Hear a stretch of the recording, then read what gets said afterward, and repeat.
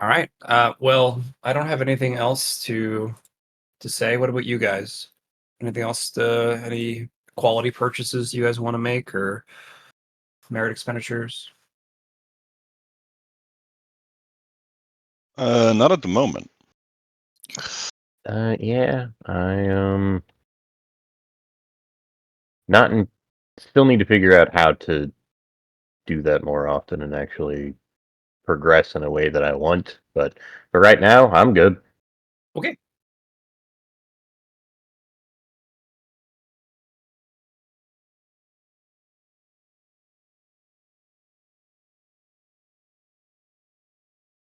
Last I checked, I was in a prison cell. Yep. You are currently arrested, but also somehow in the water fountain in the middle of this particular map.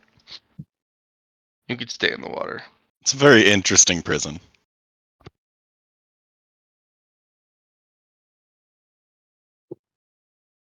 Because of the blonde hair, they thought Poe was a goldfish and thought that they could contain him within that pool. You shouldn't be able to escape. Just gets out of the pool. Wait, hold on.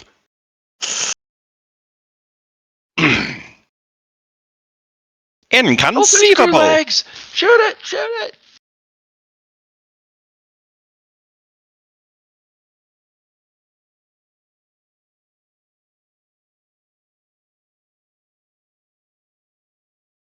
Yep, and then we have the other Yahoos on their way to get tea with the old man.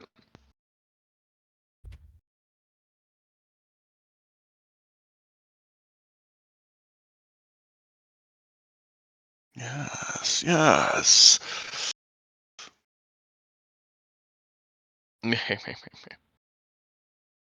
Alright, Poe, let's get you started. What are you Okay. doing in prison?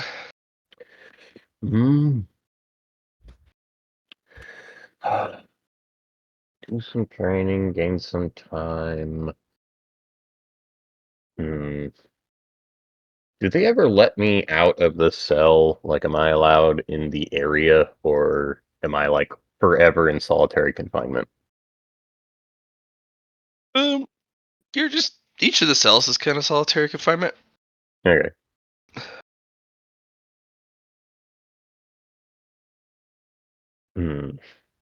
Well, I keep talking about how I want to eventually go into medicine. I can go and level up some Medicaid skill, I guess. Just pull some books out of the poison area and look up the Medicaid stuff. Try to train Medicaid skill if it's possible. Yeah, you can change your Medicaid skill. Cool. Trainings. There we go. Medicaid doesn't have one yet.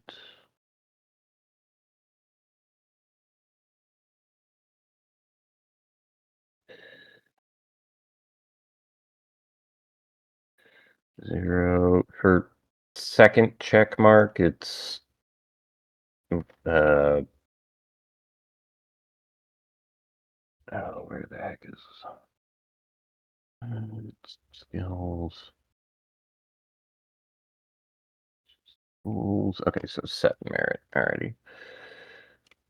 Journal 0 out of 7.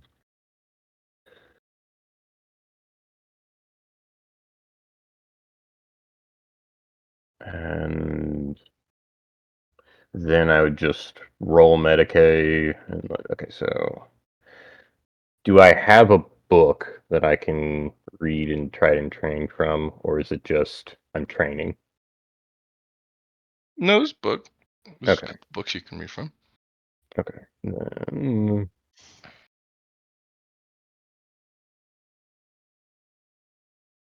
where are you?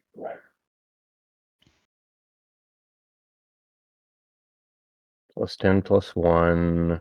Lord Keeper gives me for reading is it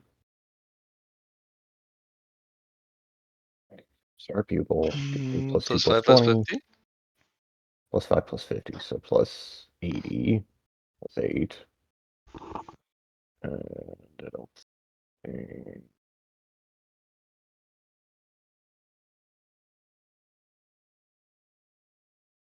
Oh yeah, I read good. So that's another.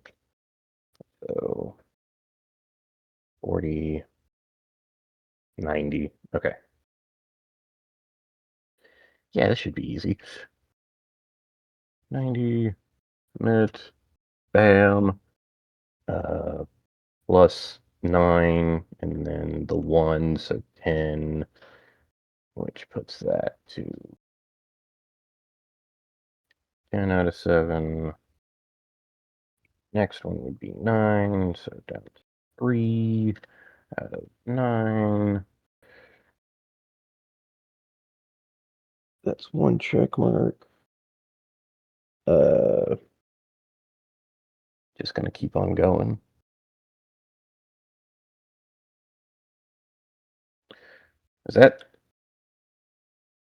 Is that a DTS or a DTA for that one roll?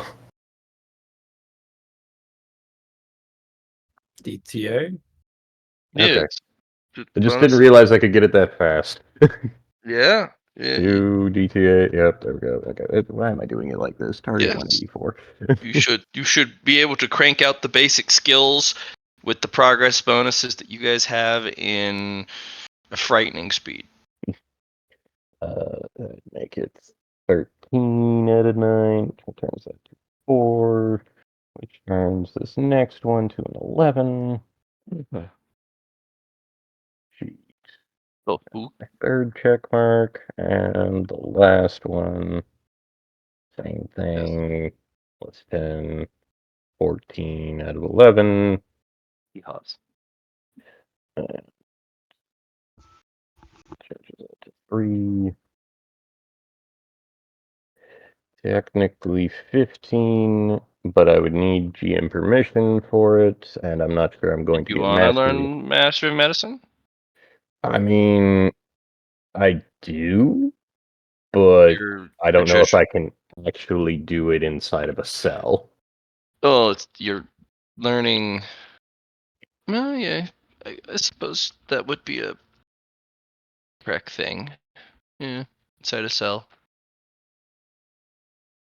Let's see. You can train for the DTA or the progress requirements though with the book. Okay. Now, don't get So, this confused with the Physicians Guild stuff.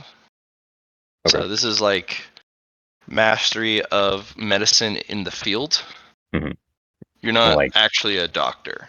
yeah, like, the hard way to try and describe it. You're Doc in a trench. You're not a doctor. Hmm. Or you're an EMT. Hmm. You know some stuff, but you don't know a lot of stuff. But you know how to keep people alive, and you know how to do triage.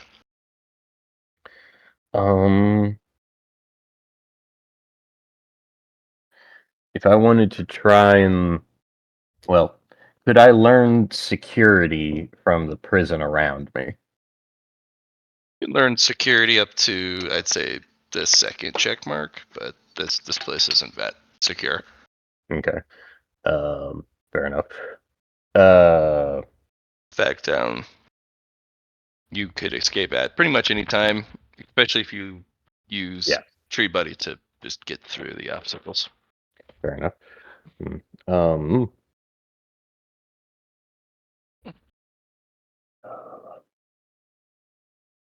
cancel. That's half a DTS. Mm-hmm. 3, alright. If I was allowed out, I could try and learn commerce with the rest of the just trading cigarettes. And I'll get to tech use whenever I'm on the ship. I don't think, let's see. Not reading anything here. This is just the prison around me. I don't know what bonuses I would get to try and learn security. Or if Lorekeeper would even supply bonuses here. Learning security? Yeah. That's more of an observation. You'll be rolling awareness for security here. Okay. because it's just what you can observe, patterns and design. And Okay. All right. I mean, awareness I actually have fairly well trained up. Does Lore Keeper grant any bonus? Because I don't think. Well, if Lore Keeper does grant a bonus, then Star People will, but Read Good and Special Glasses won't take effect. yeah, unfortunately, Read Good and Special Classes won't, but we'll give you a plus 30, plus 3 from your master. Okay, so 50 plus 5 for awareness. Plus 50 plus 5, so that'd be a total of 6. Security.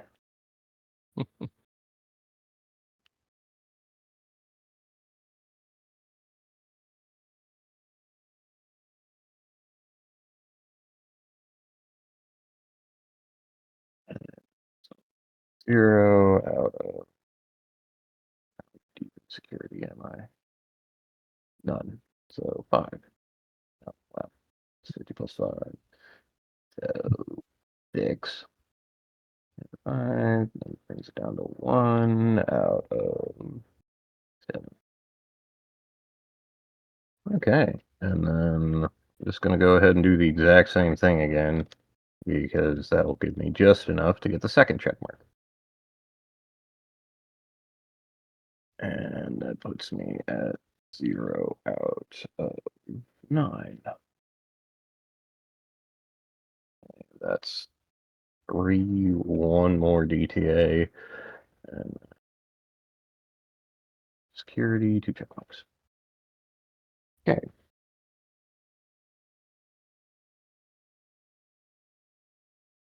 What is my training on All right, perception? how many? We need to know I- how far ahead you are. I am almost a DTS. And Even with the maxing out your medicine. yep. That's funny. All right. While you work on that, I'm gonna slide these homies over to T-Shop.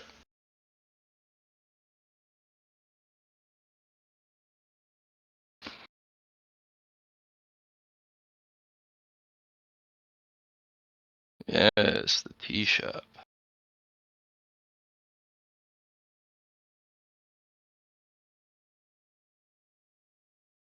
It's on its own special place. That's all right.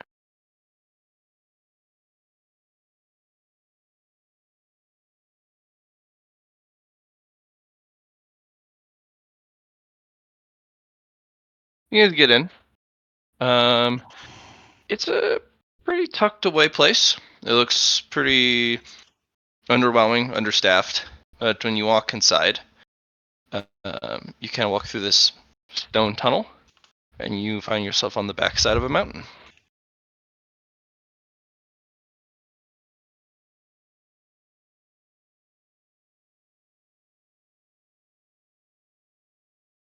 This is a swanky place. Used to be. Used to be a swanky place.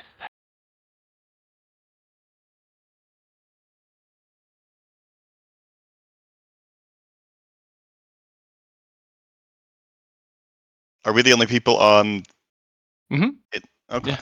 Just in case. Huh. And we'll find out if the tea's any good still.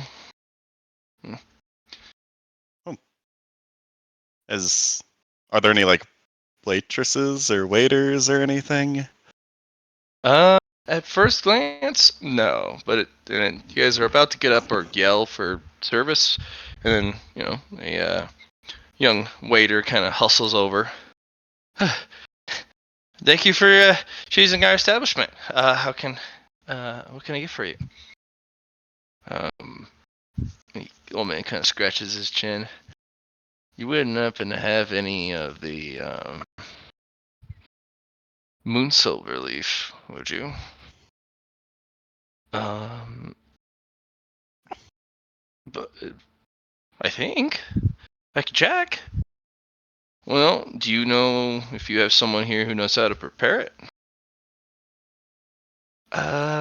No. Most of the original owners disappeared about 10 years ago. We're just keeping the establishment up and running. That's unfortunate. I like those people. If you bring it out, I can prepare it myself. And they're like, really? Can I watch? I don't see why not.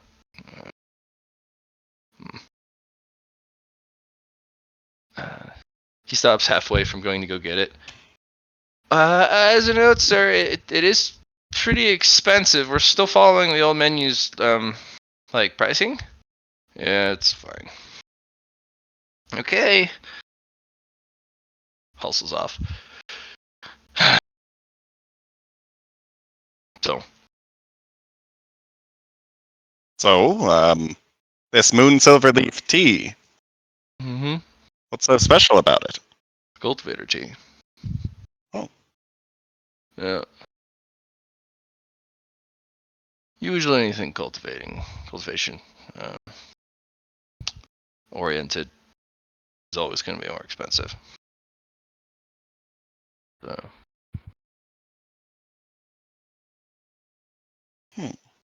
Unless you guys want normal tea. No.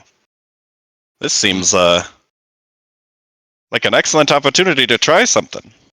Especially if it's prepared by somebody who knows how to do it. If it's so complicated that they don't know at a tea shop.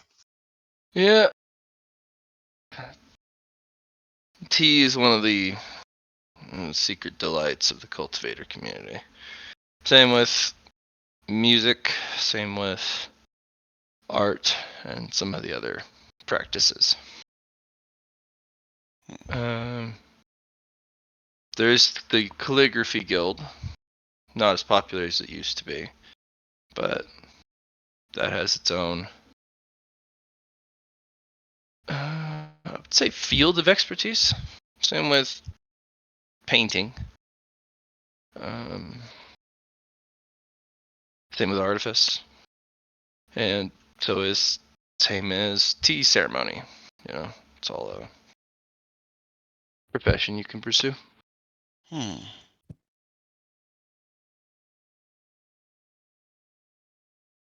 The kid brings out this itty bitty little jar, little stretched paper top on it, and a beautiful tea set, and some hot water. And he kind of looks it over, and then looks over at the water. What do you mean? Moonsilver leaf is served over water so cold it should be freezing. It should be basically frozen solid. So you need to get me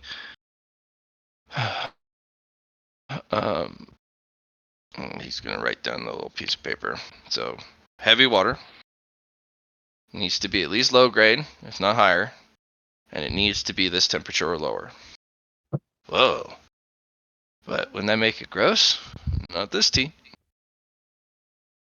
You can leave the hot tea here. Bring some normal leaves for let's say oolong or something. Oh, we got that. Runs off. And he brings back the normal tea, so you guys can have some normal tea in the meantime, which the old man prepares. Well, he runs around the city looking for this ridiculous No, water. the kid comes back about 30 minutes later after you guys are well into the enjoying your tea. And he's carrying, on the end of a long pole, which has a notch on it, which is where the handle goes, this very large iron tea kettle that looks completely frosted over. And there's steam coming out of the spout. Not because it's hot, but because it's so cold when it the temperature interacts with normal air temperature, it boils. Like this? There you go. Yep, that's. And he prepares the tray as well as the teacups and the saucers first, and he tests each of them with that water which they pour from that kettle. And when none of the tea little pots shatter, he leaves the water in, and then he starts to prepare the tea. Okay. I'm gonna make an awareness test during this process to, I guess, examine his movements further. Sure. He is not very elegant about it, but he's sharp. Kind of like the swinging of a blade. So when he makes a move, it's very crisp, very That's kind of decisive, different than the way he was moving through the crowd. very different.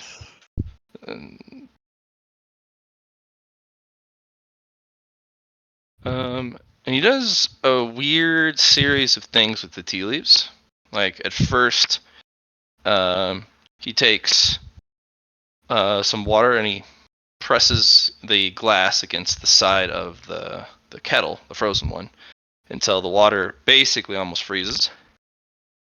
And then he kind of jams some chopsticks through the top to break the ice up on the top, and then he basically washes the tea leaves over and over again with ice cold water. And then finally he does a rinse with the super cold water, which makes the tea leaves split open gently, like the blooming tea. And the tea leaves are actually very large. They look like little moon crescents. Each of them about an inch long. And eventually they kind of peel open like a flower. And then he puts them into the teapot. And then he pours the cold water over it. And he puts the lid on, and then he puts a little stopper on the spout. Alright, that should do it. Hello, guy. Did you take notes? Your Uh, movements were very different from how you normally move. I had to concentrate. See what I did? I The number of did. times you have to wash it determines by what type of day it is and what type of year or what month it is in the year. So I washed it because 3 times because it's pretty nice out. It's not at night, and I'd say about ideal temperature. But you're gonna have to wash it up to no less than 9 times in some cases if the temperature's not right. Oh, yeah. Hmm. The leaves will tremble when you've loosened up the inner strands on it, and then you can pour the really cold water on it, and then it'll open. You also want to wash the opened leaves with normal water one more time, just in case there's any hidden bugs or other surprises, because, yeah.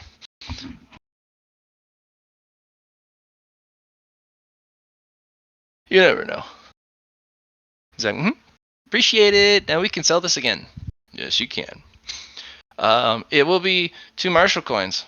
Yeah. Sets 2 in his hand. And the kid looks at it like, oh my god, this is a real Marshall coin. And runs off to the till and puts it in the till. Alright, now I can answer questions. And it seems you already have one. Or was that a statement? About your movements? Mm-hmm. It's just an observation. Yeah. I guess it's not something you normally do, but you know how to. True. I performed a sword kata in the place of normally the beautiful movements of the ritual, the tea ceremony ritual. I can't make it as pretty, but I can make it sharp, crisp, accurate.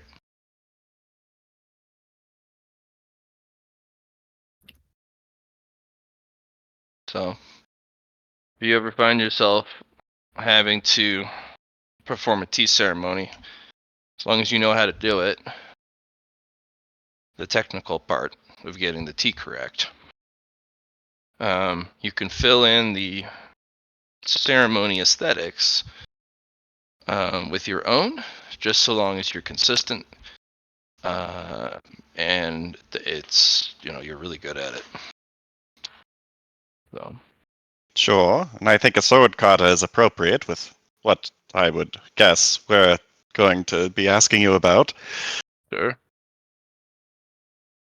Can you tell us anything about sword energy? Tell you a lot of things about sword energy. Depends on what you want to know about sword energy. How do you what would you call nourish it and allow it to grow? Fight. Sword energy, particularly, grows strong when it clashes with other sword energy. Okay. The first time it happens, it'll be a shock, or should be.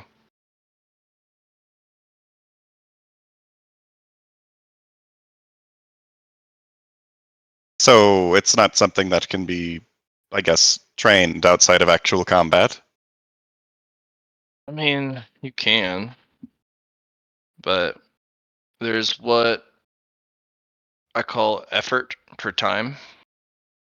And yes, I'm about to enter a little bit of math here. So I had a master teacher come by at one point. You know about them yet? Master teacher? I don't know that we've Yeah. run into any. So it is the most coveted and most difficult profession on the path. Period. Bar none. Without excuse. No competition. Master teachers are individuals who can teach you on the course of just about anything. They're very rare, and their insight into the working world, both hidden and observed, is unmatched. Their ability to connect the dots between all the different professions, hell, even the seasons, the time of day, special conditions, whatever. But you need to know a truly astonishing amount of knowledge. And then your rank of master teacher, which they go by a star rating. You don't even start with a star when you take the exam. You have to prove mastery in a field to get a star. Which means not only are you so learned in most of the general knowledge and most of the advanced knowledge on the path, you're also a master of, say, alchemy. And if you want a second star, then you gotta go and be a master, like being a master physician or a master artificer. And there are some people who are 7+ stars. I don't know how they do it, but they definitely do a Tao of learning or teaching or something. I got to meet a 2-star. It's worth the point of the story. He pointed out that a lot of the swordplay that we do is too varied. And one of the major things that you can change, since it's not quite possible to change the variability of swordplay, is you can create commonalities. One of which he taught me is time for effort. And he takes a little drop of water and he kind of traces it with a chopstick on the front of the table. He makes a bell curve that only just keeps going up, doesn't crest back down. It's just an exponential up. So this small portion here, he says this is worth it. This small training divot. The amount of effort you're putting in to the amount of training you're putting in to the amount of progress you're getting is the sweet spot. The moment you hit this straight up area, stop training. Go fight somebody. Or go put your whatever you're training to the test. If you make any progress, go back to training, you should find yourself in the sweet spot again. Keep doing this. Don't stop. I've been doing that ever since, and I've gotten rather good at it. Yeah. It's the same with sword energy. Sword energy is trainable, sure. But it's a sword. I mean, you can practice against a sword dummy all you want, but I mean, sword dummy fight back?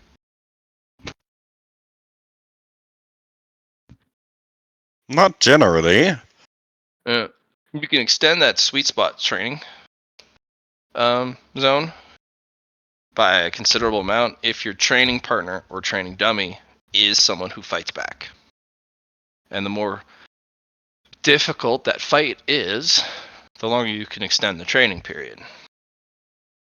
And if you really do a little bit of risk in that training, you can extend it just a little further, but overall 2.5 times the normal trend. So yeah, sword energy, I mean, the best thing you can do is just get more of it and then try and compress it. If you're having a problem compressing it, imagine it like a blade, and you can either try and put it back in the sheath, which means the energy has to compact itself to fit, or you can try and fold it like you would a sword when you're making it.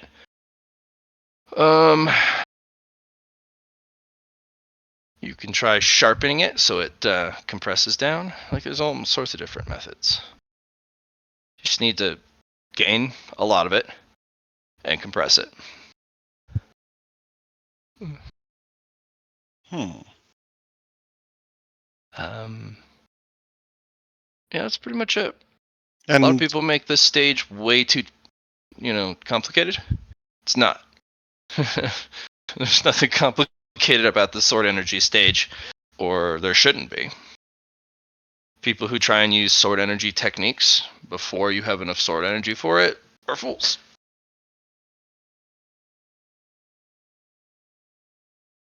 and that thing you did before the fight, was that also sword energy?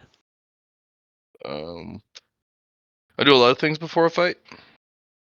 As you were walking up, there was a moment of... It seemed like you had already cut my companion here.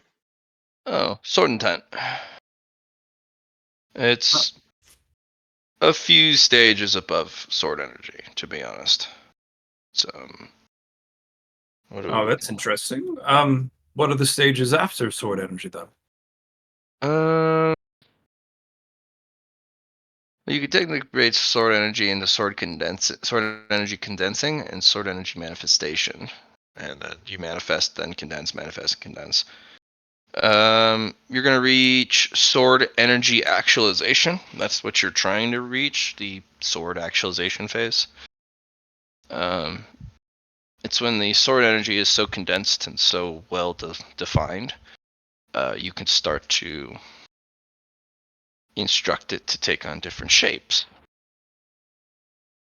I've seen some individuals create flames to coat their blade out of their sword actualization energy. I've seen somebody make razor sharp teeth, like serrated teeth, on the edge of their blade using sword energy. Like, it adds a malleability and feature to your sword energy, so that you can control it.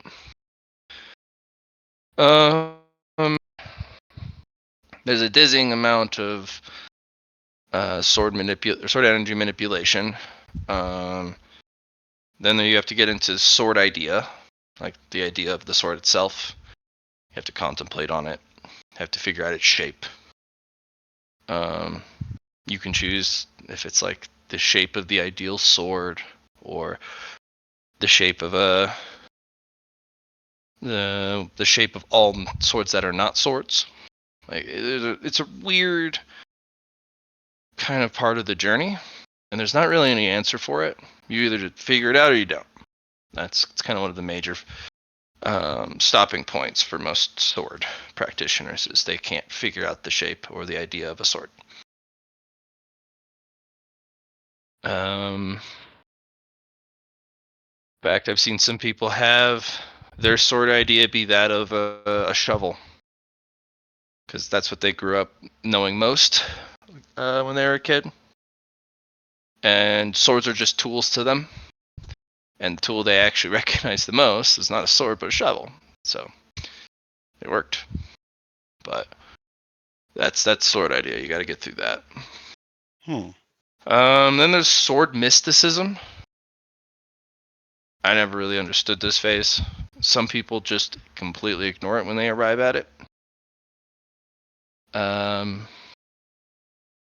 Usually you need some sort of profound wisdom to make it through this stage, either through self-discovery or something you've learned along the path. I've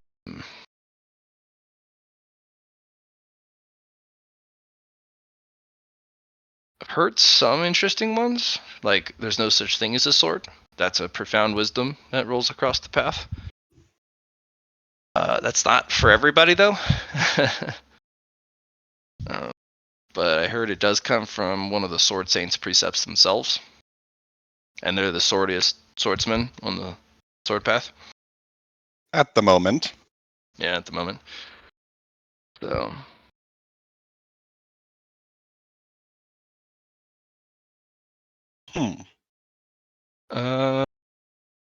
To me,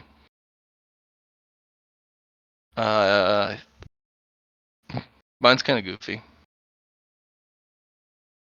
Swords are an edge you haven't met yet.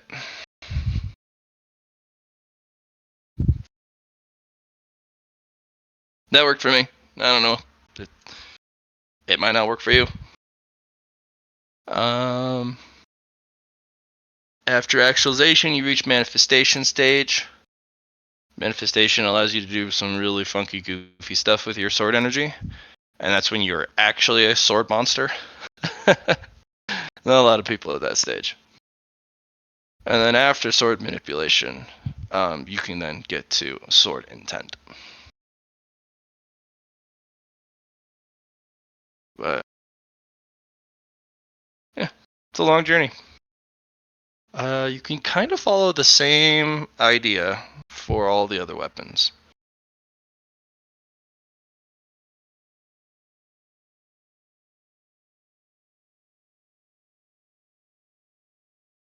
Yeah. Very interesting. And anything else you have to ask about the sword law? Well, it just seems that all these things you've been talking about are concepts of the cart. The card? Yeah, the cart before the horse. Yeah, So- that's what I'm saying. Yeah, the sword energy is our The horse. horse, right? But Yep. how do we? I guess we just need to fight and improve our horse. I mean, if you always know that the horse is actually a sword, you can still train your horse. Hmm. That's where refining techniques, swinging the blade just to keep yourself familiar with it, working on techniques. That's when you train.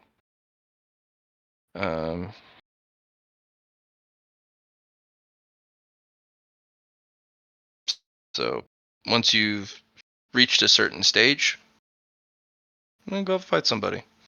Even if you have to go and find somebody who won't kill you and spend the money for it. A good hard fight's what you need. You're gonna get one soon. Oh, I figured I just came from some. Did you have an exchange of blows? Yes. Were they significant? I mean, the flame user, his sword energy was On fire? five units higher than mine. Hmm. And yet he was using sword actualization techniques, which is why he lost.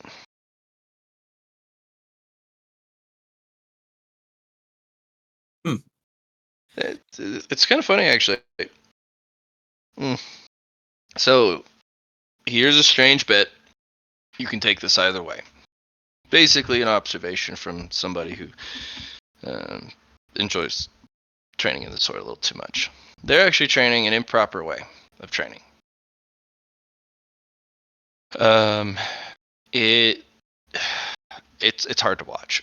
So most of the people who train sword energy, if you don't get through the sword energy stage and reach sword actualization stage, whenever you use your sword energy, you deplete it. It's Ineffective. Yes. it's ineffective, but it's also an energy reservoir at that point, not something that you always project. It's sword energy is temporary in this stage. You can recover it. That's the hilarity of it. It's not once it's spent, it's gone. It's you have a candle that you have a certain amount of time that you use, and the hotter that it is, the flame, that basically the harder you draw from the sword energy reservoir, the faster the candle burns. And when you're out, you got to take a rest to get a new candle. Now here's the strange part. There is a modicum of merit towards this. Training sword energy replenishment is a really good idea. Because when you reach actualization, you lose this gauge. This is this gauge of being able to know how much energy you have left. You actually have to train it back up to know how close you are to spending all of your reservoir. Because you just once you reach that stage, you'll have enough of it. It feels like you have an unlimited amount, but you don't. Not yet. And being able to train your ability to replenish energy on the fly, or if you ever get a short rest, you can make the most of it. This is meritorious. Like this, as a sword practitioner, I did a little bit of this,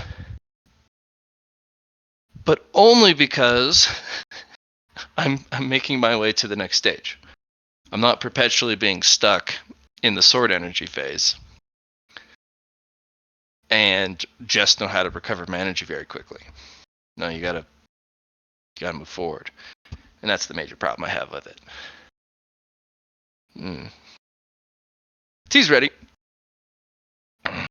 Oh, wonderful. Yep, and he pours a full cup for himself and probably just a smidge, a sip for you guys. Start with that, and we'll see how far you can take it. Any of you have frost resistance? I have fire, which should, Nope. which is an opposing to frost. So I Is won't it put a that. named fire? Yes. Okay, that actually will help. Normal fire? No. Fire key, fire qigong, fire shi? No. Not enough. Unless you have a lot of shi. A lot of shi. Alright, for you guys, what about you, Which Mr. Lyron? Shadow Qigong, that can be cold. No. I can convert most of my energy into something colder. You, Mr. Lyron, take this chopstick. Which is this kind of weird, kind of plastic metal one. Dip it into the tea, and then put it on your tongue. You, Mr. Lar, can drink it if you have a named fire. If you want to extend that named fire's energy to your friend, then he can drink his normally. Indeed.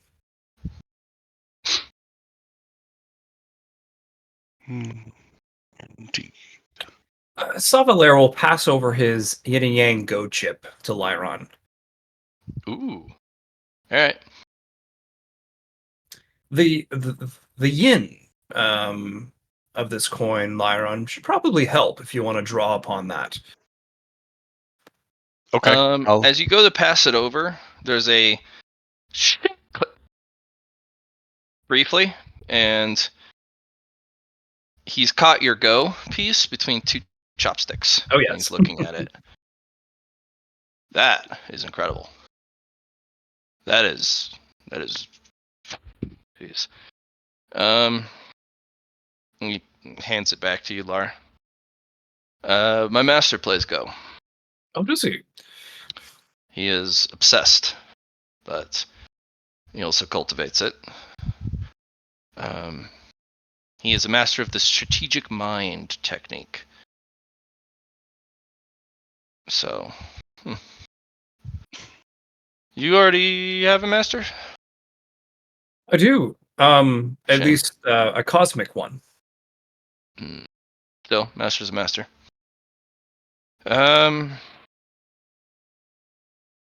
Still trying to find my discipline master.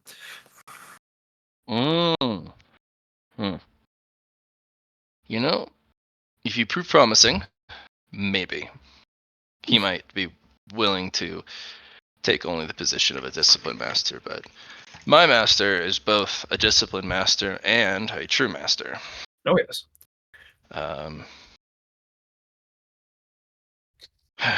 He's also a 1-star master teacher, but keep trying to encourage him to work towards his 2nd star, but he's happy where he is, at least for now. He loves unique Go pieces, so Yes, I forged this one myself. Oh. Well, I can't say myself. I definitely had the help from my companions. Well, if you find yourself in checkpoint 2, or sorry, zone 2, there's a series of mountains. Everyone calls the Fool's Mountains, and the Fool's Mountains are filled with people like my master, who, well, practices very obscure, silly things to an extreme, a fool's errand, so to speak.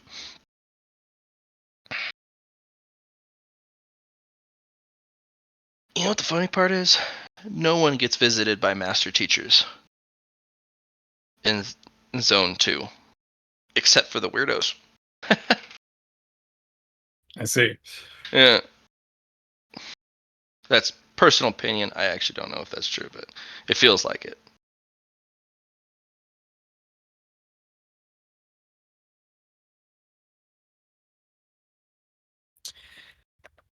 Well,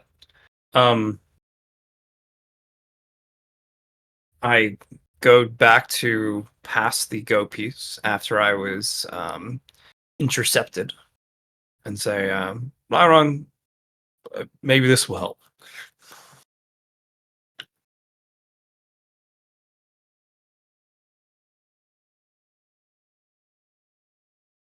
Are you muted, Lyron? I just might be. I'm gonna see if I can feel any of this yin energy to pull in. And this Go piece. Yeah, you're able to drink the tea with the Go piece. Okay. Yeah. So just Basically, in my when your position. when your face and mouth start to freeze, you press the Go piece up against it, and it pulls out all the cold. There you go. Lyron, your flame is just like, well, hold the fuck on, Liar. dude. Dad, why are you drinking this? I thought we're friends. Are you trying to kill me? Is this No, yin poison? this is time to burn bright, my tenacious flame. No, you're trying to snuff me out. I knew it. You can't do that. I know you better than that. Mm-hmm. This is a challenge for you, my friend. Yeah.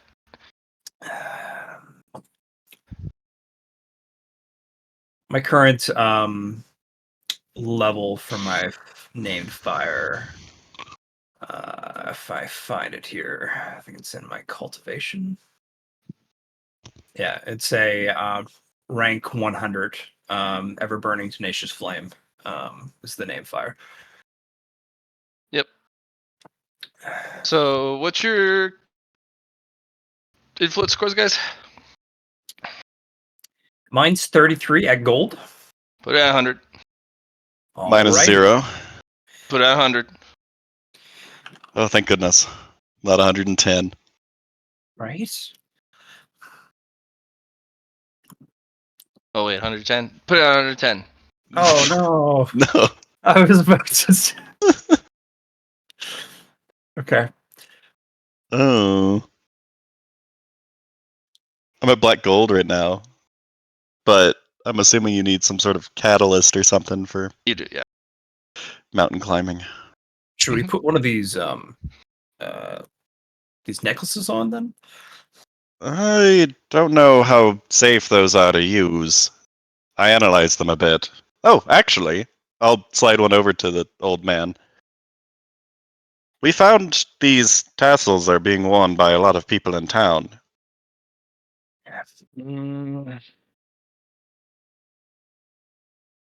Yeah, I've seen these too.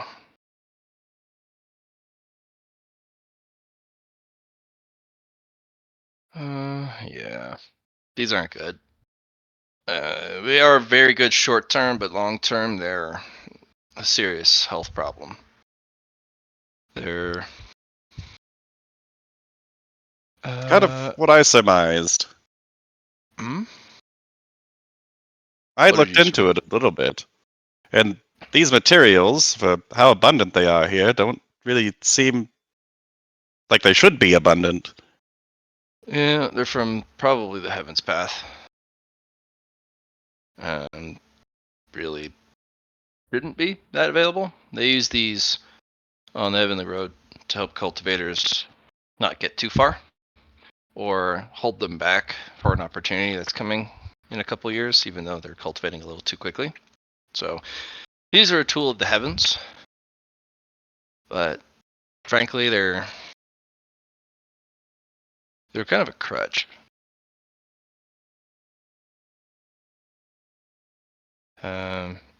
Cultivators who have reached the end of Black Gold and are ready to move on Mountain Climber. Once you've received the enlightenment you need to break through the bottleneck, you're ready. The jump from colored ranks to Mountain Climber is very lethal. Most Yes. people want to live, so people wear these. But then they go about their everyday lives. This is not sufficient. This is not a permanent solution because by the time you are finally ready to cultivate, you'll have spent 10 years wasting time doing things you shouldn't instead of preparing for the tribulation. And then when you decide you're going to prepare, you've already gone into cultivation reflux. So this stuff circulates your energy perpetually, hiding your energy from the heavens. If it gets into a habit of this type of circulation, this is how your cultivation energy flows from now on. And you have to find another device or methodology to get it to flow in a different, more natural pattern. Basically, your body now knows only the wrong way to circulate energy, and you can't cultivate anymore. But if you use it only for the short term, and you spend all of your time and effort cultivating and preparing for the tribulation, then it's a wonderful tool. It's just most people don't use it correctly. A lot of cultivator tools and objects and even weapons, they come with the caveat, use responsibly. Most people don't. Hmm. Well, our cultivation, well, mine, after drinking a sip of this tea, Yeah. feels like it's on the brink of something again.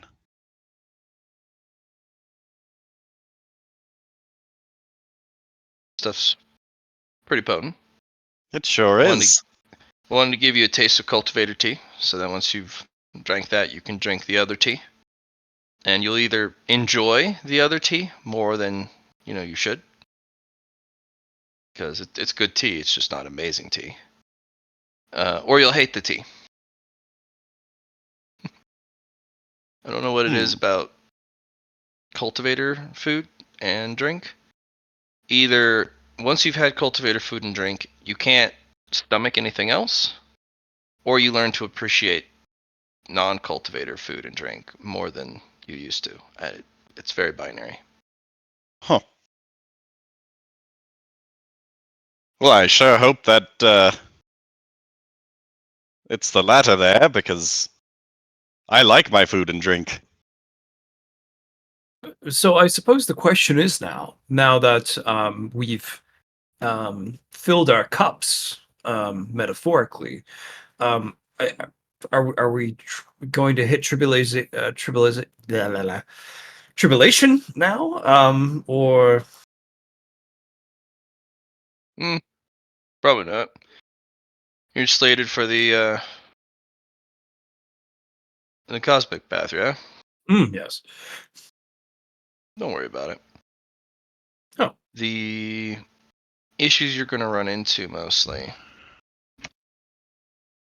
are ingesting more energy than mm-hmm. you know what to do with. Um, you also need some enlightenment that I don't think you guys have arrived at yet. Well, it's from gold to black gold for Lar. Well, for gold to black gold, yeah, you shaboom. Well, he just hit Yeah, then you're the gonna max you're influence. gonna once you step out of the establishment of the tea house, tribulations. I see. Yep. Hmm. But from um, colored ranks to the next rank, not yet.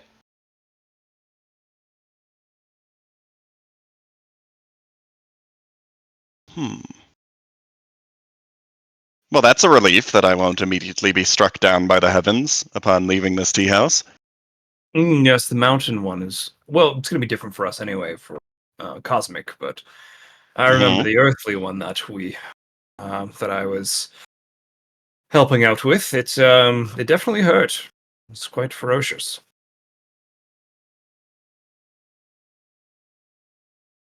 Oh, by the way, old man, I help people with tribulations.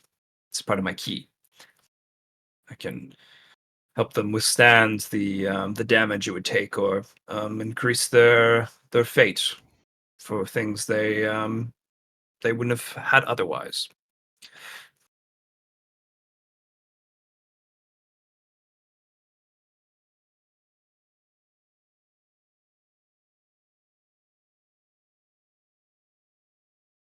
It's quite the ordeal.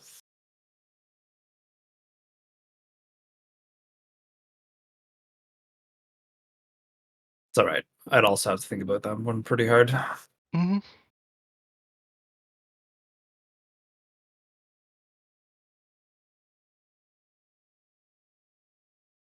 Well, this was some good tea. Oh yes, extremely good. Quite vitalizing. Fulfilling, even. Once you're able to fully drink it, there are other hidden benefits. Oh, yes. I Hmm. see. If you're an ice cultivator or a water cultivator or both, it's pretty beneficial. I can also build up my frost resistance. Um, yeah,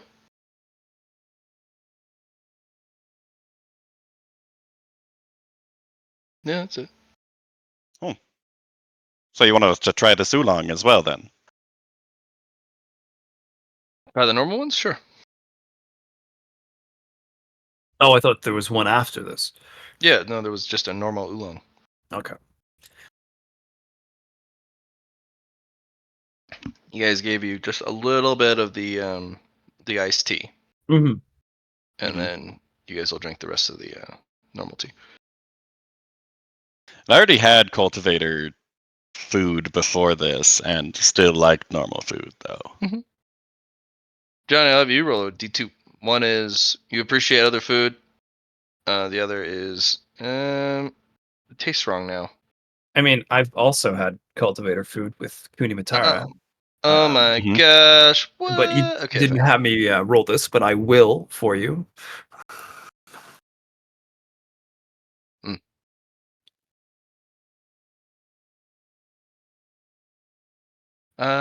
Normal food, not so great.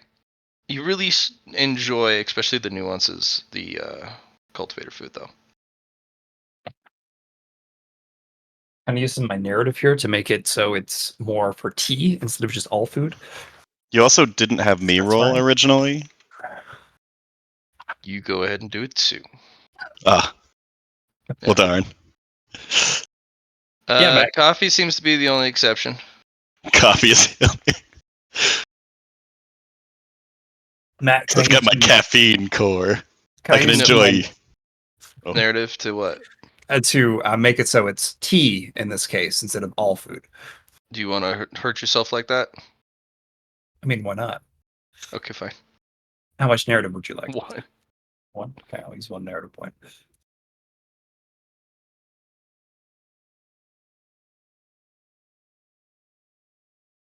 So it's coffee in particular that is messed up for me, or coffee that is not? Coffee is perfectly fine. You have a Oh, coffee okay. core. Got it. So I can enjoy even the most garbage of coffees. There's something in there that you can still enjoy.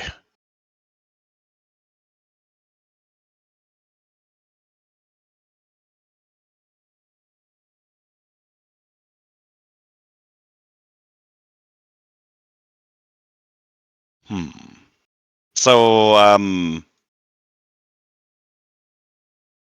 old man, is there any of the contestants in particular that you're looking at to find that thing you were looking for in this tournament? Those youngsters, the ones that are slated to win. Hmm. Uh, pulls out a little strip. Yeah. Yep. It says their names be.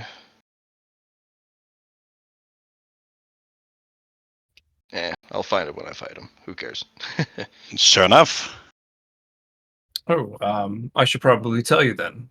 Speaking of contestants, on our trip up, there were a few in particular that stood out to us. One had a flying sword. That's either the sword manipulation stage, or they actually just have a very rare flying sword, which is its own problem. The thing about them, though, not just about their sword, is they have a little bit of what would you call it, Lyron? It seems like fate favors them. Protagonist syndrome.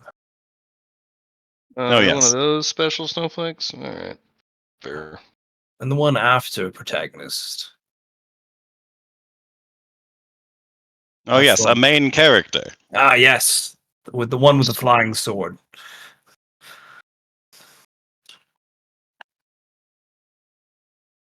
All right.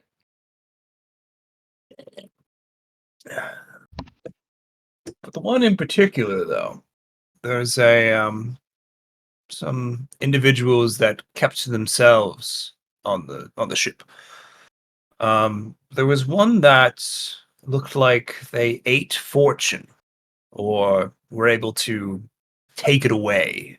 That's the one I'd like you to be wary of. You know, makes sense. It's pretty greedy, taking other people's fortune. I never got to meet them personally, but I have an idea, at least now, something to watch out for. Sure.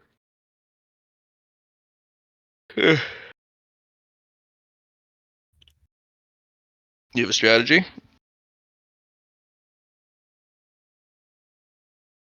You know, I think I do. Good. We have a Dao companion that has something gifted by my goddess, something that says no. She will have him use that at the right time. Mm, Are they fighting?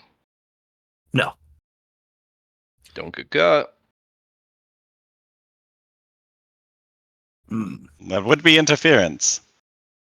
How would they know, though, Lyron? The more sophisticated the fights, like basically the further you get into the competition, Hmm. the more eyes they'll have on the events. And I mean, there's some people here who see pretty well, so just don't get caught by one of those guys. I got a plan. I'm already in jail, so it's all good. Don't worry. Can't get worse. Well, Yar Mm. could get disqualified. Yeah, true. And that's not his failure, that's yours. True. Anyways, sorry. No problem. We were talking about you.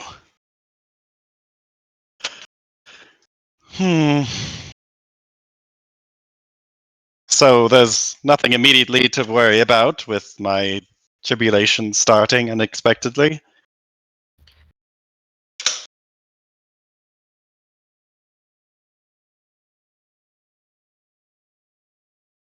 You're Something about fine. unexpectedness. Tribulation. What Starting. tribulations? Oh, yeah. Look, Good luck, Lyron. Sure enough.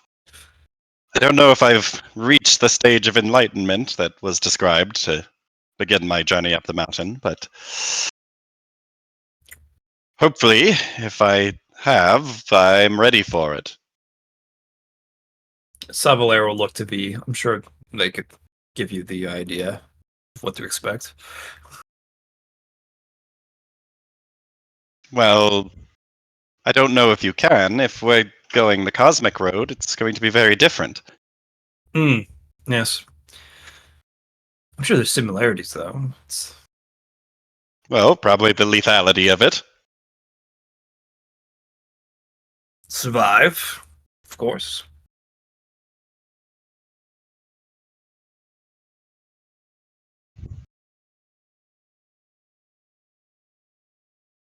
Well, I guess another question for you, old man. Mm. Why were you interested in inviting us to tea? seem bright kids.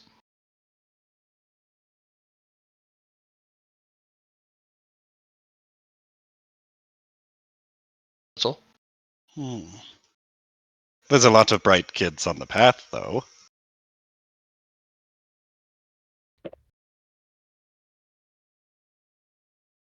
I Yeah, there's a lot suppose. of bright kids on the path, but there's very few with manners.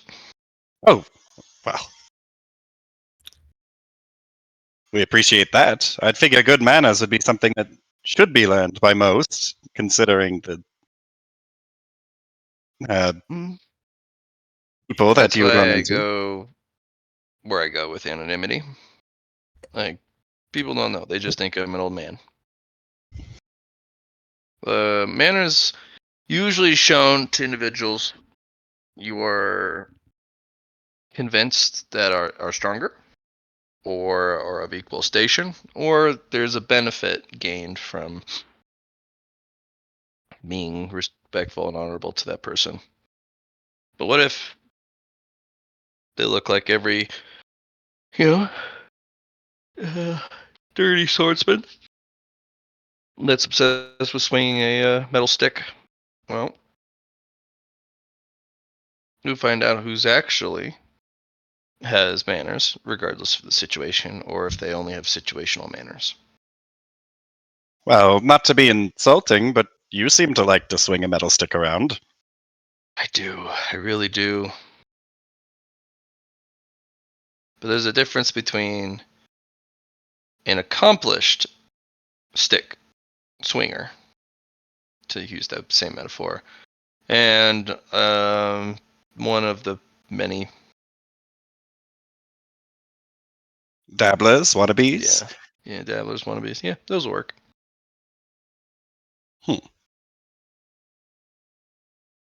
Well, we did witness your first fight with the big guy with the big sword, made of many swords. Yeah, and that was more of a cleaver made with um, melted swords. And you did something very different in that fight than, well, as far as I can tell, what you would have done with Law. Guy didn't even exchange bows. Ah. Quite In rude. fact, I think he might have jumped the gun after the Duclair, fight. There's etiquette for it, and I think he started a bit early. A little too eager. Besides, I don't have to show respect to everybody. Sure, I Especially wouldn't not. say that you were disrespectful. You let him go first. Gave him the opportunity to, I guess. I let everybody go first. There's no rush. I could see that in your movements up here.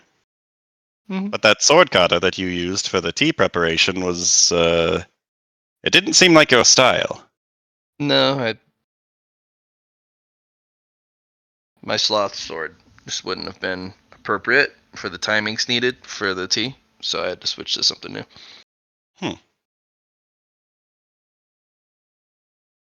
Well, the tea was still prepared correctly, I think. Yeah, but if you're gonna make tea, do it with style. Oh, of course. That's it.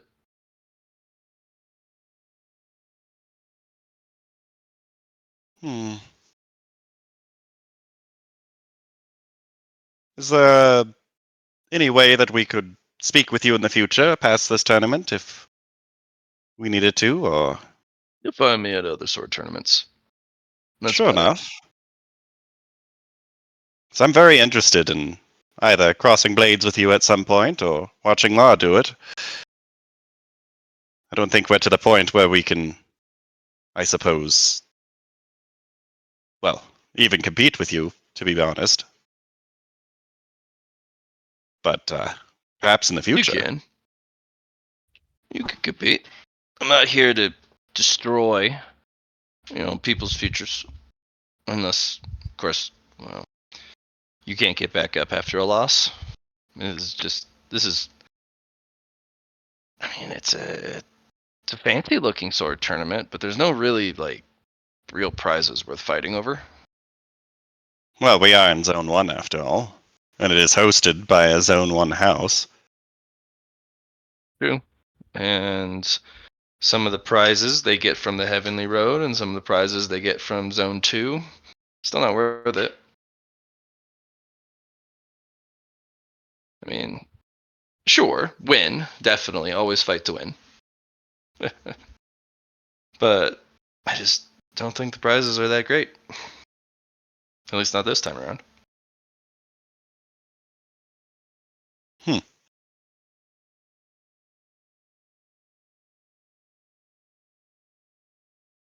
Well, I mean, Your prize isn't even one of the rewards for winning, though. You're looking for a different kind of prize.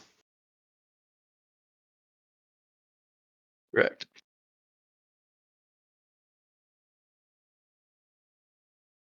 Is there anything else you'd like to ask of the old man? Oh yes. Would you like to have a bout sometime?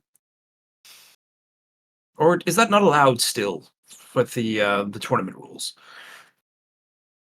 Tournament rules, we're gonna follow them. Also,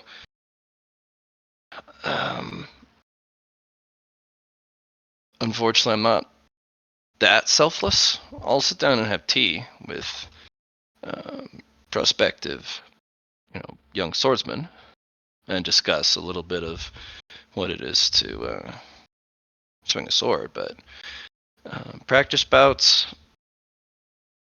I mean, a practice bout, you would have to have the sword manipulation stage for it to be beneficial to you and myself. Ah, fair.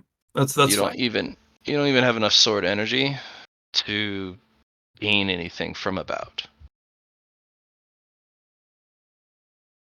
I guess I have Fortunately, another. Oh, go Hmm? ahead. Sorry. Well, I spoke too soon then. What about Uh, how you said about the training aspect? Could I mm, have you teach me a few things on with practice? just keep swinging your sword. Fair enough.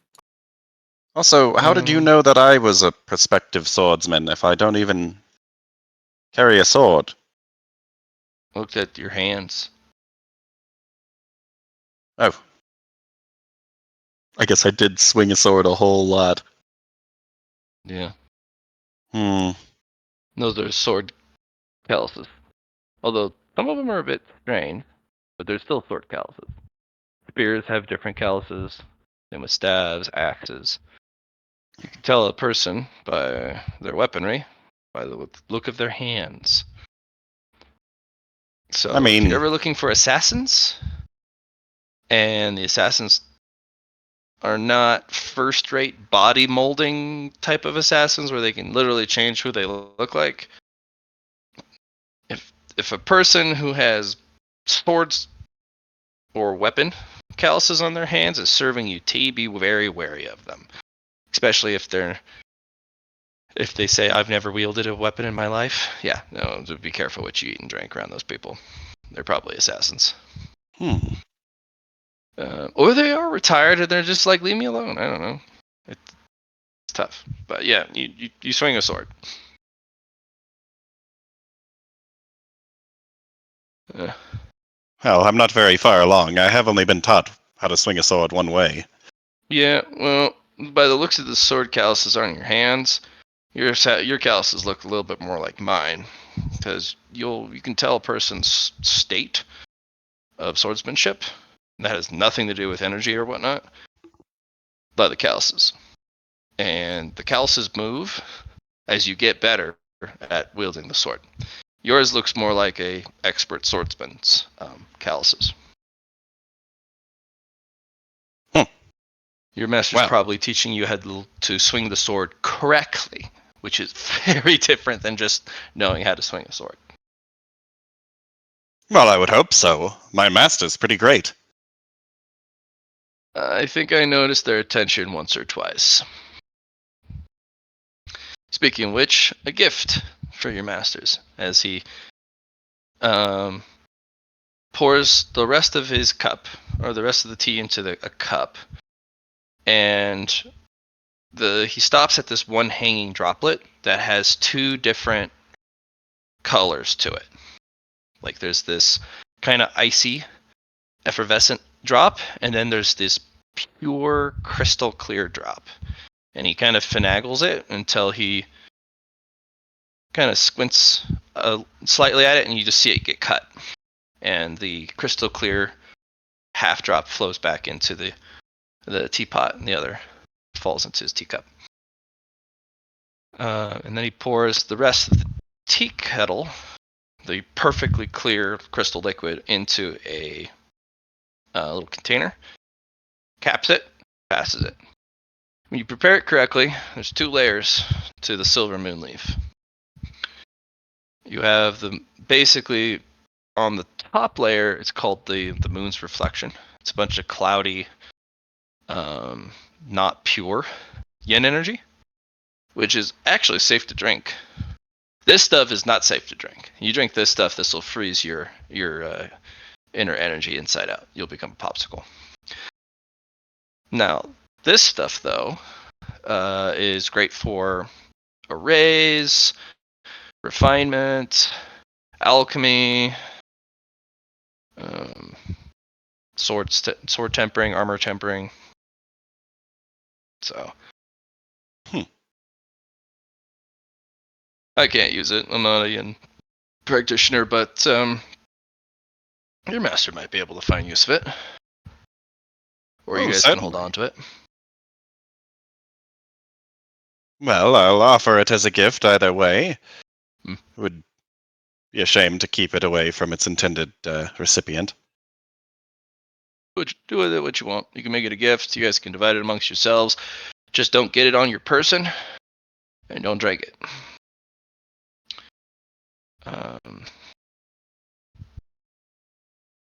Yep. Well, I can. One last thing, old man. Mm. Do you have some words of wisdom before I sit down to cultivate upon the matches I had? You said that would be my way to gain my catalyst for my path of the sword. Sure. What would be helpful to your current state?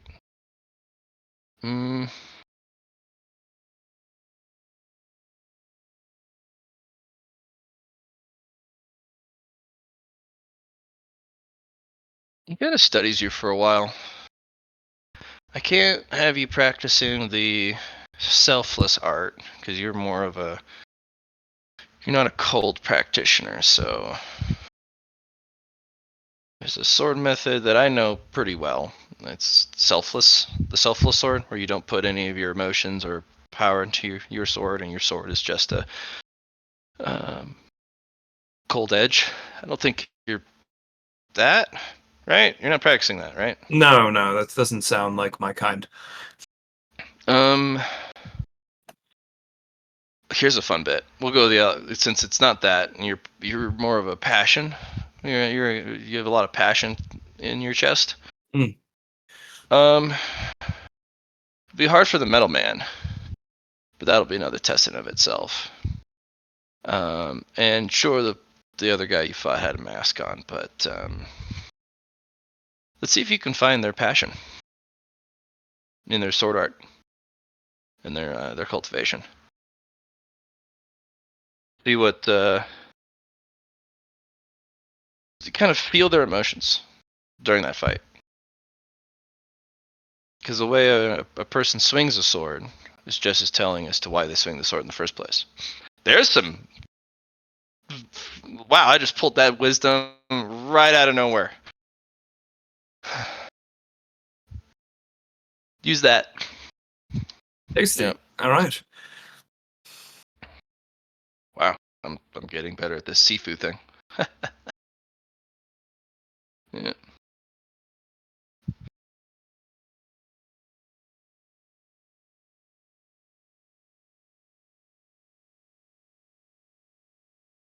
Yeah, it appears pretty quiet. If you guys want to throw some patronage at these guys, this place used to be pretty darn great. It was actually kind of hard to get a table to yourself, actually, but now looks like you get the whole room. So.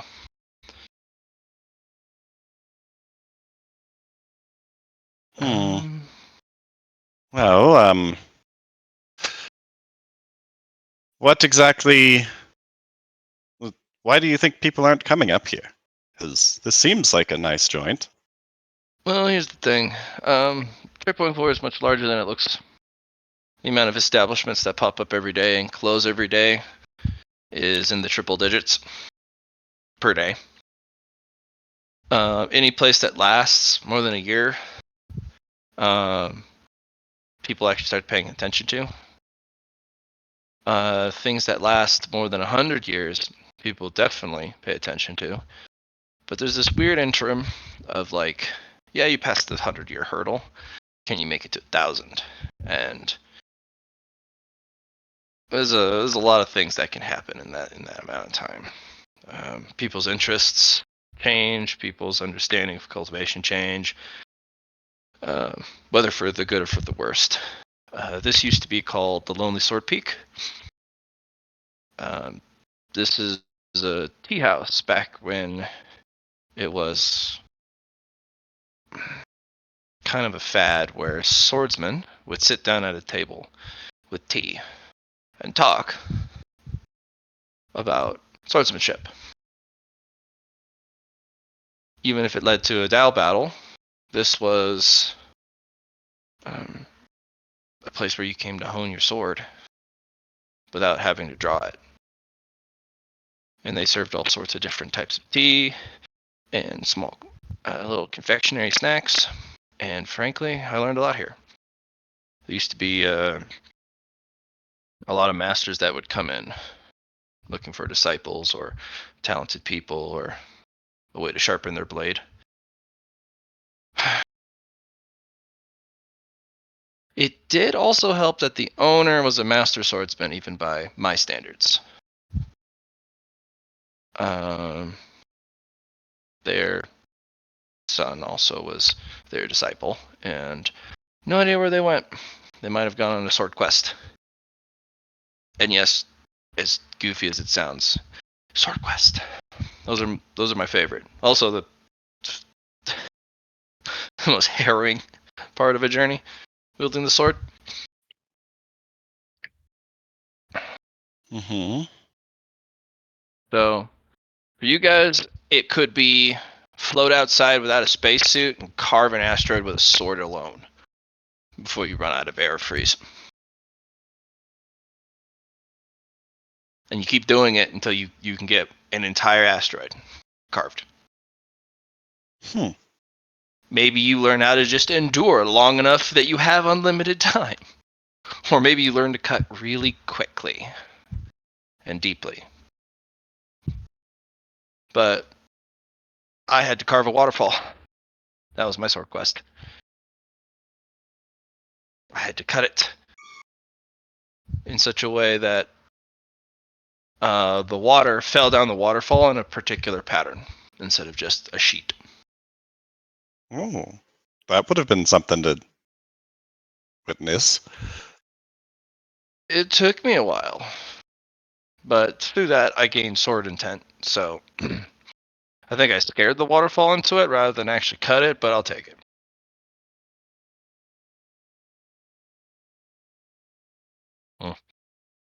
But here, yeah, I'll leave a few coins for them to keep in operation so that when the owner gets back, if they Yeah, get they said back, the owner went missing. I wonder if they're looking for some fancy tea or something. they could be. They could also be going and training their disciple directly in the field because, as I said, when you reach a certain part in your training, you got to go out. This particular area, unfortunately, is not great for the path of the sword. That's pretty ironic considering the sword tower is here. Oh man, I have opinions. I have a very big opinion. The 12 sword tower is the joke is they teach you the 12 wrong ways to swing a sword. Oh, I don't want to go there then. That's the joke on the path. Because the 12 sword tower is is part of a larger group, the Lofty Sword Pavilion. Now they know how to swing a sword, and I swear the techniques they want tested are sent to the 12th Sword Pavilion, and they're taught to people. That doesn't mean you're going to cultivate something good, or if you cultivate this new method and the method is good enough, this Lofty Sword Tower will take you because, well, that's pretty fortunate, and you're not too bad with a sword either. So, I don't know. So, not a good place to train, but a good place for actual swordsmen to exist. It's also a good place to test your blade against bad swordsmanship, which is its own merit. Because if you train against only the best swords, the best swordsmanship, and the best techniques, you'll only ever expect an opponent to be good. What if they're just not? And you get killed out of nowhere because the guy chooses the wrong move, and you're expecting him to attack these 4 separate vectors, which you're prepared for, and the guy hits you on the 5th, because why would you ever swing a sword like that? Mm. Oh no, bad swordsmanship. You've died to a bad swordsman. Yeah.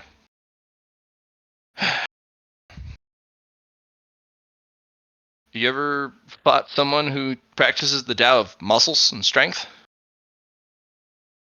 Have we done that? I don't think so. We have mostly fought demon beasts, actually. I fought a man who practiced the Tao of strength, muscles, and ignorance. Hardest fight of my life. One of the worst swordsmen I have ever come across. But the way he could swing a sword defied logic because of sheer brute strength. And I tried to convince him how bad his swordsmanship is and that he should be losing this fight because how bad his swordsmanship is. But his Tao of ignorance is, nuh-uh. You're just mad. Huh. How do you beat that? You can't beat him in a Tao battle because his defense is nuh-uh. The Tao of nuh-uh. Yeah. Or yuh-huh. Nuh-uh, yuh-huh, nuh-uh, yeah.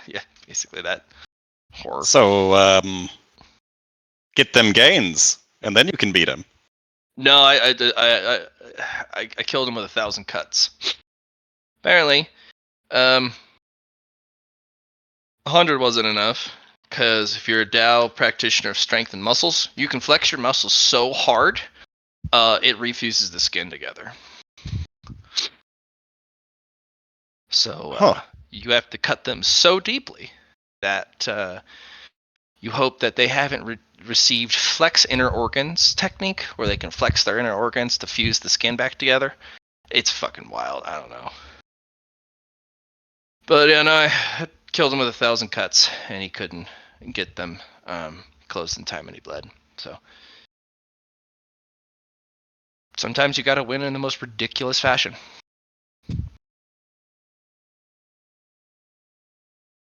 Seems like it. But I suppose you just have to beat them with something that is not deceptive either, because if it's deceptive and they don't see it coming or don't think that it can happen, it doesn't affect them. I hate to say it, but yes and no. If it's comically undetected, like a pot falling out of the windowsill and landing on their head, somehow that absurdity lies.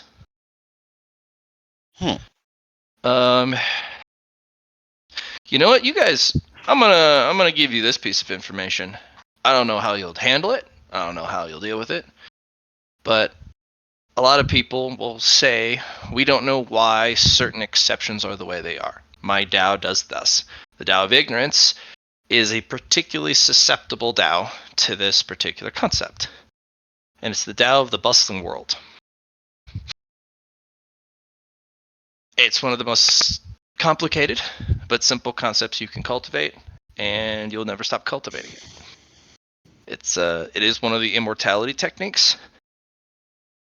But how do you use it? I don't know. I use it as an enlightenment tool, because there's no way I'm going to be able to cultivate it. Tao of the bustling world is things happen around you. The world is bustling. Things are in movement. Always, like an ant colony.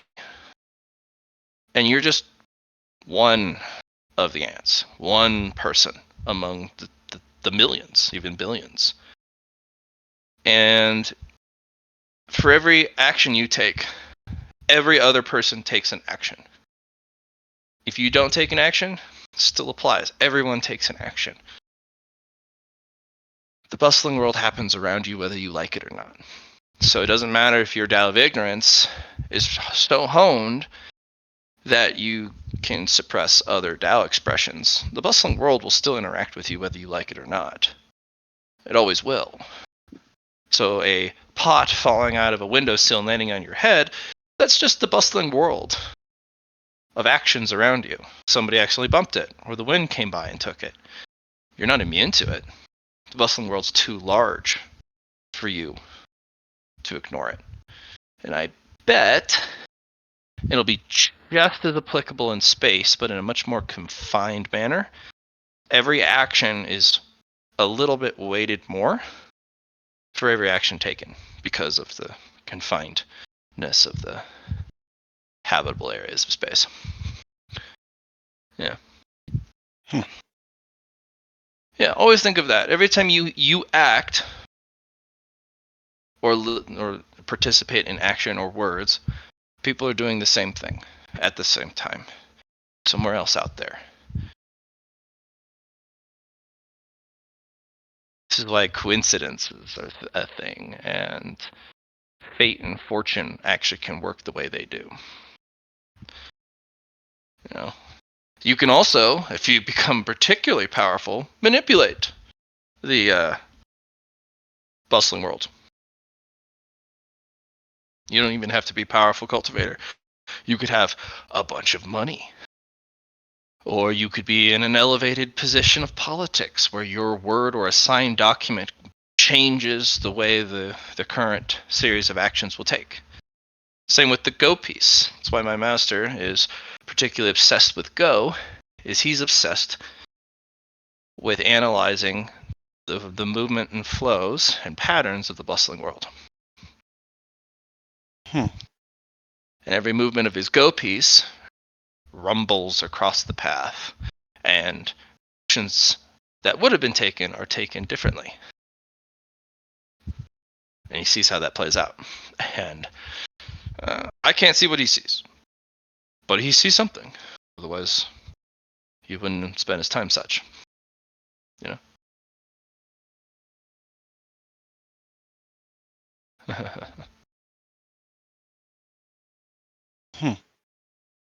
So, enjoy that. Well, we enjoyed this whole conversation. Well, I did. I'm sure Law Butler did. is drinking his tea. It's just like, yes, this is good. Except not that good. Oh yeah, this. Well, so the other tea is not cultivation tea, eh? Yeah, it's just oolong. Oh, well, it's really good oolong, but it's not cultivator oolong. Well, he's drinking it and he's like, damn, there's something missing. It's just kind of. It's not a cultivator tea. Yeah. It lacks the sophistication of palate and flavor and the richness of flavor that cultivator teas put together. If you ever go into herbology or any of the physician/alchemy stuff, there's another layer to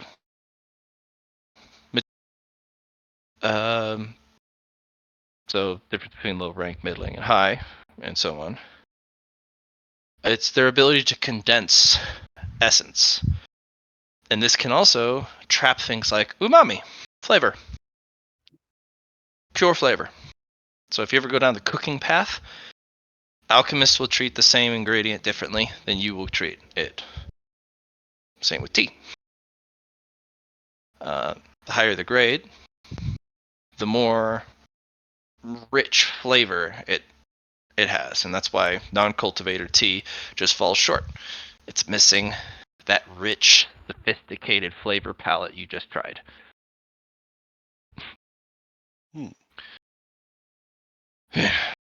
I do have a question that is unrelated to the game specifically. In Roll20, is there a way to make an equation that re-rolls like 1s and 2s on die rolls? Yes, there is. I'll have to refine it. Johnny, do you have that off the top of your head?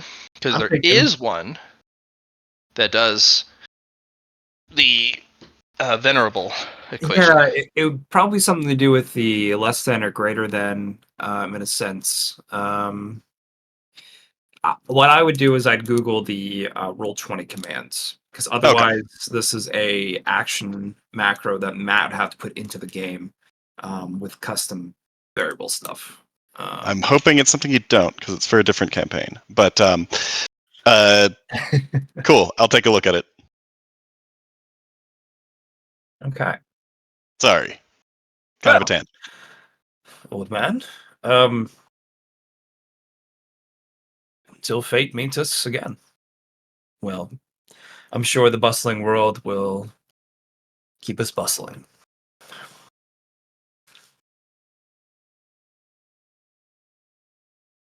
Yes, old man, until we meet again. Though I suppose we might see you in the tournament later. If there's a sword tournament in space, I might participate. Well, if there's one in space, I'll see if we can get you invited. Great. I'm always looking for a new opponent.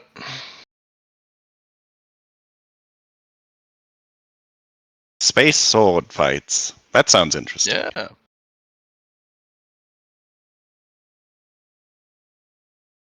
Well then, La, I suppose we should take our leave. Are you prepared for what's going to happen when we leave this tea house? Yes, of course. Yes, Should we of head back course. to the orrery to get the Yes. tribulations? Glory would be the next step for us. I would like to hear the banjo man. Hopefully, Duality can keep the heavens, or sorry, the cosmos off my back for just a moment before we can hear the good tunes. But Oh, sure. Oh, I mean, communicate with Poe real quick. Poe, will you join us at the orrery if you're not predisposed? It seems that Lar has made a jump in his cultivation unexpectedly. Sure. I believe I can still get there. I mean, I can leave whenever I want, I think. Yeah, you should be able to leave the orrery whenever you want. There shouldn't be any. the biggest joke of a prison. Beam me up, Scotty. Like, wait, what? So while we had our scene, what about you, Chungpo? He's Well, been using skills. He's actually a DTS ahead of you guys. Okay. Yeah. Rather, this yeah. is probably a whole DTS with the conversation and tea and stuff, right? Yeah, I'm gonna make it a whole DTS. It doesn't feel like 6 hours have passed, but when you guys leave, time shifted. That's fine. Macros. I learned medicine in prison. I can shine your eyes. The Riddick. Yeah. Yeah. Good. I like that one. This is more robust than I was thinking it was.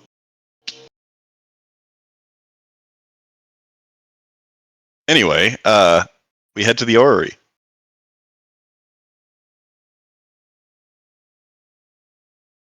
All right. To the Ori. To the Cube.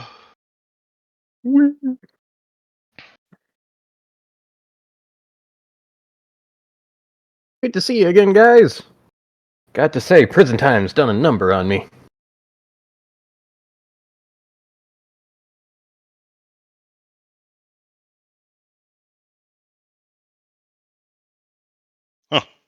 Hey, you look pretty much the same, Poe.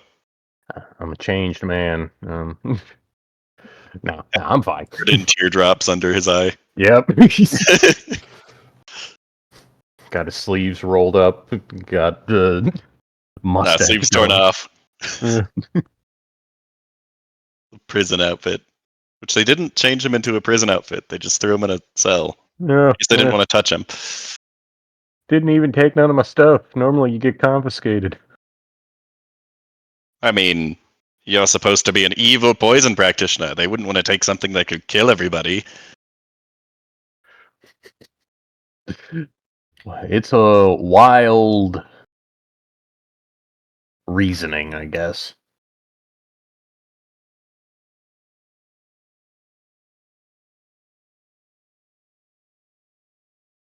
So what happens when we enter the orrery? Do we have a moment to go to the Banjo Man, or do Tribulation start immediately? Tribulations start to make their way towards you pretty quickly. I'm assuming not for myself? You were saying I needed another catalyst. To Sorry, make it Enlighten past it. Black Gold Yeah. enlighten it. to Yeah. non-color rank. Okay. Yeah. You're still at a bottleneck. You're not gonna Die move on immediately.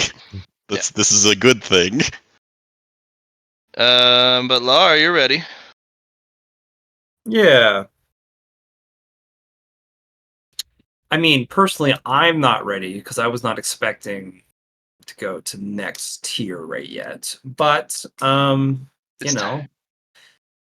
is what it is. Yo, you're ready, kids? Aye, aye, Captain. I can't hear you. Aye, Aye, aye, Captain. Yeah. Alright, Mr. Lar. The lightning calleths.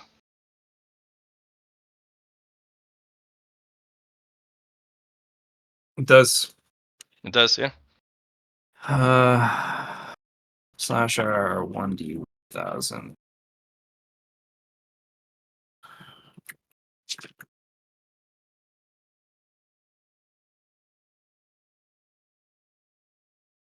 Any roll manipulations or rerolls needs to happen now before I decide definitively what it is. If it was 777, I don't think I'm going to be able to get to 777 with 733. I think it's too far away. It's like 40 away. I have 12 I can manipulate plus 8. And I can give you +6. And then plus 6. Yeah, it's still too far away for 777.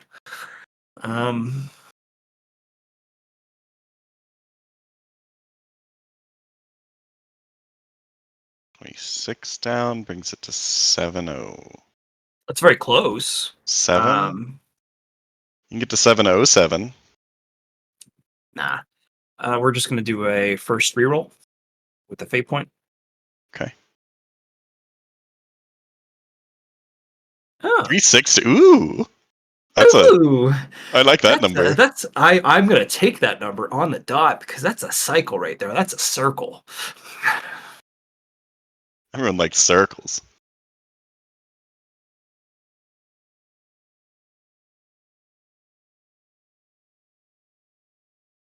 You are confronted 360. with the orb. 360, eh? I like that one.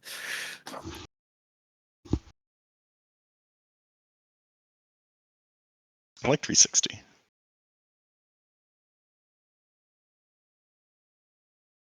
I think the only one I could have done better was maybe 2 cycles, which would have been like pretty close to what we had for 733. I think that's 720, isn't it, for two cycles? Those are APIs. I don't care about APIs. Sorry. That's okay.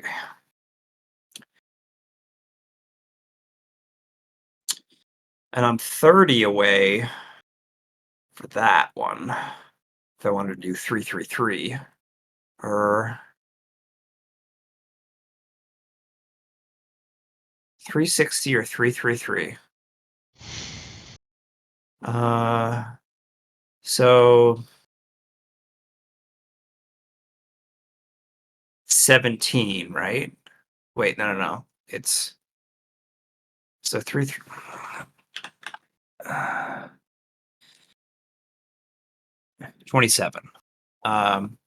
Yeah, I'd be one off from what we could do.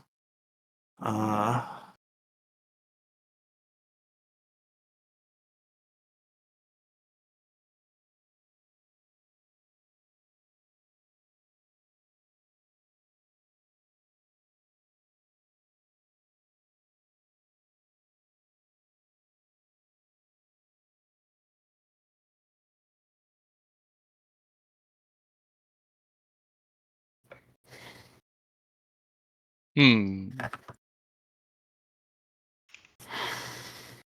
What?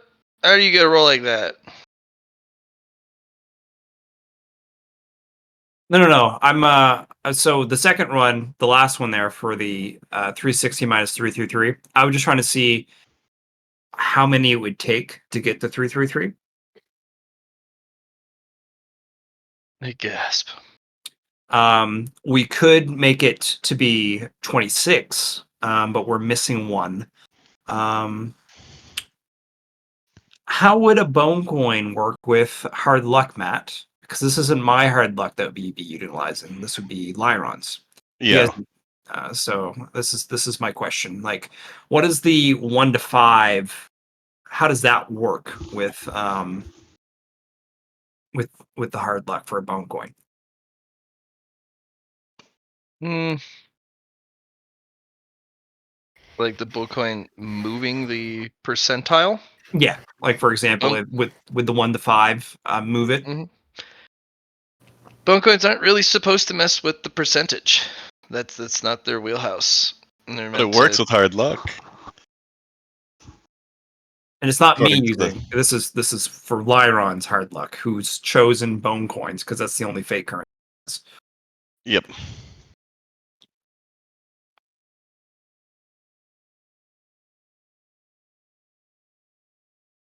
Maybe it just changes the percentage by Yeah, it's 5 or 5 or below. It only is the only time it changes it, which doesn't seem particularly helpful. yeah. So Because you can increase a luck test by a value of 5 or minus 5. you can apply a bone coin to do it to somebody else and apply the bone coin.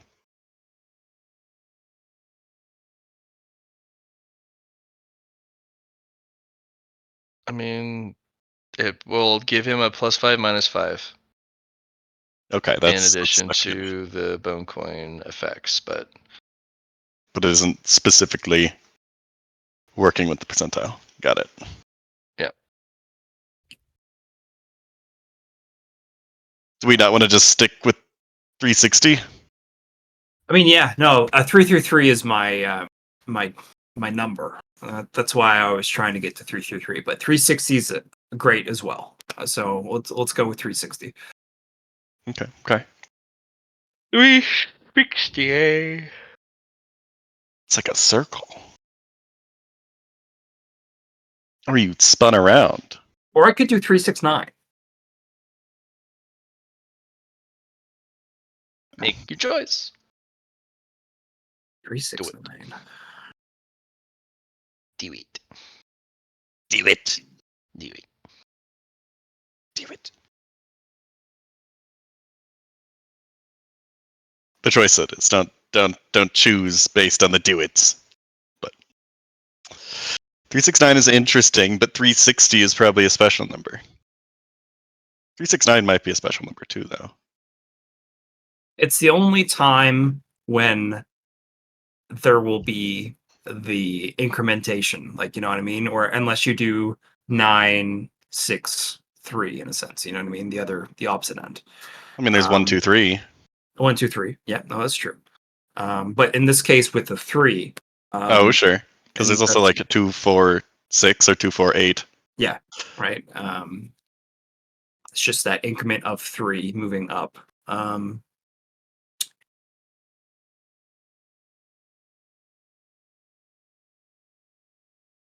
The 360 is a circle, though.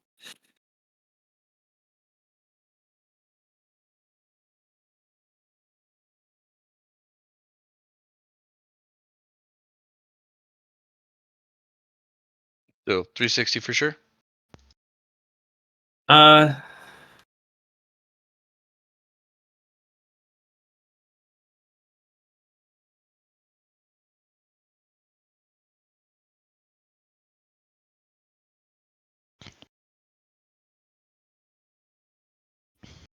no, I'm going to hit 360.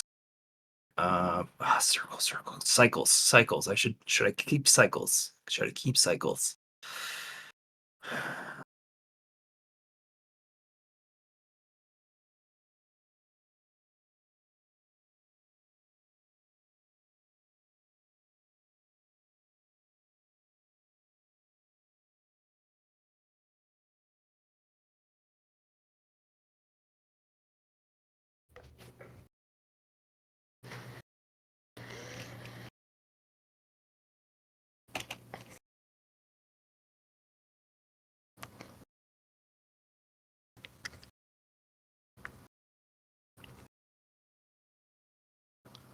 Yes, no, maybe so. I know it's hard. It's only Alright, we'll come back to you. Mr. Poe, Mr. Leron. What you doing? Tribulations are coming. Well, we can get some information about what the tribulations are going to be like from the Banjo Man anyway, even if it's happening by the time we are talking to him. Sure. How Much about it, time Poe? do we Let's go meet the Banjo Man. Sounds good. What to say? Very small amount of time based on whatever it Understood, is that's Banjo coming Man towards it us. is. Well, you reach him on a radio station because he tells you the forecast. I'll pull him up on the Oh. DJ station while Lar is panicking. Yeah. Oh, you should Don't also. worry, you got this. You're Going to the Banjo Man is a divination. Listening to the Banjo Man station gets you the forecast. quick note. Lyron, your first song is Gold to Black Gold, right? Yeah, adding black to gold. Maybe you should play I could that be playing while I'm that. going through my tribulation. You're right, I could. I'll start playing turning black to gold after we listen to the forecast. This forecast? Same as the first. There's strange, weird winds flowing through the cosmos, and it probably won't stop for any time soon. So those cultivating out there, if you mind dealing with fell winds and weird of cosmic energy. Did I cut out there at all? No. Nope, just the same as the first. Weird winds, strange cultivation energy. If you don't want to cultivate the thing this time, make sure that you keep it on the down low, because otherwise the energies may find you interesting, and weird things may happen to you. Okay, Nah, we got this. Unlucky numbers. Turns out, any doubles or triples on the forecast. Descending or ascending numbers. Whole numbers. Wait, whole numbers is everything? Not imaginary. Lucky numbers. Prime numbers are lucky numbers. Okay. Except for the unlucky prime numbers. Yeah, all the whole number prime numbers. Alrighty. But everything's a whole number. I mean, he's got this. Yeah, he does got this, but I guess prime numbers are good right now. For those individuals on the backside who cultivate the dangerous things, you can cultivate negative numbers during these fell winds. Be careful. These things are particularly nasty, and the veil between the two are notoriously thin during these times. Don't let the object find you, you find it first. Okay, so negative numbers and whole numbers do intersect, but if we just get to the imaginary side of things, we probably would be fine. But yeah, that whole numbers thing is a little rough. Imaginary smells like nightmare. I would say I think I might have a way to turn it negative if you want, Lar. Make a negative prime out of it. Yeah.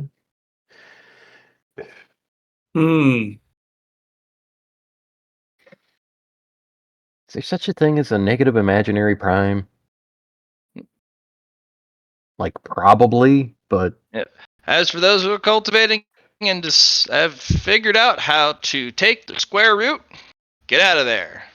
Imaginary numbers are not your friend, even if they promise you sweet, sweet power. But well, good luck. It's so tempting. They had a pretty good. They had cookies.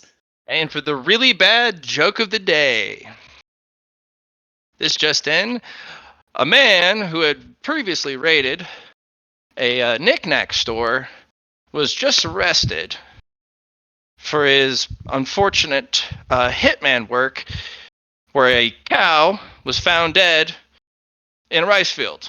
It is the first known recorded knick-knack paddywhack this year. You're welcome. But where's the dog? Did the dog get the bone? There's no response. Damn. It's a radio broadcast. Yeah. Okay. Do we want to try to make this negative, Lar? No. You sure? I'm sure. Bang, bang, bang, bang, bang, bang, bang, bang. Are you sure about that? Banjo How's Man on the singing number? airwaves. How would you make it negative? Well, see, I can affect your luck. See, and I was just gonna pass the bone coin through the through my Taiji circle to. Hopefully, when I apply the number, make it negative. With hopefully like a narrative bonus instead of a numerical one from the bone coin.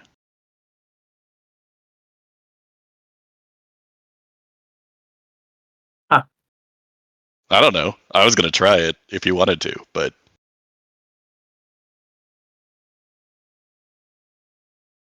I don't know if negative numbers are a good idea.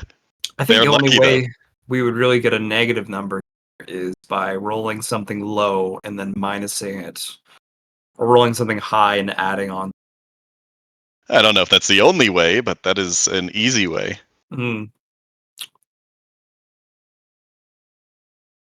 Or multiplying it by a -1, I suppose. That would give you a negative. Yep. Multiplying it by a negative. I'm telling you, man. Just the voices are offering like amazing cookies. We could make it imaginary. We could square root this. -1. Don't square root it. Don't do it. Just all you got to do is multiply by a prime number at that point.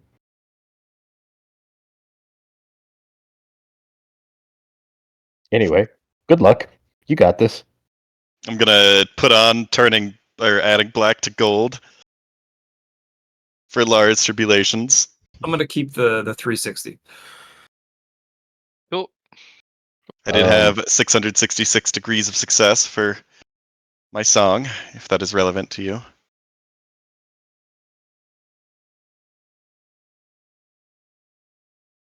Poe, you were saying something, sorry. Well, depending on how much time this will take, I would say like the next best thing that I could do is working on the operating system for the not wholly geometrics. That's what I have. Polygons. The thing that I was going to work on. Then we like started. Then we did this. Sure.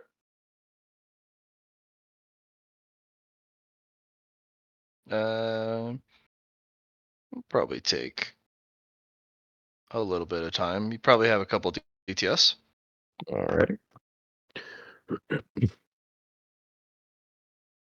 360 it is. 3 6er Roonies. Yep.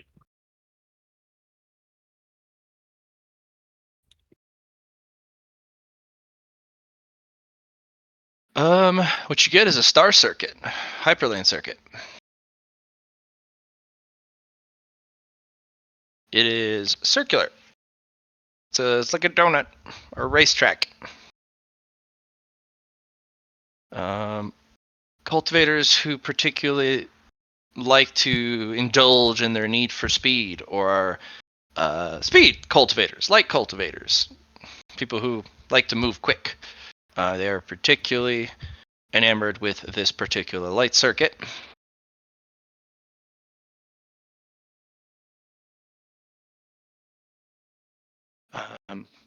You ready, Lar? Yeah. Start your engines. Well, I've got a Vroom. particularly fast song for him. Yeah, we do. Which one that? Adding black to gold. I'll be playing that for him. With the 666 degrees of success to make it. You do not get 666 degrees of success. I did. Why? How? It was added together. Like total. That was the total culmination of the work. And you rolled a 666 for his tribulation. Yep. And it was like exactly the same.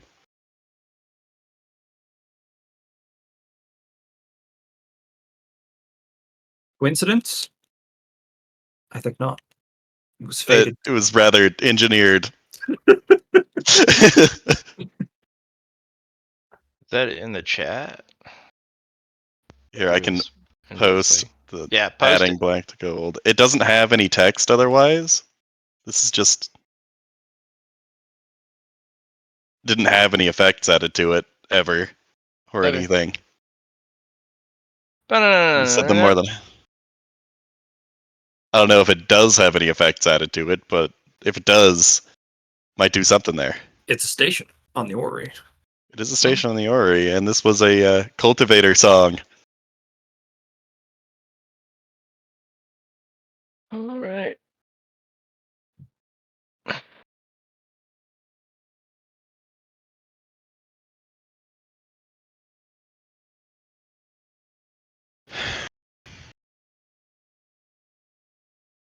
That's music.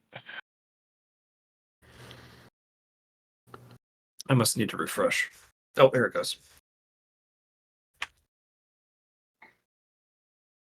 You're on a racetrack. I'm in the You're commander's in a booth. car made of starlight and space dust. What car shape does it take? Futuristic? Is it like a Camaro? What is it? It's a 6-winged bird.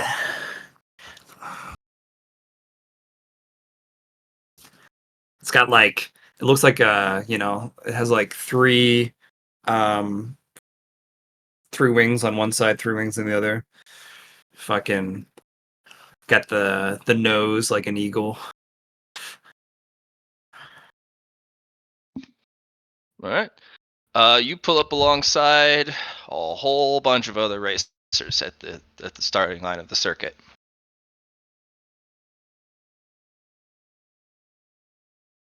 Looking into the cockpits of each of the vehicles, you only see someone masked in starlight. So it's just this kind of blur of a person.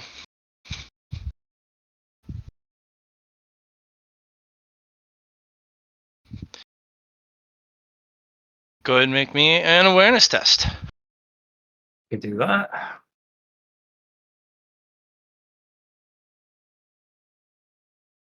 $9. Okay. You do notice it further down the line. Somebody gunned it, and they hit something and shattered into starlight. It's not ready to floor it yet, but you don't know when. You have to. What announces ready, set, go?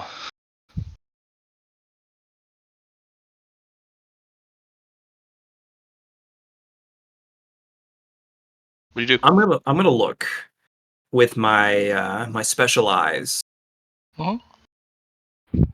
at the hyperlane itself. Okay. And when it turns green, when the light turns green, Might not be green. It could be some other representation of well, go. I suppose I'd be looking at the I'd be looking deeper within it. Be looking for the change within the hyperlane itself. The Make me an 3 assess roll. changes. Alrighty. I'm gonna throw on even further beyond 43 degrees. All right. The hyperlane has a ideal circuit shape, but the hyperlane is kind of a it's almost like a smoke ring.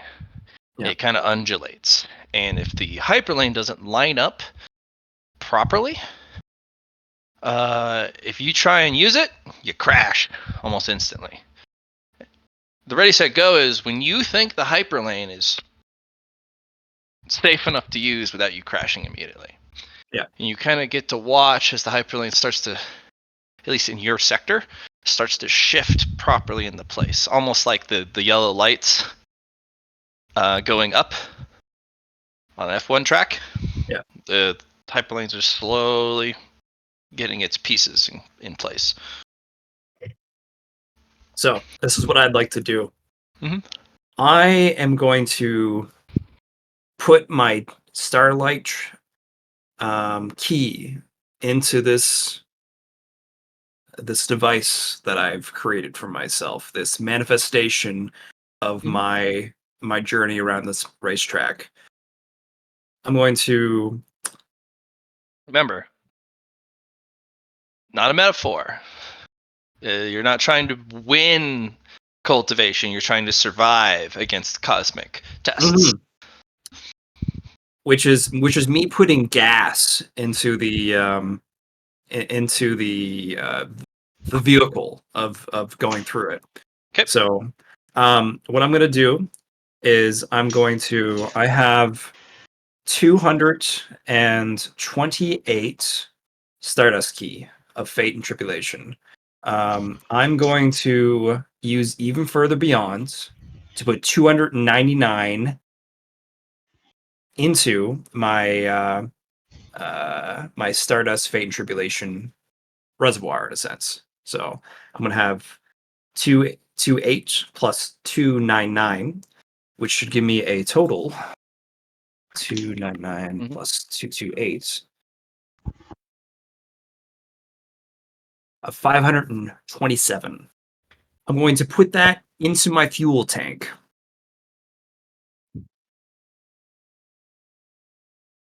And I'm just getting ready to press that pedal.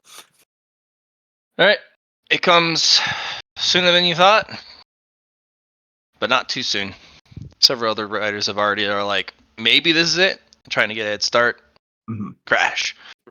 And then you can see it. That last little piece around that bend lineup. Gas pedal. Oh, All right. Cultivation roll. oh. Yeah. All right, so that is 2 fatigue currently. Even Further Beyond. 299. Submit.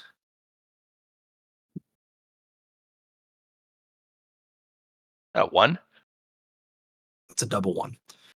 Is that a one? That's a Jesus Christ, Johnny. that's a Fucking double one. rolling ones and Exactly. shit. Gotta love what is the thing that makes it a double one again? Perfect practice makes perfect. Hmm? Yeah. Oh, pretty good. You could throw a convergence to make a quadruple one. Yeah, what was the thing about triples and doubles being bad? But That's- hey, I mean, if you're gonna go for it, make it big. What do you want to do, Johnny? Is Well, this a first we're convergence time or not? You know, I haven't used the convergence in a long time.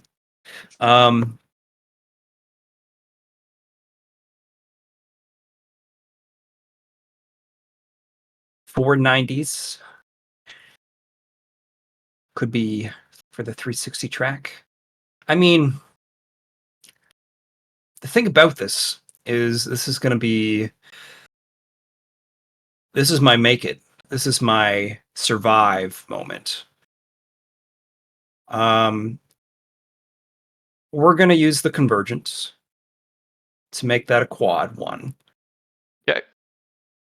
We're using a destiny fragment for the peak narrative to enforce the this vessel that I've created for myself, because I put the energy into it to survive the experience. In other words, for swiftness, if you can't survive going fast, do you ever really go fast? So Briefly, yes. yeah, but you don't make it around the circuit that way. So yeah, so I'm gonna use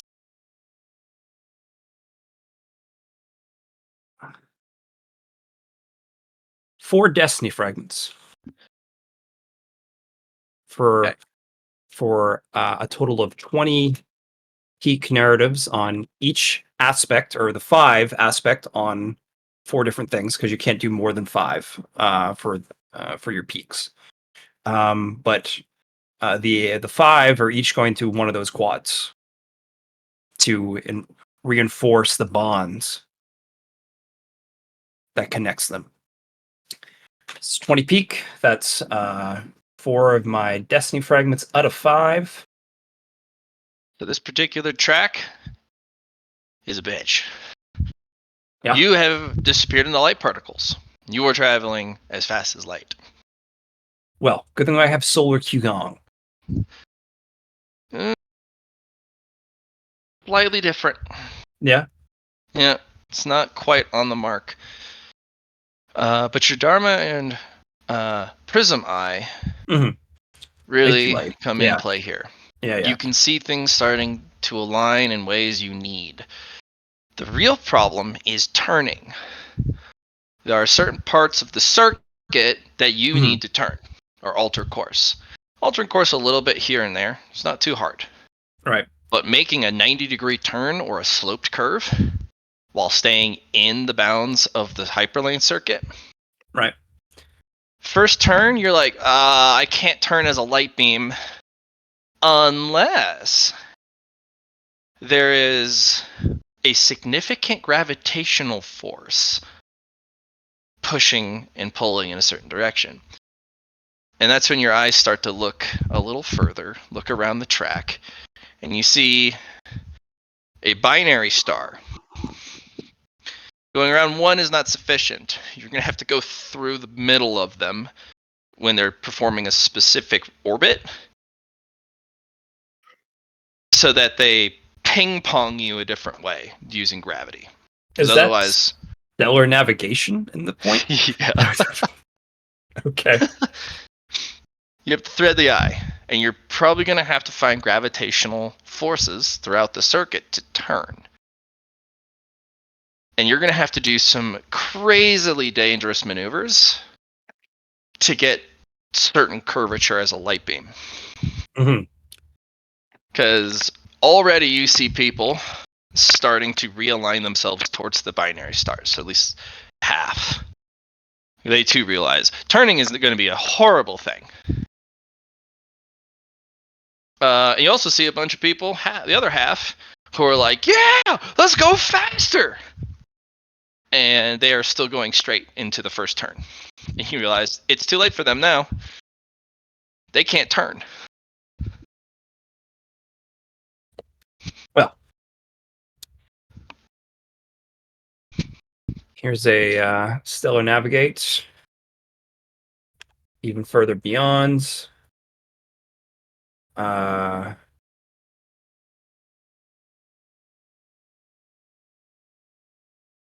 My key's in the tank. It's going to be 36 degrees. You can make the first turn. It's going to cost you some fuel, though. Okay. How much fuel? Go ahead and roll me a d50 plus 50 out of resources in your fuel tank. It would cost you more, but you reinforced a lot of the pieces. Ooh. Okay, 60 points out of your... My 527. Mm-hmm. All right. Next portion is a straightaway. Now, the straightaway is your second one coming into play.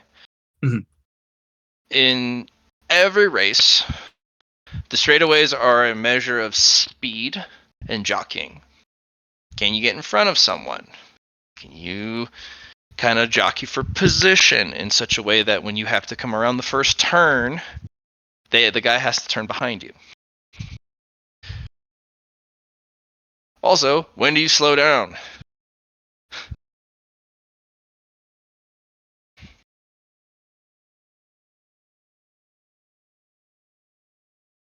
So a lot of people have already fired a ton of fuel at the turn. The way this will work is you can decide how much fuel you want to use in your your tank to go fast on the straightaway. Mhm. But that'll also be calculated as a negative for the turn. Okay. So each fuel loses you a DOS on the Celestial Navigate for the turn. Okay. All you have to do is pass the Celestial Navigation roll to turn. But if you use 50 fuel, you will have a minus 50 DOS on the outcome. And you will Which have is to use a minus probably 500. fuel to slow down. Yeah.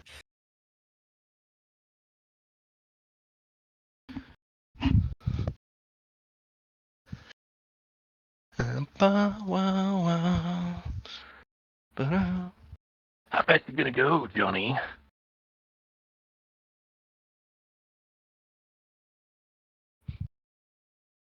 Can I use some of my solar qigong for action?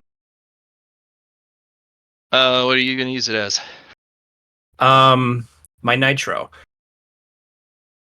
Yeah, you could put Shoulder Qigong as a nitro charge, nitro kick. Okay. I'm going to use 3 out of my 7. She'll give me 4 remaining.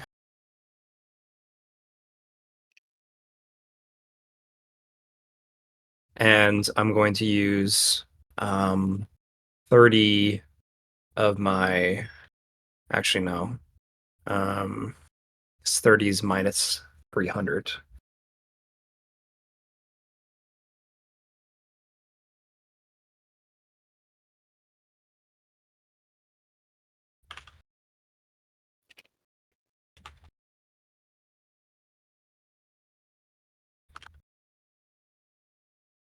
You want to use the nitro kick here or later? That's a good point. Because we saved the nitro for the last. So You can divide up your Qigong as different nitro kick strength. So if you had 6 and you wanted to use 3 here, you can use 3 later. Okay. Yeah, let's do that. 3 solar. Okay. Whoa! Here we go. Moving fast. Yeah. Each of those will be worth 5. So 15 DOS minus. Okay. Yeah, use it by quite a few people who are trying to take this carefully. You can almost feel them shake their heads at you like, going too fast.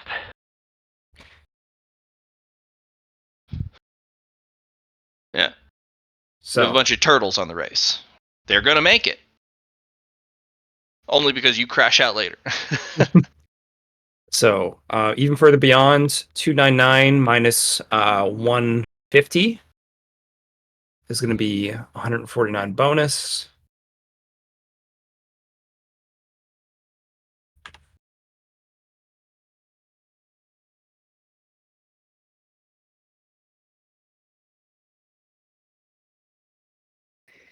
That is 22 degrees of success.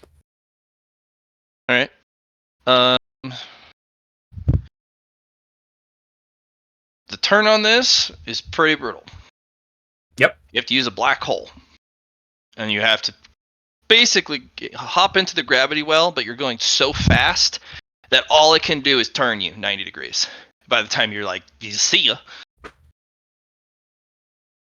Okay. Yep. Then you're thrown into a zigzag. And you're going really fast.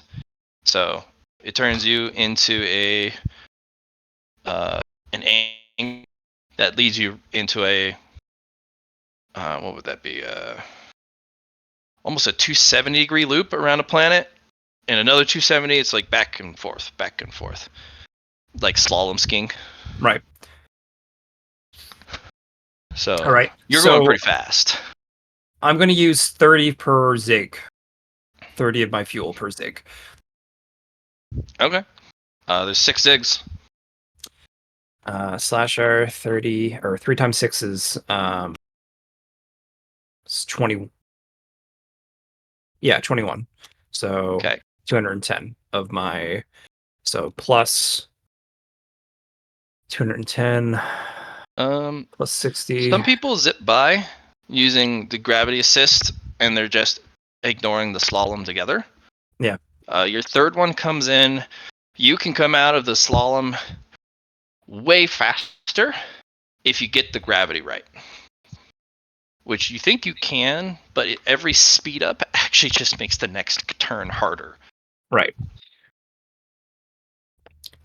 So your 30 fuel you're using on the first turn, Mhm. if you pass the navigation roll, it adds, and you want to use the speed up, it adds a +5 to your difficulty. Okay. And then the next one adds your previous fuel spent +10, and then your previous 2 fuels spent +15, and it keeps going and going and going in difficulty, going faster and faster. So by the time you reach the third curve, like the third of 6, Yeah. it's the 30 fuel you spent, the 30 fuel you spent, and a 10. So minus 70 DOS. So minus 700. So fast. Yeah. You can Okay. also just try and maintain that pace. But if you work up like 5, then 10, then 15, you can, maintain, speed up. However you want to do it. There's 6 turns. 6 chances for speed up, 6 chances to burn out. Okay. So this is a navigate.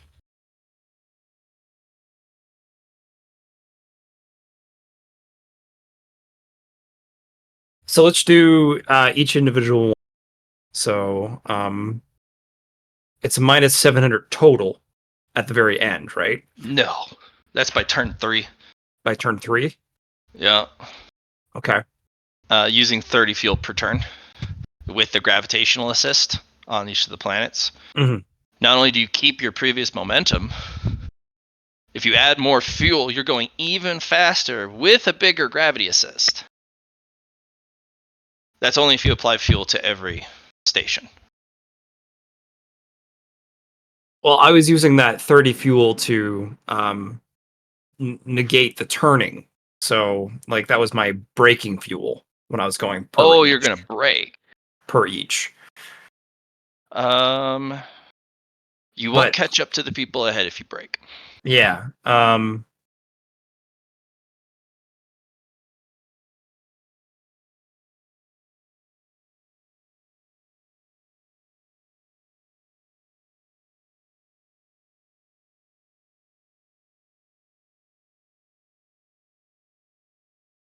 Just trying to think on how I can utilize that. So I currently have you using 30 fuel on Per. each. Yeah. I didn't know you were using them for braking. Do you want to use them for braking or speeding up?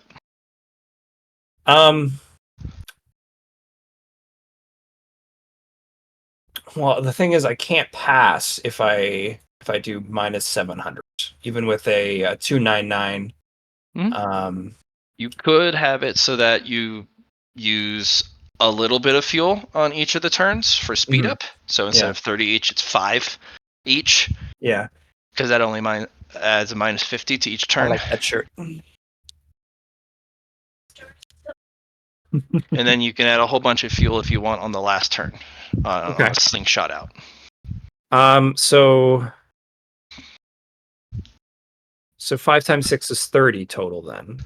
But let's do Yeah, so each turn, if you're using the gravity assist, yeah. adds a stacking +5. So Yeah. 5, 10, 15, 20, 25, and 30. So on the third turn, you're going to get a minus 300. Yep. Period. In addition to what other fuel you have used on each of the turns. Right. But you could come out of this going hella fast. Hella fast. Yeah. So we're definitely gonna go up to the 25. And then we'll see what happens on the last one. Okay, so here's the first stellar. And that's at a -50. We're gonna use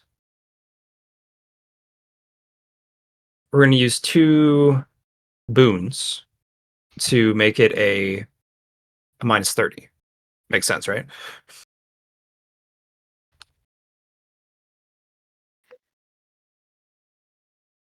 Boos are going to be for individual. You have to roll 6 times. Yep. There's the first one. I added 2 boons.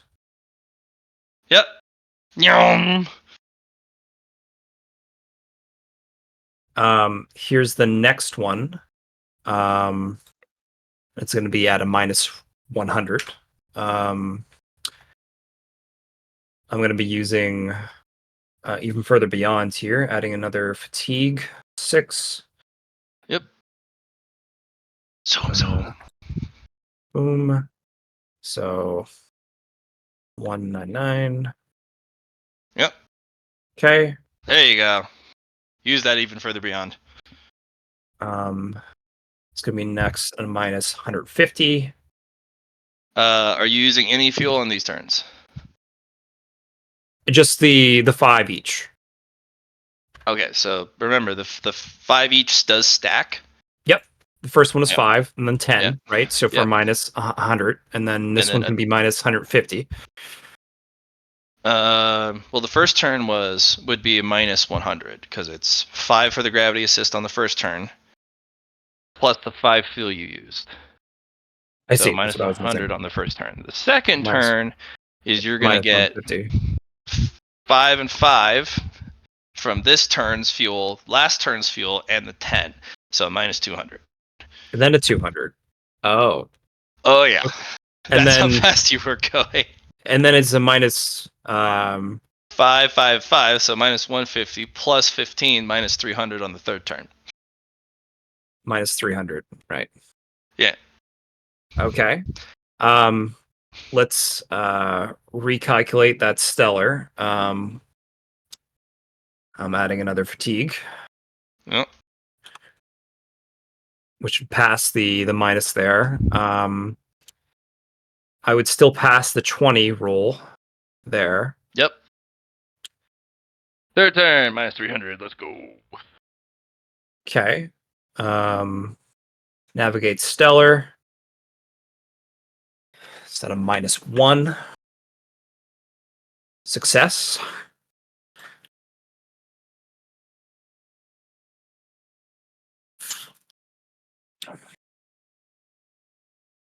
All right, so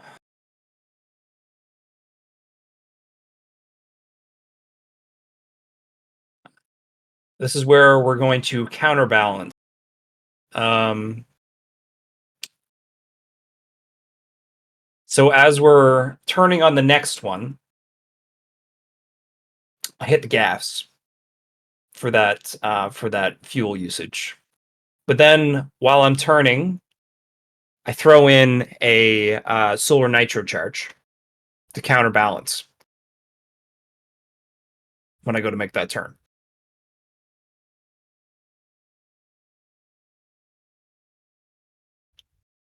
Which counterbalance?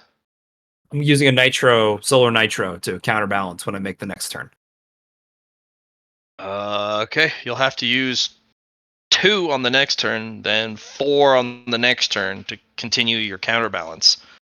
Because you're going to be going faster and faster and faster. Okay. What about for Yang Qigong instead? No thrust here. Okay. Unless you're trying to utilize it as the manly man cultivator spirit energy. The manly warrior spirit.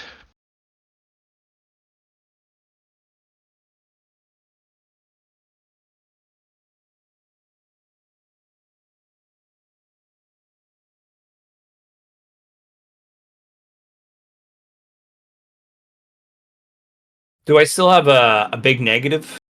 Yeah. when I use my counterbalance for the solar, or does that cancel out the negative? It cancels per charge 100 minus 100 equivalent. So basically, the cancels out 10 DOS per Okay. charge. Okay. But then it adds its own speed to the vector. So that's why you need another one to counterbalance the previous one spent, and another one to counterbalance the next turn for another Okay. 100. Okay, I can do that then, because if I was rolling at a negative after the fact, I wouldn't be able to do this. But even further beyond, adding my willpower to the Solar Qigong, which gives me extra I can utilize. Okay, so the first one is 2. Navigate Stellar. And then I'm using even further beyond, adding fatigue. The nitro charge Mhm. Subtracts 10 DOS of difficulty, but then Right. adds another 10 For the to next the next roll. one. No. Yeah. So in this case, would I be using 6 charges here? 6 of my solar? It's up to you, man. Every solar qigong you want to spend will cancel out temporarily 10 DOS of difficulty. Mhm. But then adds itself again on the second curve. So if you want another minus 600 on top of other bonuses or other penalties onto the next curve, you can. Yeah. That's what I'm doing. You have a lot of solar qigong? Even further beyond adds my willpower to the esoteric resource.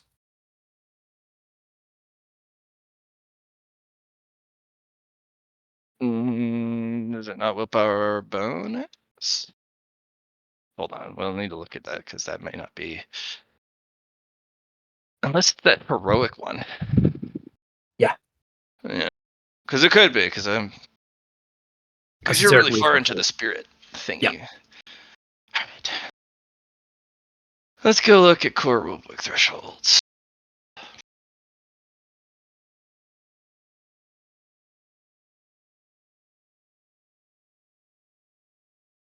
Yeah, that'll do it. Esoteric. Willpower score to a esoteric resource pool. Yeah, unless you're Jesus Christ. Johnny, you're going fast. Yeah. Ah!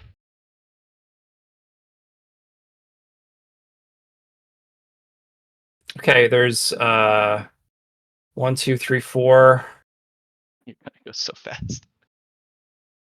5, 6. Oh my god, right on the end. Success. Alright, Johnny, what's your total speed coming out of that turn? Yeah, that's a total of Total of fast. like 900 minus. There you go. Johnny, you rip past all the people who were in front by a long shot. They look at you going by, and they're like, he's gone to Plaid. And you realize there's a hairpin turn at the corner. Yeah. But this is where your other one comes into play. Mm-hmm. There is a very strange star on this course that you make the hairpin turn around. Because the hairpin turn, in the current way this course is structured, there's this huge bubble that goes inwards on the track, and then it comes back out. So it's this you hairpin turn into the circuit. Yep. And then you follow an inner crescent back out towards the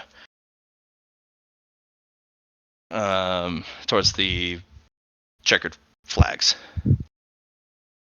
But you could technically use this star to slingshot someone going so fast and just go through the void of space and ignore the hairpin turn Mm-hmm. and pull a shortcut. Well, but you would have to be going stupid fast. Aren't I already going stupid fast? You need to go faster. I just go faster.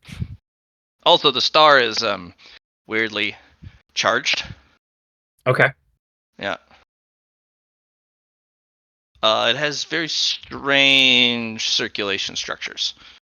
The way the energy moves through your eyes. Okay. Yeah. So, I'm using a Destiny fragment Mhm. for 5 peak. I'm using 2 bone coins because of Twin Fate. A 7 and a 9. Oh boy. Uh-oh. Those are not good numbers. Waka waka waka waka waka. So that is superior narrative and I think middling narrative. Yeah, so it's mid then high then superior, right? I think that's how that goes.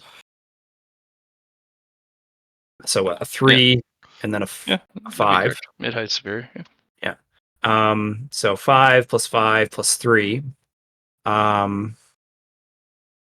They don't. Remember, they don't Stack on stack top. on your points. I'm They just utilizing it for narrative when it comes up. yeah. I'm going to use I'm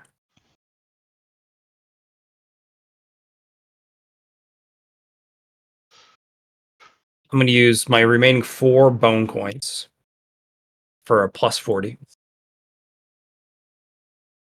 What do you mean plus 40? Bone coins, you gotta roll them.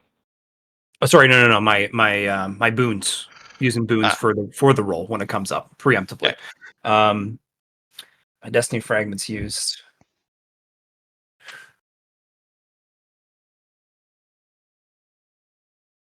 I have 11 narrative.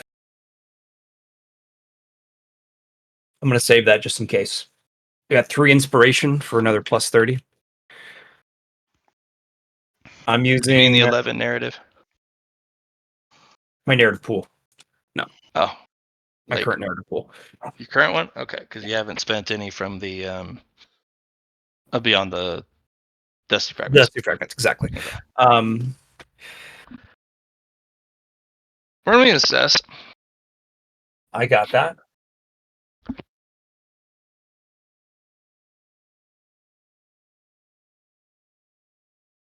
Okay, this is interesting. What I could do here is I could roll my usage of scrutiny, which could get me a 100 here.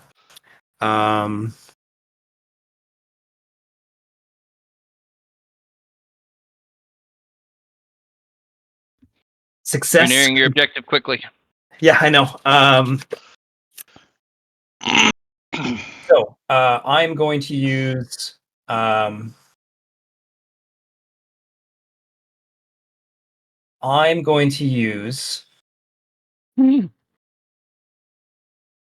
double take scrutiny. For 100? Pass can roll worse. Fail can roll better. So I have passed this scrutiny roll. I can roll worse. So I roll a 1d2. On a 1, it's 99. On a 2, how does that sound? Sure. Okay. What'd you get? I got my 100. Okay. Well, Johnny, okay, you here see it. I see it, but this is it. This is my moment. This is it. I'm using cascading failure here. My gimme a Okay. gimmick. Once per session, roll 100. You can apply your failure Dow. Because I've gone full circle here. Started off with a 1, convergenced into my 100 for the finish line. Well, it's called crash and burn at the end biblically. That's what you're looking at. Perfect. You don't want to crash and burn. Crash and burn's death. but I have my wonderful I can't remember the name. It's been so long since I used it. Adamantium Pathfinder. I mean, you might have to use that multiple times, Okay. skipping across every little thing that you come in contact with in the process of slowing down across the galaxy, going as a light beam. Yeah. We'll see Okay. though. Okay. Your eyes do tell you though Mm-hmm. that the behavior of the star is strange, and part of the star is hollow, like a donut. It doesn't look like it, but if you're going fast enough as a beam of light and you hit the front hard enough, all the convection currents and the gravity turns it into a speed boost ring. Gotcha. It adds a 0 to whatever speed you're currently going. So instead of 900 units of speed, you'll have Going 9,000 units of speed. So it's over 9,000. No, it isn't. It is 9,000. So you're going to need a hell of a lot of speed to get across the space gap where the circuit doesn't follow.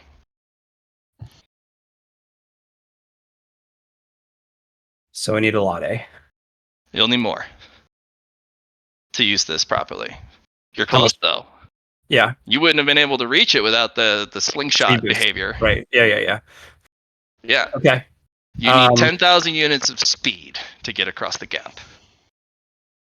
And then a And little more to get to the finish line. each one of my gas is 10, right? So if Or each one of your gas is 1, which is a 10. Each nitro charge is 5. right. So if I use 100, would that be 1,000? Yeah, it'd become 1,000. You need to get to Right. 10. You're I need to get 1,000 to short. 10,000. So And you'll I need a have- little bit more on the back end.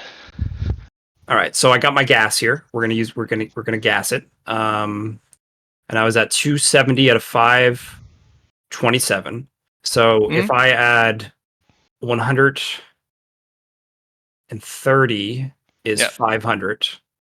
So 130 is for 1,300. We use an even further beyonds Mhm. on the solar.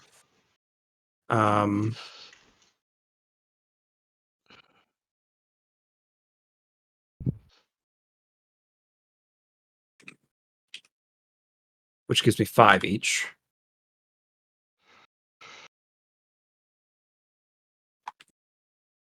Even further beyond would put me at that point. The straight shot. Normally, you'd have to do a hairpin turn and a bunch of really, really harebrained maneuvers to get around this, but you're just shooting the gap. You're doing an Evel Knievel. Okay. Slash. So if that's 5 each, Need your total speed. The downside is your engines are probably going to give out with the cascading failure. right? Yep. So this is where I utilize my failure Dow, because this Sure. is my opportunity with cascading failure. Just one sec. Give me a gimmick.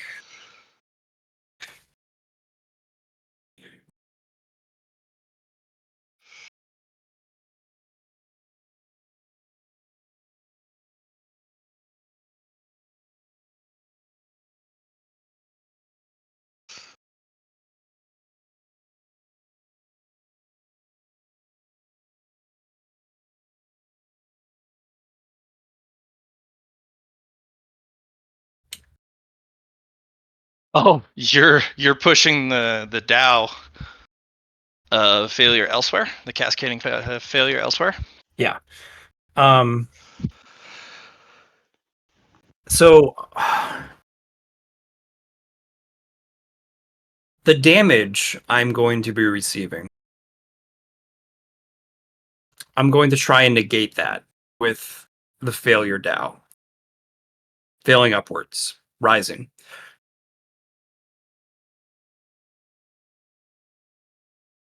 Um,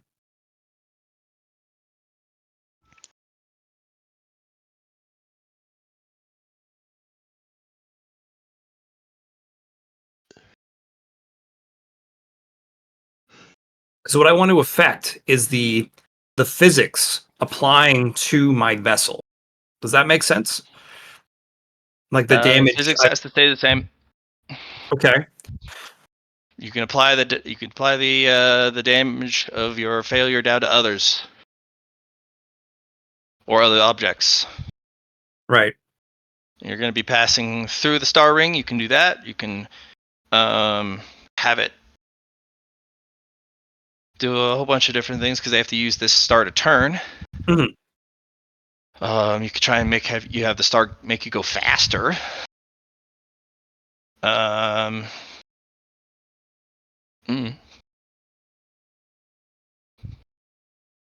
You don't have enough cultivation to change physics. No. Okay. Even with your cascading failure with the 100, you don't have Yeah. enough enlightenment or knowledge about how physics should work or how to alter them. Right. So it would be completely random Okay. as to what it would do if you tried to change the physics because you don't have enough understanding of the physics. No. So, my star child is my current focus. Tribulation. So, You're on the tribulation. yeah, exactly. I'm doing tribulation. It's my star Oh. child is this. Well, it doesn't help you in the fact that if you're at tribulation, you have to have it assigned to something that is particular to the tribulation. So assigning Star Child to tribulation just is like, hey, you're here. Hey, you're here. You've made it. You're at the tribulation. It doesn't help you further. Okay. Yeah, you have to be like, when I'm in tribulation, I then change it to then focus on something. Can I do that now then? You're going way too fast. Okay.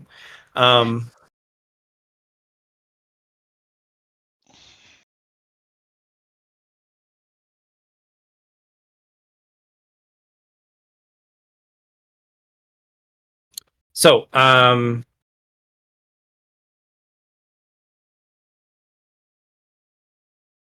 I use my my failure here, the speed requirements for entering into the star, affecting You're the going star? plenty In this case? fast. Yeah. Plenty fast. Okay. It's the stellar navigation so that you don't miss the ring. It's not perfectly centered. Yeah. So most people would try and drive through the center if they saw something and miss the entry point. Could I use it then to reduce reduce the negative to get in then? There's no negative to get in. You just got to make sure you're pointed straight. Okay. It would have been a stellar navigation roll to turn, but you're not turning. You're going straight. Going straight. Go right into it. Yep. Okay.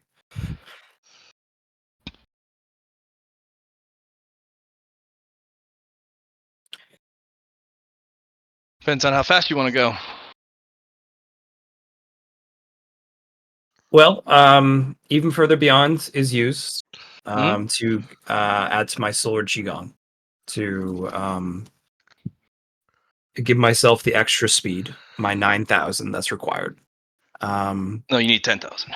10,000, sorry. So I have 299 total. If I use all of it, it's 299 times 5, right?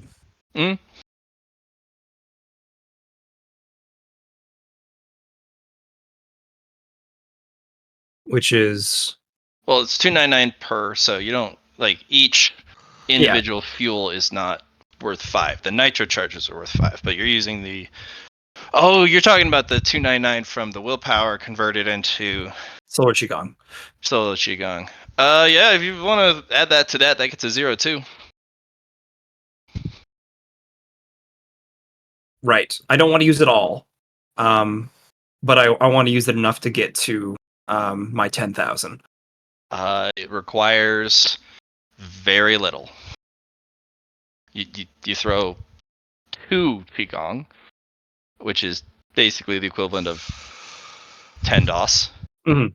And then it gets added. No, I guess you would need to spend like 10 Qigong. Because that would add as 100, then you get 1,000. That would get you to 10,000. Yeah, so you need 10 of them. Okay. No, 20? Bad math. Yeah, you'll need 20, sorry. Okay. Um,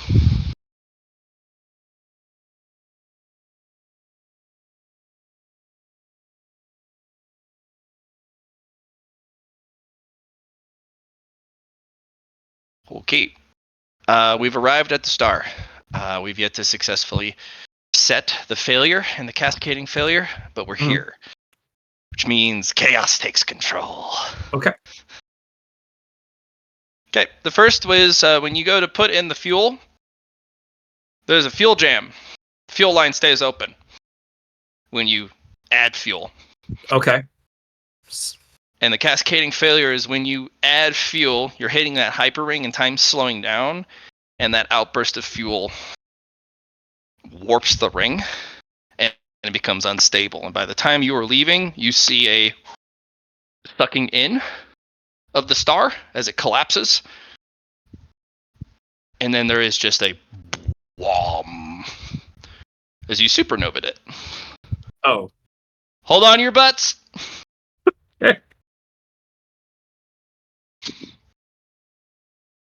You were shot forward at a speed that you will be trying to chase and match for a long time to come.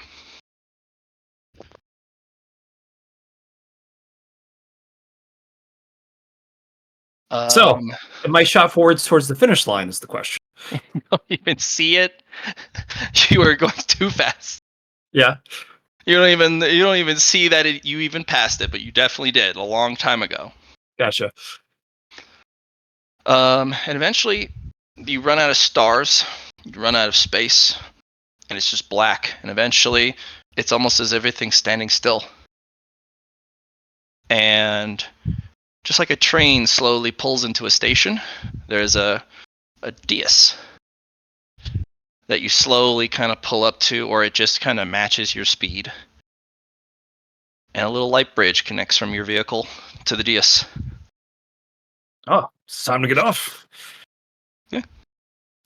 You have 3 choices of prize. It rewards its winners. You have 3 ship upgrades you can go with. Okay. The first, I'll actually put these in chat so you can decide. You'll have basically about 30 seconds IRL to pick one of these once you have been introduced.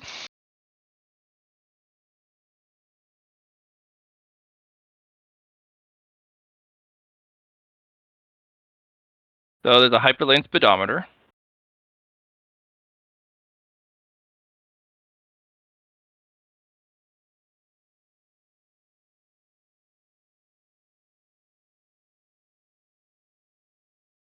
A drift fielding module.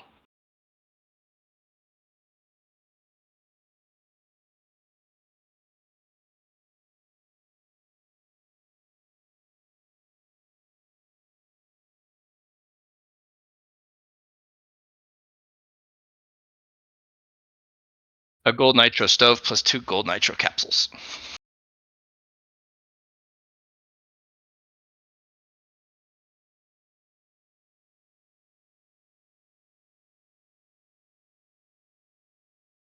Question. The nitro capsules are things we learned how to do, right, Casey? Like, isn't that one of the stations, or not the stations, the back of the blue ribbon place on the wasn't there an In alchemy Amalium? station? Yeah, wasn't there an alchemy station that allowed us to make nitro capsules? I think so. I don't know that I think I didn't interact with the alchemy station. Did you? Yes. I think it was Chung Po's choice, wasn't it? That was the one of the seated ones. On the anomaly, yes. Did it have? I thought it had like instructions on how to make them. But what I don't think we had was a stove for the ship. I think you're right. I think we didn't have a way to have fire or anything with the alchemy.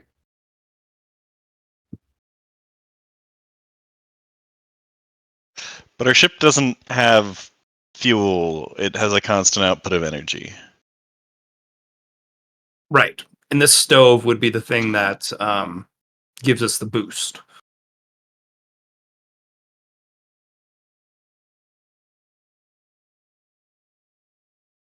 Drift shielding module. What'd the speedometer do? Tell us how fast we're going. We don't need to know how fast we're going. All we need to know is that we need to go faster.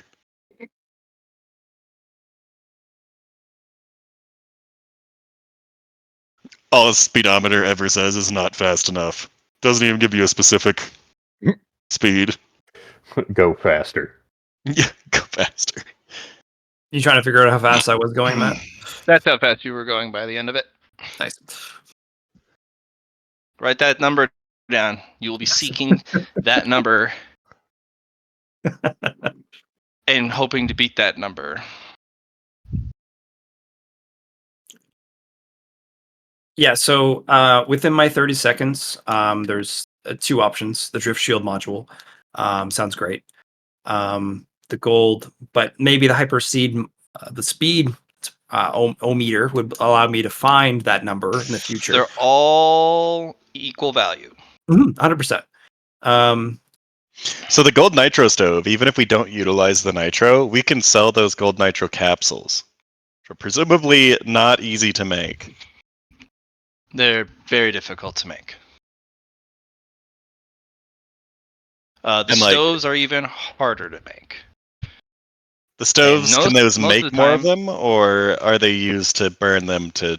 Yeah, Yep. it's used to put it in and then go. Yeah, you drop So- the capsule in the stove with the catalyzing liquid, and it opens the capsule, exposes the stuff inside the capsule to the catalyzing liquid. It's you hit the inject button once it's properly mixed And you before go, the "Brr." stove explodes, and you Okay, inject it okay. right into your fuel core, Well, we don't have a fuel core. your reactor. It puts it right in the reactor. Right. And the reactor currently is going a certain amount of speed. And this would be like, hey, you're going fast now. Well, it's up to you guys to determine Mhm. where that energy goes. If you Right. put gold nitro power into shields, your shields better be able to handle it.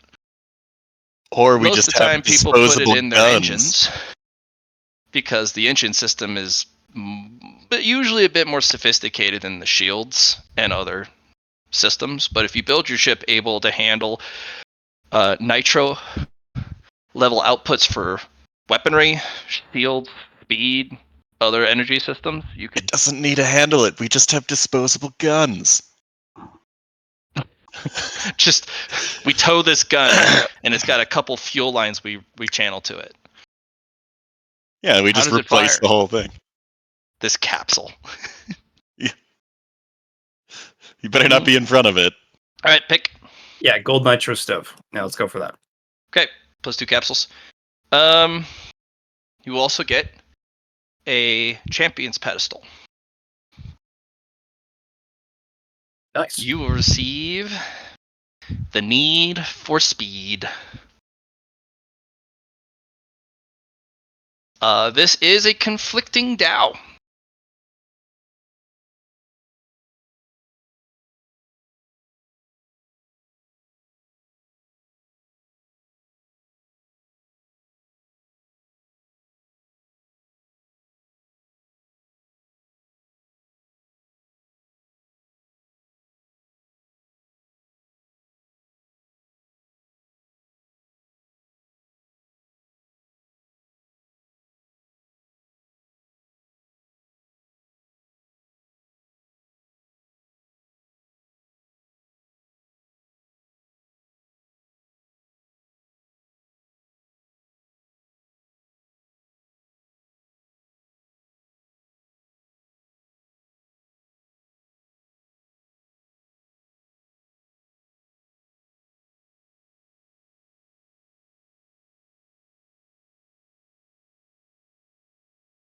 Right. You have a new infectious Tao.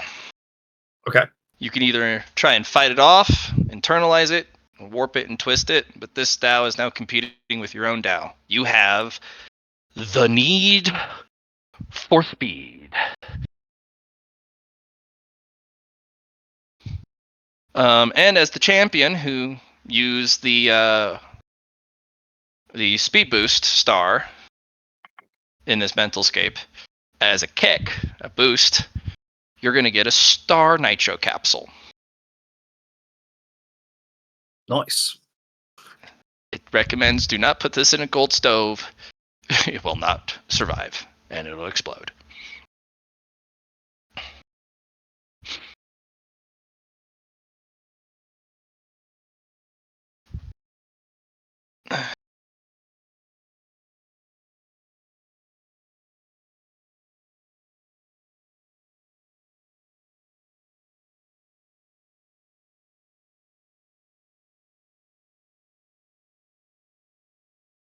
Star Nitro.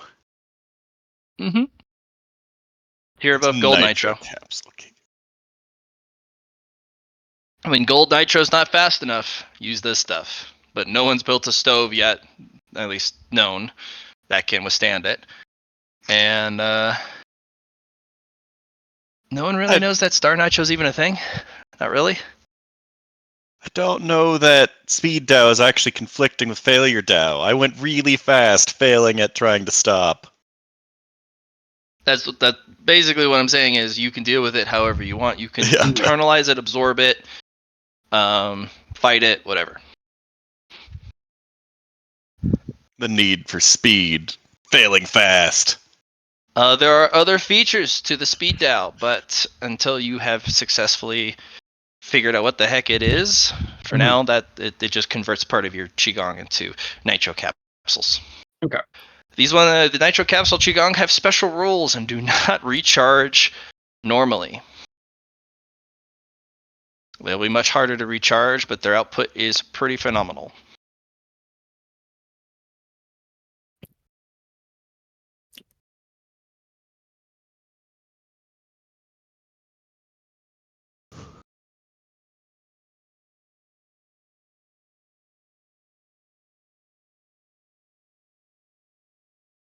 All right. Success. Yeah, very success. You will also receive, since you have gone fast, and not just survived, but thrived on the circuit, you're going to receive this Hyperlane's Blessing. Oh, nice.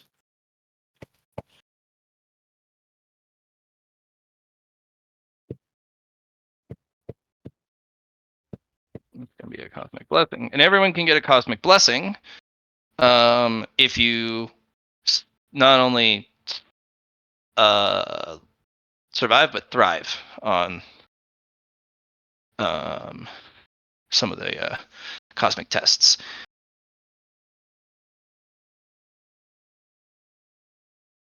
A blessing example for my previous 69 was the mental scape.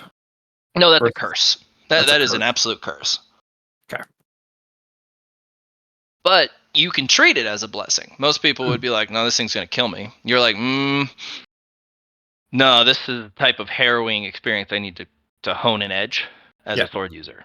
So you turned a absolute lethal curse into a blessing, but only through perspective. This is an actual blessing. Gotcha. Mm-hmm.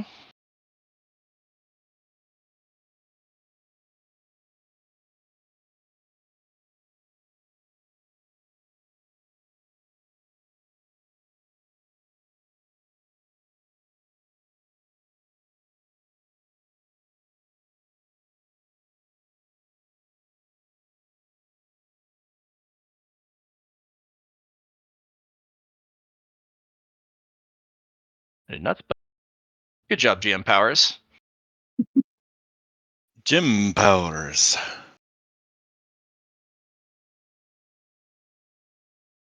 This must happen. You must convert to Qigong. Oh. And they will override current ones, even if you don't want them to. So if you're all like, oh, I've spent all game converting every bit of my Qigong into this super special ultra rare type, I'm like, you lose 2 and they become nitro charges. And you're like, right. Cosmic Blessing, Light Chase Hyperlane. Gain a Light Chase Hyperlane circuit in your Dantian. Or Dantian. Dantian? Yep, your energy core. Your cultivation. Oh, that would be my Um, hyperlane circuit with it for my qigong. I mean, my ki. Would that be how that would be used? Nope. This is a Qigong circuit only. Okay. Cool. It is also not clear how to use it. And it still kind of moves around like that smoke ring, where it's never a perfect circle. Right. It's still a circle, but it twists and contorts itself in 3 dimensions, maybe even 4 dimensions. It was the path into the end of the path. That's kind of how that went. Yeah. Like, you know. For now, the only thing you can tell is if the timing lines up. If the circuit becomes traceable, like it becomes an actual race circuit, you can put your Qigong onto the race circuit. And let it ride. This is also the only way you know for certain you can repair those light chase nitro capsule Qigong. Okay. If they're spent, you can send them on the circuit. And if they complete the circuit successfully without crashing, you refill it. Okay. The difference is, if you send the empty light chase nitro charges, if they fail, you don't lose those Qigong. If you send a Qigong, whether empty or full, on the circuit, if it crashes, you lose it forever. If it completes a lap, it comes out supercharged, and it stays that way.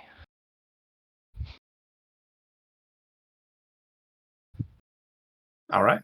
So it's a way to risk your Qigong to have them enter a higher energy state permanently. Okay. But if they don't complete the circuit, you crash You lose out and lose that Qigong forever. Yeah. And this only happens at certain times? Like, when would that be a moment? So every day you can roll a D1000, or you can also save it to the end of the week. Okay. You roll a D1000. If it's within 50 of either end of the spectrum, so if it's 1 to 50 or 950 to 1000, Yeah. the hyperlane's open. Now, if it's 951 to 1000, the hyperlane's open in its most aggressive, unfortunate permutation, but it's still barely runnable. So you're saying I need to roll a 950 or a 50 to be favorable conditions? 951 to 1000 it's doable. But it's in a very dangerous permutation. You're more likely going to lose Qigong than have them complete it. From 1 to 50, it's the ideal permutation. The one you just did. I see what you mean. I got you. Yeah. In fact, it's the one you did. Okay. So you would know it very well. The problem is you can't really instruct your Qigong. Yeah.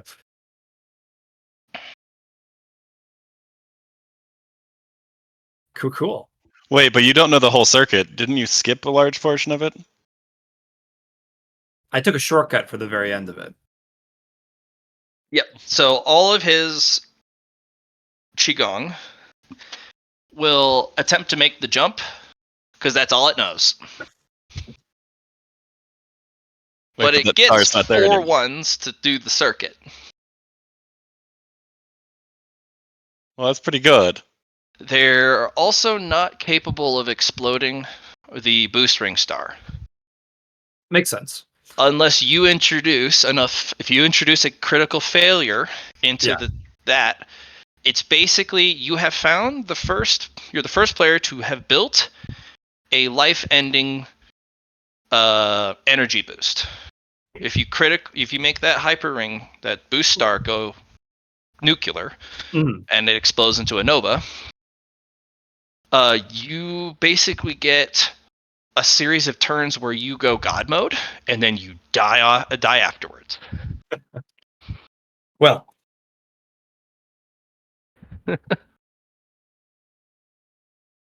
So Terrible. you have that option now, and no, adamantine pathfinder will not protect you from it. It's basically total system collapse of your character sheet. Okay. What about with the finalities bane? Technically, I guess you could survive by using shenanigans, but the amount of stuff I would take off your character sheet during the process would make him unplayable. Gotcha. So I'd probably strip 90% of your stats. Yeah. And there's ever stuff on your sheet. If there's ever a situation where we need to risk it for everything, everything's on the line, then this is the time to utilize. Not Not even. time to utilize it. Cool. I'm gonna burn 4 bone coins. Yeah, not even. Like, this is like module in Jeopardy, or your character's like, fuck it, if I have to die here, I'm going out with you guys with me.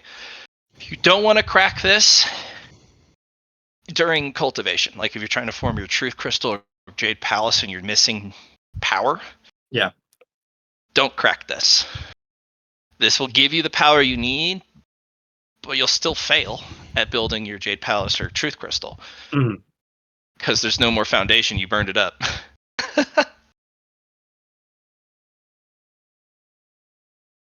Yeah. Or you could use it in a situation where you realize that your foundation was built incorrectly and get rid of all of it. Sounds like a rebirth to me. You would have to have an actual true phoenix feather, because the scorching and scarring that the exploding hyperlane leaves behind would require something that mythical to be able to heal you. Because just like void damage in my void games, you cannot recover or put anything in the areas that you've been scorched by this sacrifice technique. Right. So it makes 90% of the character sheet unusable, not just gone. But yeah, using it also allows you to bypass plausibility and causality restrictions of a zone. If you're being suppressed in cultivation, you just shrug that off for a bit, and then you go full ham. Gotcha. So it's ugly, but you have it. Well. Yep. Cool. Yeah. Congrats, man. You have actually succeeded in this particular cultivation. Now comes the talking to the other version of you in the whitescape. And he's even there like, I don't fucking know. You gained a new Dow. See this metal stone tablet with the droopy letters on it? Oh, I actually had a change in kind of what I was expecting, honestly. All right, do it now.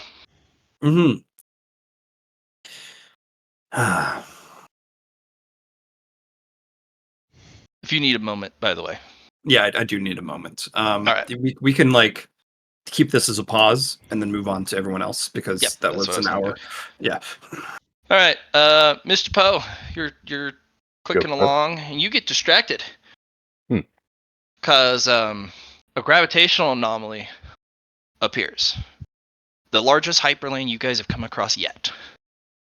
It spans solar systems, like a whole sector. If you've ever played 40K, it's a whole sector of a single hyperlane. Oh, damn. Okay. That's like, big. what? And you see Lar turn into light particulates and fly up, and you get to see his gravitational signature arrive in some sort of light carriage that he sculpts with his intent. You see a bunch of unknown signatures line up at the beginning of the hyperlane, all horizontal. Okay. What's your intelligence? 94. Yeah, if your mind tells you, are they lining up for a race circuit? You see somebody gun it, turn in the light, and the gravitational form of the and shape of the circuit is not right, and the guy crashes out almost instantly. And you're watching the permutation start to change shape. And everyone's kind of just towing the line, revving the engines, ready to go. It is weird to see. Okay. Yeah, apparently one of the stars that you can be put under trial is a whole hyperlane that connects multitudes of stars. Okay. Yep. I feel like Secretria would have something to...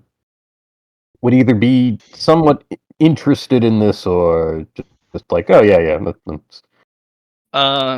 Probably pretty interested. And you're having this recorded with your equipment. Yep.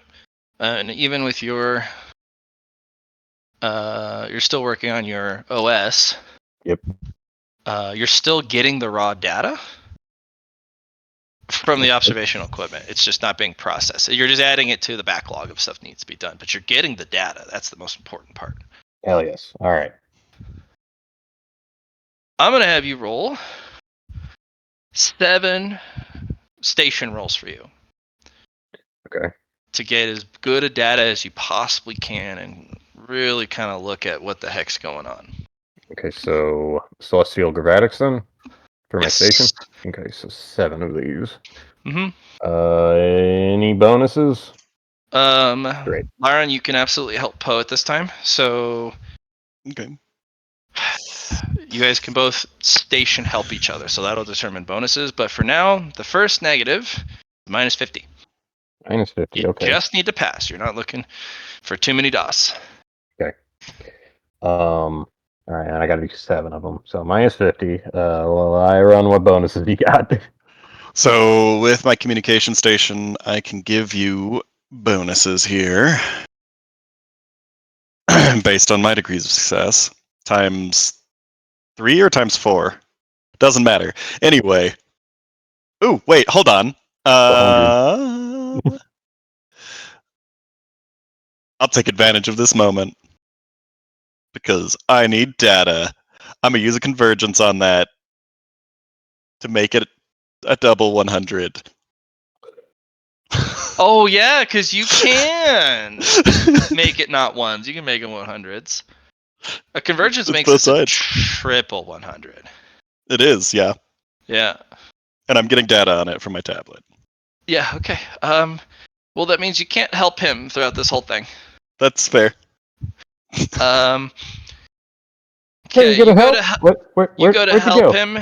You stub your pinky toe on the corner of your station really hard, and you go, ah! And then you slip from and then you crash your face into the console,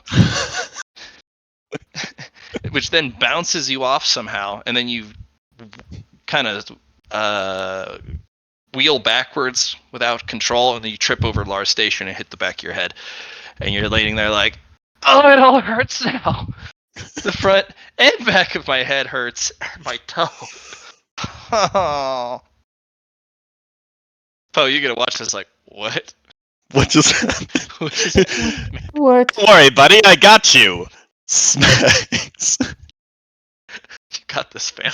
Smashes my face into the keyboard. Smashes the back of my head into the prayer mat. You trip over the prayer mat and just smack your head on the hard surface of the deck plating. I knew that something like this would happen one day. We had more convergences, right? Yes. Okay, I thought so. So minus 1 of that. Okay. Well, you got your data. That's woo. Also, that clears up a lot of the buildup for all the ones you've stacked. If you haven't cleared them out already, Oh, no, if you yeah, have he some did. buildup. He did already. Yeah, I already cleared it all up. You have a little bit of bad luck probably accumulate in the way the good luck did. So you've saved the good yourself a thing. bit of buffer on using ones. for the cause. Is this Yep. the only? No, I guess this is. I've done like 3 other rolls this session, but Okay. I had to do it. Minus 50. Yep. Okay, here we Don't go. forget about your key. You can use your key for things. Give yourself DOS bonuses of doesn't. +5. Yes. Luckily, DOS doesn't matter. It just had to pass. Minus 100 is the second test. Son of a. And then 150, then 200, then 250, then 300. You've got It this, all goes man. up by 50. Lyron, I'm gonna need some help here. I'm too busy. I'm not able to help this whole time. Okay. So same thing. You said minus 100. Here we go. We're gonna re-roll that with the fate. Okay. Point used. And okay, so current, we're just using a regular fate point. Bam. Nope. Dang it. Minus 100. Better. So, like I said, use your Yep. key to give yourself bonuses here. There's 5 apiece. Correct. Yeah, so, and how many can I use a max? Up to your willpower bonus. Willpower bonus 8. Okay, so Yeah, 8 per roll, which gives you a plus 40. okay, so 5 would be 36, 31. So 4 I would need to use. It's kind of got it. I feel like it has to be gravatics with us for now until it becomes, hey, well, at this point, it doesn't matter. All right, so 4 on that, 7 left. So 4, graphics, E, to make, success. Okay. Yep.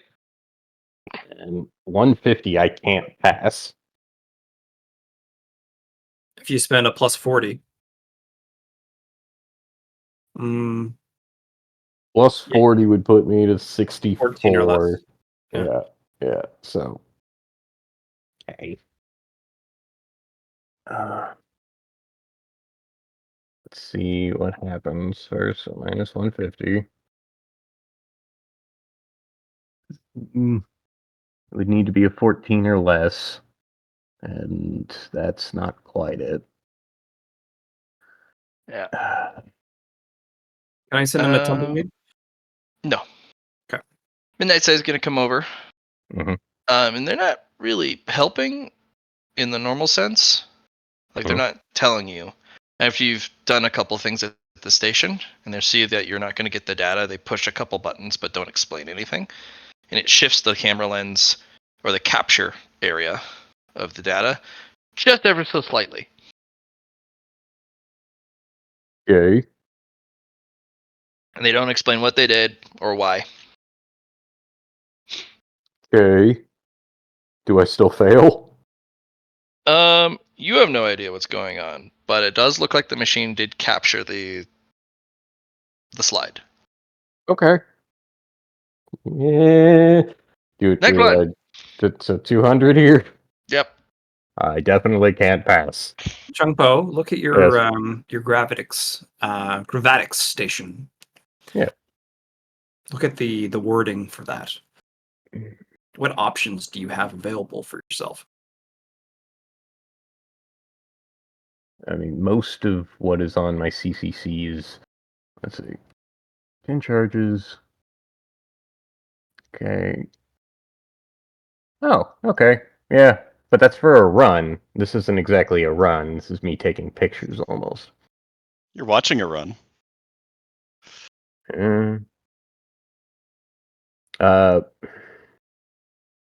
But I'm not on it. Like, that's the biggest thing. Spend a charge to bypass a roll while on a run entirely. Or pulse outward to detect hidden gravity-based anomalies. Why don't you use some of your narrative to give yourself some leeway? Yeah. Can I use protagonist pure Yen Moon Venom grants plot armor once a session? Just Or let's see. I mean, your narrative points. You also have a protag point, which is Or separate from protag. your plot armor. Yeah. Your plot armor is a charge, which is separate, and you can use your protag point and narrative points, either or both at the same time. Um. Oh yeah. Well, let's see. I'm not entirely sure what a protag point can actually do. I have it listed that I have one, Yeah, but protag points are protag points. Like, what would a protagonist be able to pull off in this particular case? he's saying, "Fuck it, we're going for bold," and What does I that just- mean? yeah, What does it mean? What does it mean? To put it I overly dramatic. use the rest of my gravatics key. I only have 7, and do a Hail Mary, I guess is what this would be. Trying to get this next roll to pass, even though I know I can't exactly pass. So I'm either running into, like, I'm either driving headfirst into a wall here, or I could use Think some bigger. gravity qigong. Think bigger. You're trying to make it so it's only one roll.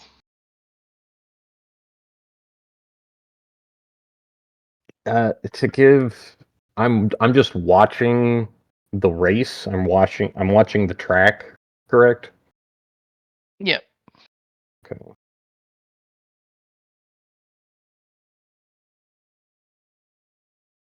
Do I zoom out or do I zoom in? I mean, why does it have to be one? Why does it have to be one roll? Mm-hmm. That's that's the perfect answer. I don't know. Why does it?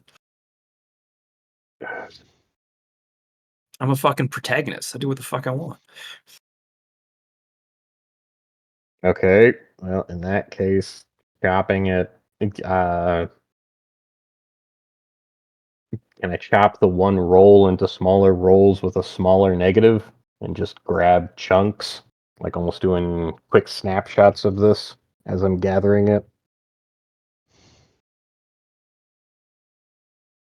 And it'd be like, I don't know, reflexes. Just following protag intuition. Yeah. I'm not entirely sure what Let's do luck tests. sounds good. Well, I aren't gonna help with this. I'm busy. Lyron is busy. Shit, we're all busy. Chungpo, Yeah, I'm busy. You're on your own. Here's the luck 15. You put it in the right spot. Hell yes. Do it Okay. again. How many times do you want this? 2 more. Well, we got 1 roll, 2 rolls. That was for 3. 4 more times. I thought it was Alrighty. only 6 total. No, 7. Nope, 7. This, 2 more times. Yep. I don't know what we're for here. I'm going until you say stop. 1 more. One more. Okay. You have fate We're point. just gonna go ahead and fate point that. Okay.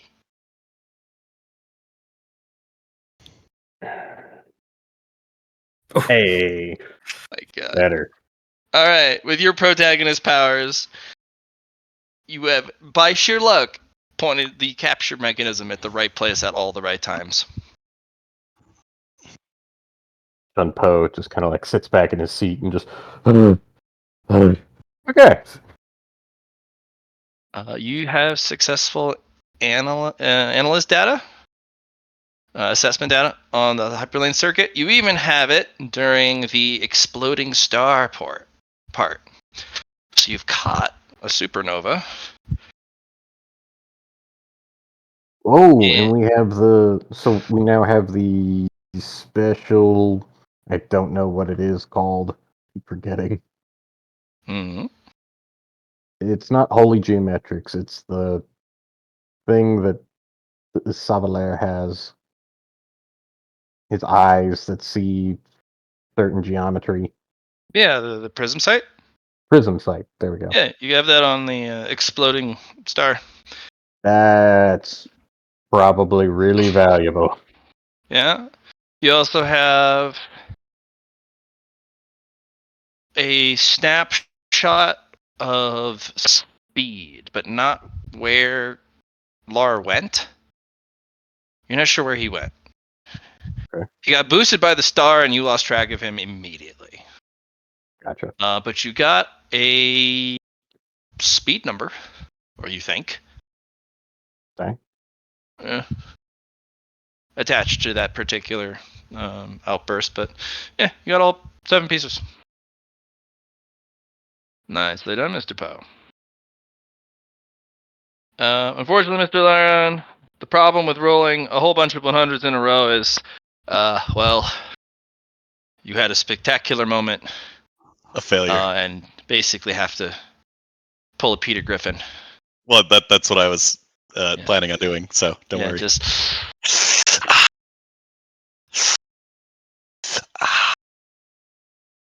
Yep. Like, dude, you stubbed your toe. And your face and your head. Yeah, there you go. Okay.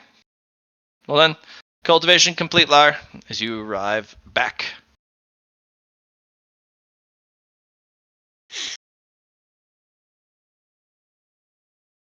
You are now, Lar. Yes. You're what you doing? What's your name? best we What's your down name? Well,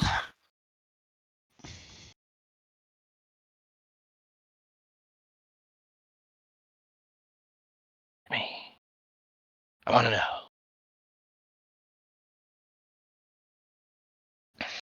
I don't have the wording correct here, but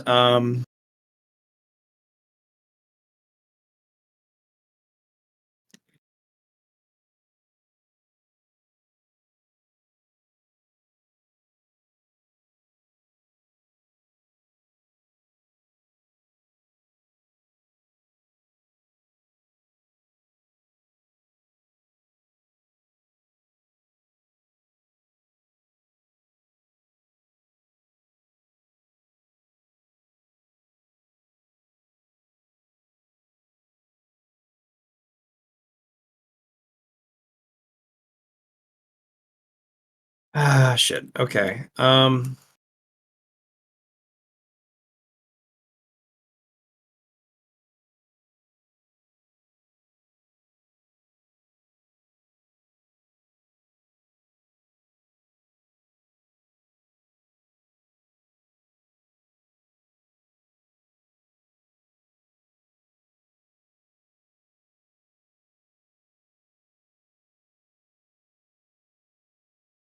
Oh, I don't like this. I don't like this. I wish I had more time. Is what I'm wishing.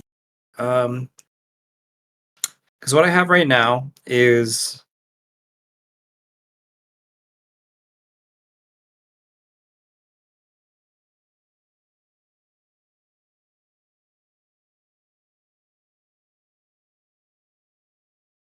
as the sword of failure rises, the convergence breaks. And as the sun sets upon the three-sided coin, is kind of what my words are. I wanted to incorporate things we talked about in my future site of the sword and failure. Within that, like sun breaking of the clouds, which shine upon the success, or say a rising of the sun. It's the breaking of the sun. It's the setting of the sun upon the three-sided coin. Is pretty much my concept.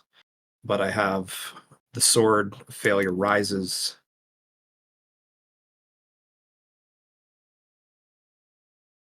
whose sword, which the convergence breaks the sword.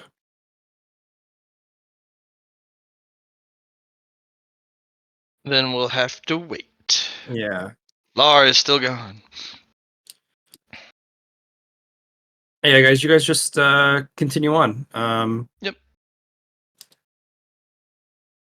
To Did anything- proceed, we will have to get you your down name. Yeah. Did anything happen to Lyron's station after the song ended? He broke the station with his face, and will require. No, that was the 100 was on the communication station. Yeah, Not the DJ communication station. Separate station. Separate stations, yeah. Yeah, you have a face imprint on it. You just have to replace it. On the communication station. What about the Mhm. DJ station that played the song through the tribulations?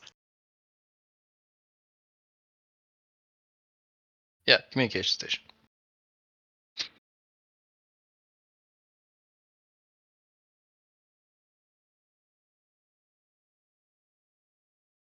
Or I could just keep the face imprint.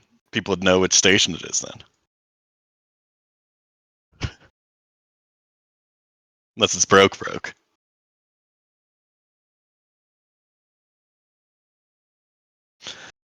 Also, I do have an issue. I'm at 110 influence, so I should probably start working towards figuring out what to do next to prepare for my tribulations. You still need a bottleneck. I understand that, but if I Yep. just keep the cultivation energy sitting there, that's bad too. Hmm. Not necessarily, from what you've heard. As long as you don't have the catalyst to break through the bottleneck, you're fine. Especially short term. Short term, especially for the cosmic route cultivators, which you are, could be decades before you Okay. have to move on.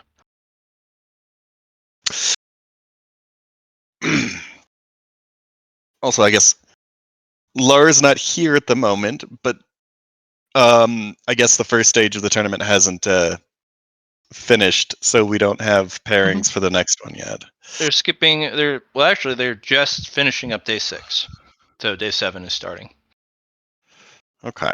And is it only a week for the first? Yeah, week for every event.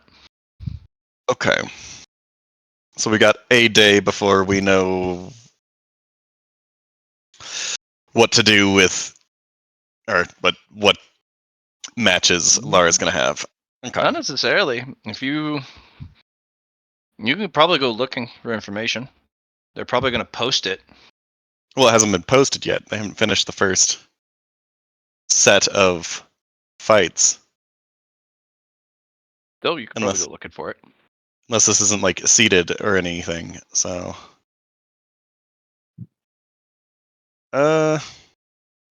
we could, but I also don't think that, like, again, they haven't finished it. I guess he's moved on to the next portion, but if somebody else has a similar record, that might get him paired with those people. Unless that isn't how the second event works. Who knows? I'm going to go find out. We could go find out. You want to...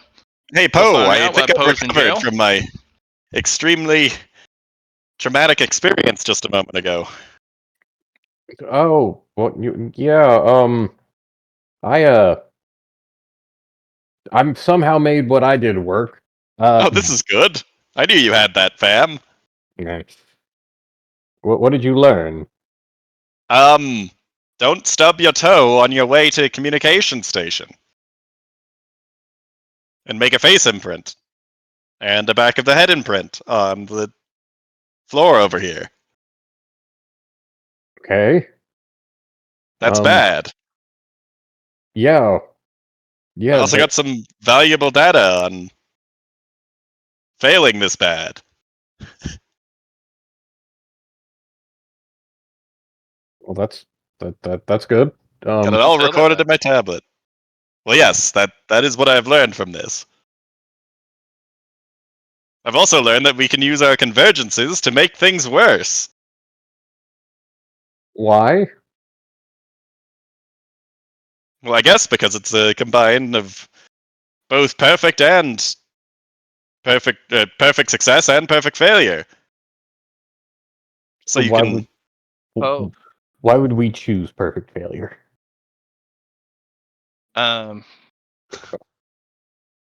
Poe, your master actually kind of does the equivalent of taps the side of their nose.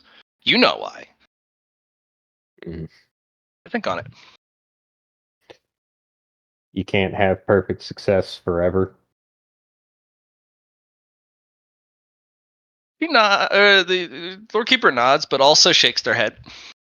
Yes, but technically no. There are people who have only ever succeeded immensely at everything they do. You just got to be a main character or better. Hmm. But yes, everyone does fail. But you're opposed.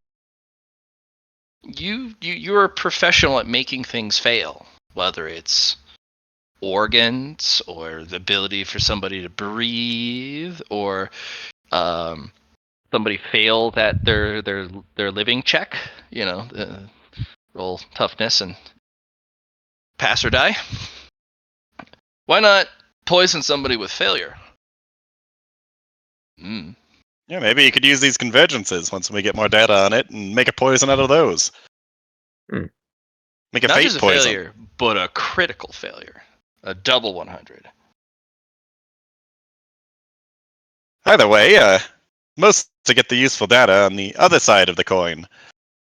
Can't have a complete picture of it if we don't know everything about it.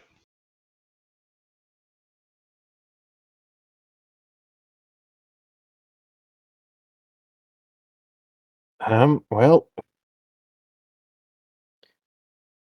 being able to poison somebody with failure, that maybe Savalaire is the real poison Taoist here.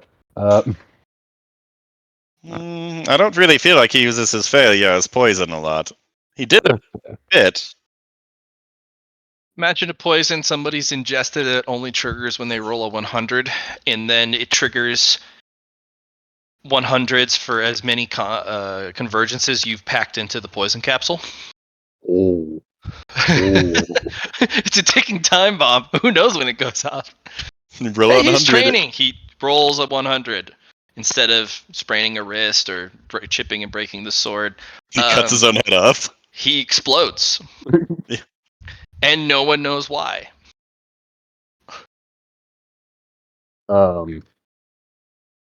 It can be that goofy, yes. It's just like one day you just have a really bad day.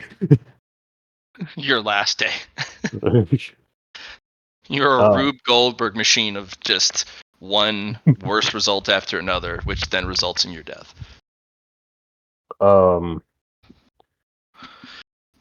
You can also make poisons that dilute ones. Oh, So wow. Okay, so criticals don't do as much. Nice. Or They'd be 100s. you feed them enough 100s in a certain poison pill so that it cancels the next X ones that they roll. Oof. Like, there's so much you can do with poison, especially if you're like, we can intercede in such a way that we don't poison them, but we poison their talent and their growth speed. Or You just got to get good. completely make them unable to grow any further because of that. Yeah, Imagine somebody who absorbs the opportunity that you're like, we really didn't want them to have that. What an ass. And then you just poison the opportunity. Like, hey, they're gonna use these as the main character. 7 ones they've stored up, and they're gonna use it on this every single test. Well, I have these convergences that say otherwise. I'm gonna cancel all of your ones. I hope you could roll one naturally. Lawkeeper, I have a question for something that I'm not sure if it exists or not.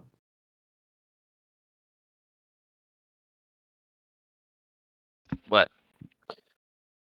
So, history, and when history gets written and it's observed and it's put into a book and it's just like, hey, this is this person's event or this is this event's story. Is there something like that for as it's being written? Can you poison a story before the event unfolds? Easily. Okay. Well, that answers that The question. only story you can't poison is Riveth's. You don't have the strength for it. Fair enough. But everyone on the path is poisonable. It just requires the right poison, the right strength, and most importantly, the right implementation method. Some people are immune to ingesting poison.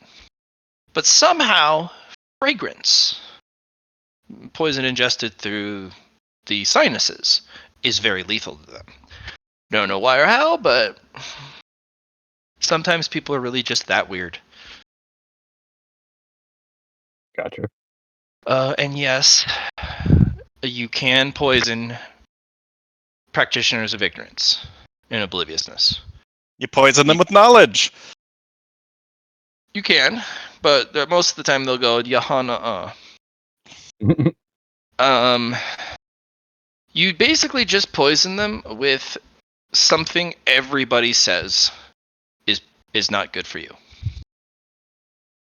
So that it's not this super secret poison that, only poison practitioners know. It's like, no, you just drank turpentine.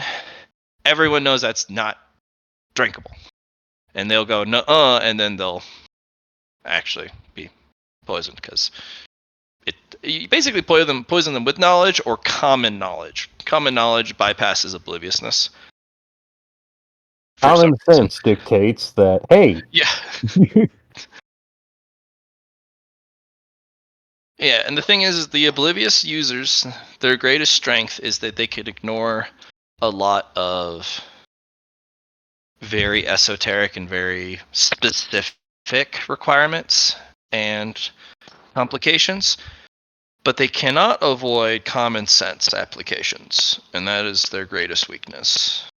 Because if you can hit them with something even non-cultivators know for a fact, well, their obliviousness is no longer protection. It's a crut, or it's another nail in their coffin, really.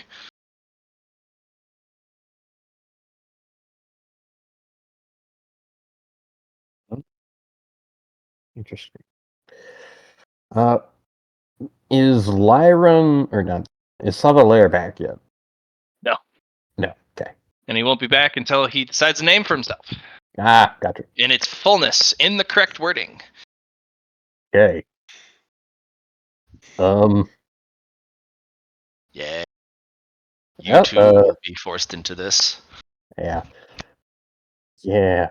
It's fine. I already figured out mine. What was yours? Countless frequencies resonate in harmony. Nice. How do you decide? You You just have do. to. You just gotta figure out who you are and what that represents for your name. You guys want to go back to the Lonely Sword Mountain and have a discussion of the Tao and cultivation between you two while having tea? Sure. Sure. Well, let's go check the announcement boards and then head over there. All right, Found a great tea place, Tenpo. Nice.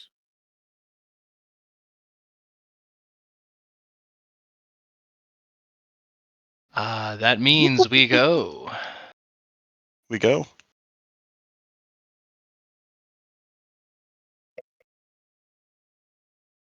The end is never, the end is never, the end is never. And onwards towards infinity. So we're checking the announcement board first to see if there's anything on there. Looks like they're gonna wait until the evening to put up the next thing. So, once they finish the fights. I knew it.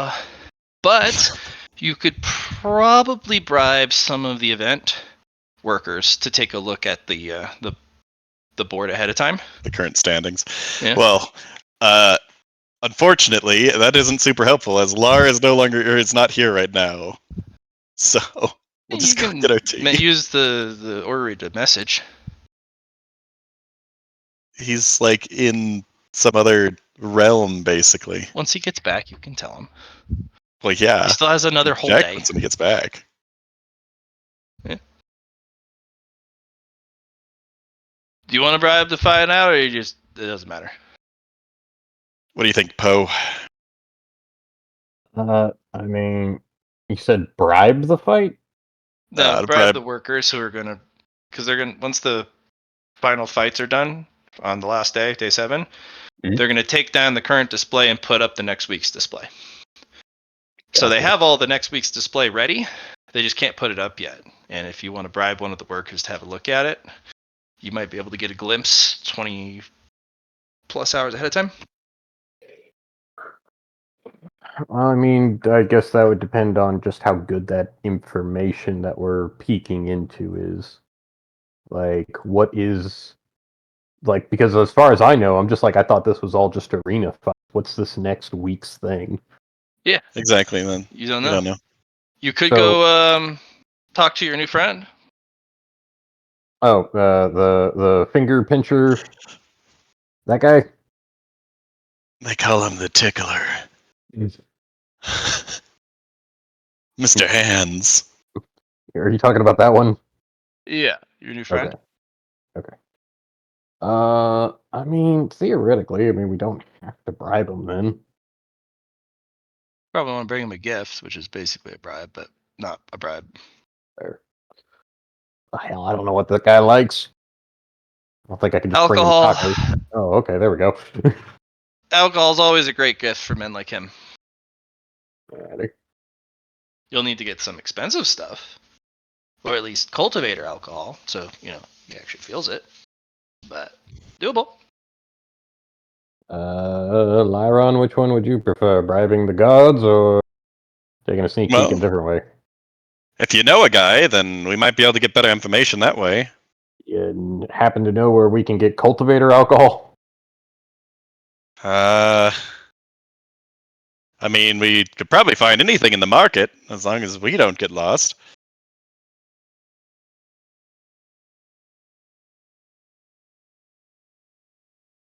So, perhaps... I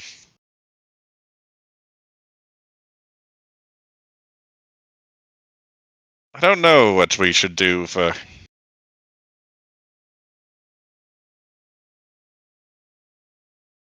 cultivator alcohol. You could also just say, Lars got this, fam, and just have him walk into the next competition blind. It's not blind. We get the brackets the next day. And I mean, He does have this. he does have this. Always does.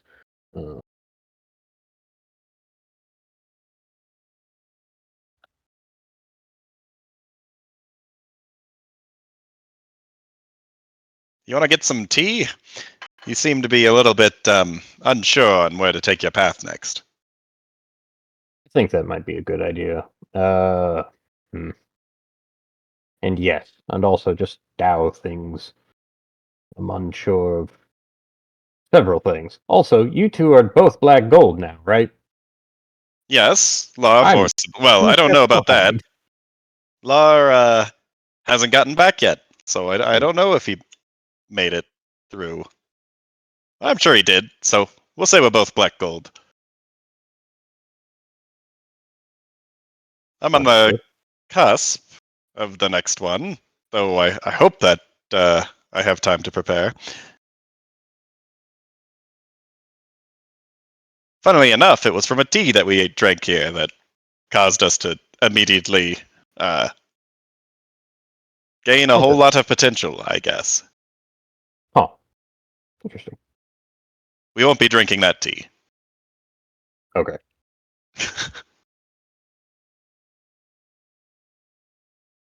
Seemed rather dangerous if you don't know how to drink it. Yeah. Nope. But now, he's got this. I'm not sure what it could be on there, but I'm not sure if actually knowing will make us will make it any different. Especially because we have less than a day to prepare if he's one of the first fights. Yeah. I think he's got this. I think Yeah. so too. Where's this tea house then? Oh, let me show you. We walk to the tea house It of takes an tea. hour. You wind through the streets, and you start to make your way up an incline to one of the small but still lofty mountains that a lot of the town's built around of. And you kind of enter through this kind of shabby looking front. You kind of cross through this bricked over tunnel, and then you arrive at this beautiful cliffside pavilion that lets you look over a good portion of the city. Once again, empty. Well, last time there was a waiter that came out after a bit, so I guess make yourself comfortable. Alrighty. Now, Poe, you seem rather conflicted as to what you want to do for your cultivation. Yeah. It's hard to, well, every time that I think I have something that makes sense, I find something that's arguably, I don't know if it's just more complicated or just something different that I get the concept of, and I say, oh, I could do this. And, well, then it's just like, okay, are you going to dedicate your life to it? And I'm just sitting here like, oh, well, sure, I just proved that I could do it. Have you considered simplifying rather than complicating your Tao?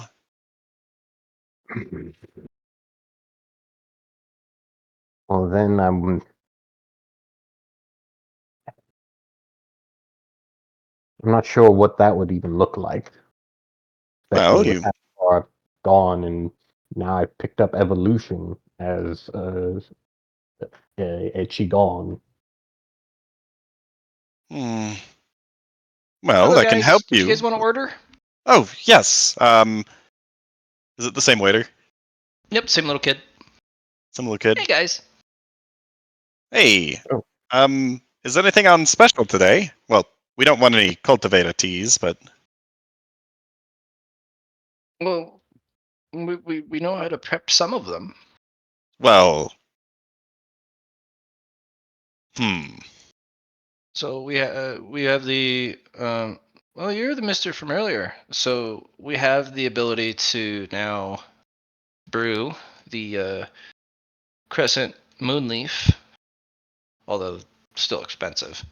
But we have our normal cultivator tea. What do you say, Poe? Would you like some normal cultivator tea for our cultivator talk? Sure. We'll take some of that. How much? Well, we have two options. One is made of dandelion and ginseng. It's one of our weaker ones, but it's much more palatable and enjoyable, and the energies are a lot easier to absorb. And then we have our fire root tea. Comes from a you know, one of those roots that get up and scream when you lift them out. Oh, I don't. Mandrake. Nope, don't know what that is. No. We don't really have Certain plant life roots, where we come from. certain plants that when you rip them out of the ground, they start yelling at you. Maybe they weren't Ooh. ripe yet. No, that's just they just scream at you like how dare you? Oof. Yeah. That sounds like Well, it's got a bit of a bite. this one was not only screaming to be let go, but it was also on fire. So the master went out of its way to remove the on fire roots, and he replanted the plant. And the plant was like, "Whew, I'm no longer on fire." And that's where we got the roots from. Screaming fire mandrake root tea. Mixed with other balancing herbs, but I know how to brew it. It's really strong. Hmm. I don't know if something really strong is what we're looking for today. What about that Okay. dandelion tea? Okay. Dandelion sounds nice. One pot of dandelion ginseng, and well, I'll have that right out. It'll take about half an hour to prepare. In the meantime, here's some normal tea. We've this is a rose Chen. It's got hints of flower, but it has a little bit of hint of kind of spice. A little bit of chai, a little bit of flower taste, a little bit of black tea. So should be pretty good. All right. Well, Well, that's what the Yes. instructions say by the previous owner. He said, if there's people here to talk about the Tao, you should serve them tea, normal tea, that sparks the mind, but doesn't influence their energies. So this is one of the teas from the contemplative of the Tao and cultivation shelf. Should help. Oh. well, we appreciate your service. You seem Well, to of be course, quite that's what the into tea house is learning for. running this place well. Yeah, I've been doing it since they left, and the way they organize it makes no sense. So I've had to figure it out. Ah, And they leave me little notes everywhere in the most like weird places. So we're gonna have a scavenger hunt, and yeah, I'm still well, learning. perhaps there's some reason to why they're placing the notes where they do. Maybe think on that. No, I have. I haven't found anything useful. Huh. But I'll be out with your tea. Your cultivator tea. But that pot's ready. Gotcha. Of course. I'm gonna try some of this tea. It is better than you expected. Even with your slight distaste for non-cultivator foods. This isn't missing nearly as much as the other non-cultivator foods since I've tried the cultivated coffee and tea. Yeah. This tea does exactly as advertised. It doesn't introduce new energy for you to have to digest and absorb. It's got enough spice and richness from the chai spices and the boldness and uh, fullness of flavor with the black tea, and then it has this effervescent essence of floral roses that kind of balance it out. So it's like, it's pretty good. It's pretty good.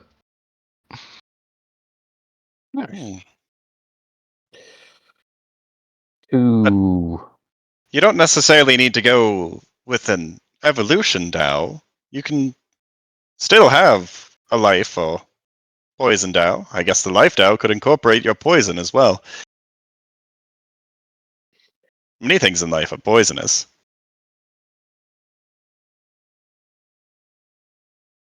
You could make your foundation of the Tao and then build on top of it with other abilities that utilize it. Rather than every loose or every branch that you see, you don't have to climb to the top and decide that that's the base, the root.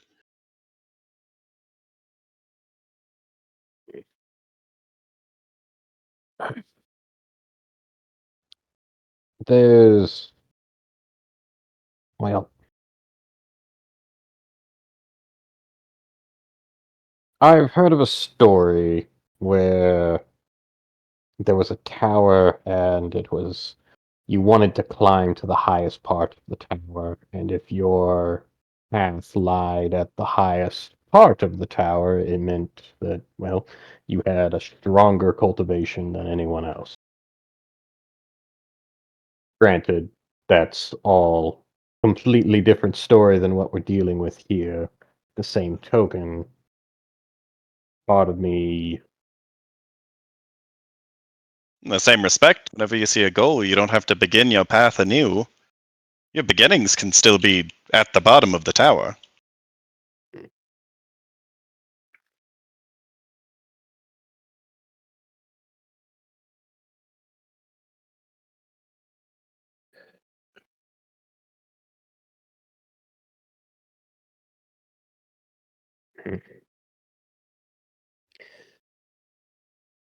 I feel at also a certain point, I'm not sure what it truly means to cultivate. I've seen you and Lyron progress, and I feel like I've picked up a lot of things along the way. I've just like picked up fancy doodads, whereas you guys seem to truly be going down your path. I learned how to swing a sword, which has not much to do with harmony, I suppose. But Mm. just because you're not focused doesn't mean you're not cultivating. Though being focused, I think, might be part of getting to the next level of cultivation. Though I am also not really a master of this. I arrived on the planet about the time you did. Knew nothing about it. Mm. Mm. For example, just because you know holy geometrics doesn't mean that it needs to be your cultivation.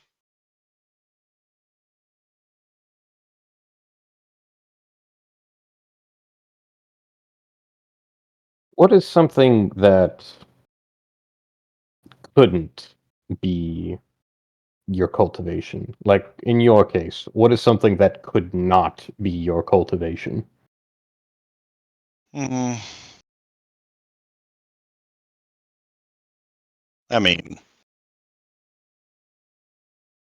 like if it was a cultivation of strength or something. I mean, I have gotten stronger, I suppose, since I got here, but certainly not cultivating my muscles. Not in the same way that I cultivate my Tao, at least. I suppose that might be part of the refinement or reinforcement.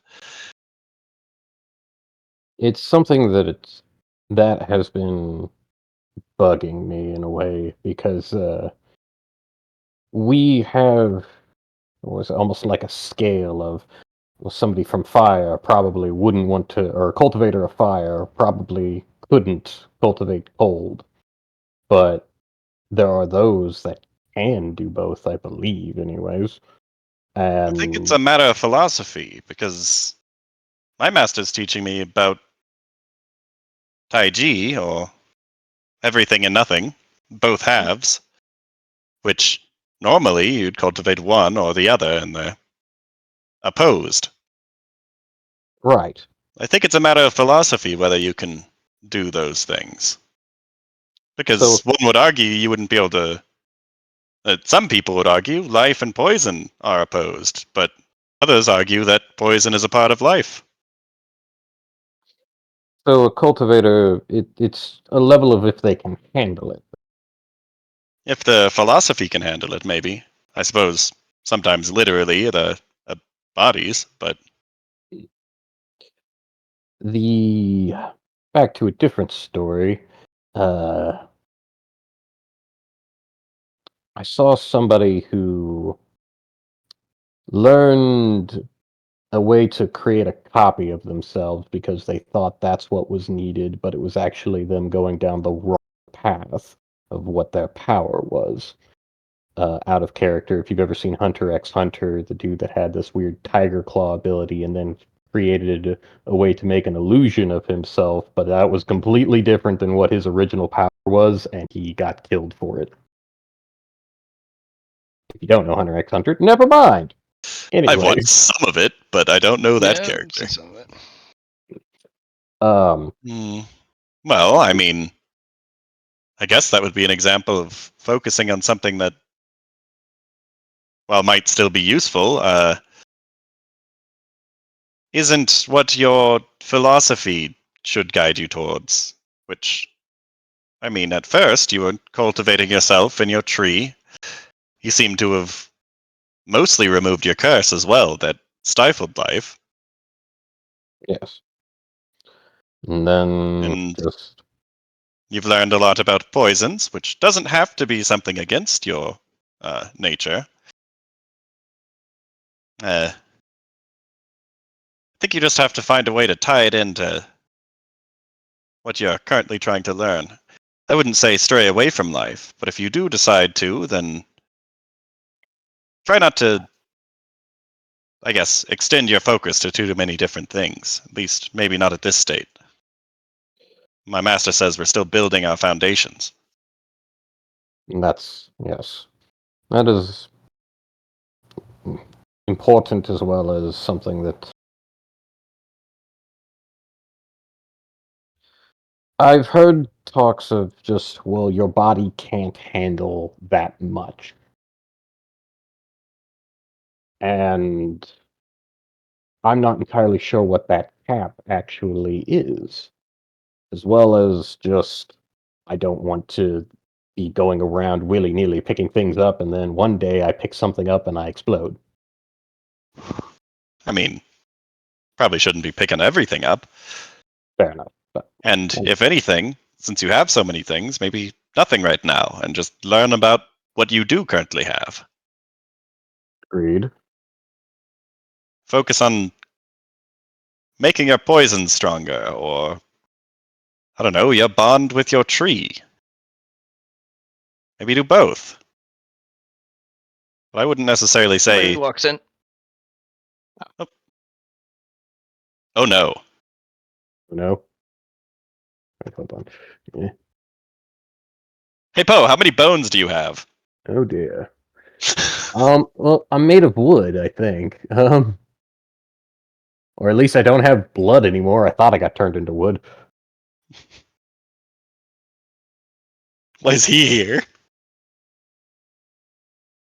Where did we meet this person again? Have we met this person? You have not. We Why have do I not met this recognize person. that image, though? I thought, like, was he on Bullet Hell? No. Players definitely saw him in the Tuesday game. I think we've seen him in this campaign, though. I don't know that we interacted with him, though. Zone 1, maybe? Because Lar commented about knowing him. Where would that have been? No, he's in your Holy Geometrics realm. Oh! Shit. Okay.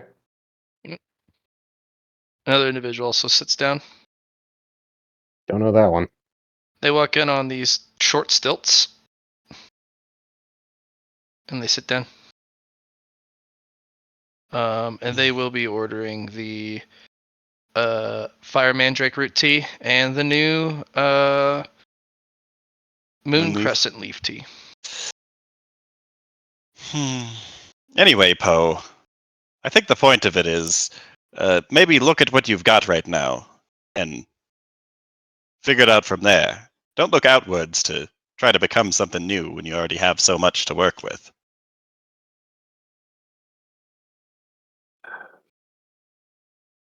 I agree.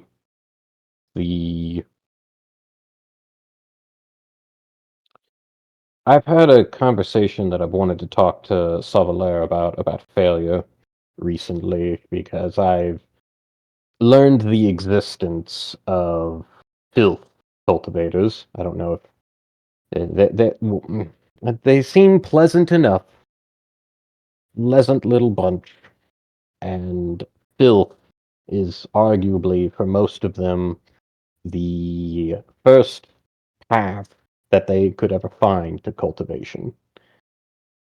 I find it abhorrent. I actively don't like the fact that filth cultivation is even a thing on the cultivation path. I would say that's a failure. At the same token, it exists. It exists in the world as a way to cultivate. The master has talked to me on length about how cultivation has changed and shouldn't be something for everyone, but it exists. And I learned the definition, or well, I've learned that failure is not defeat, which is how you can. The idea of chasing victory through failure. Failure is not defeat. But I'm sorry, it's just something that's been bugging me recently. I don't want to end up failing down the path that I'm trying to find, and also everything that I have, and I do appreciate everything that you've said. I will Oh, look into what I have and quit trying to pick new things up. well, It's it kind of sounds like you're afraid to fail at what you have, so you keep getting new things to look at and not have to worry about, I suppose, growing with what you have.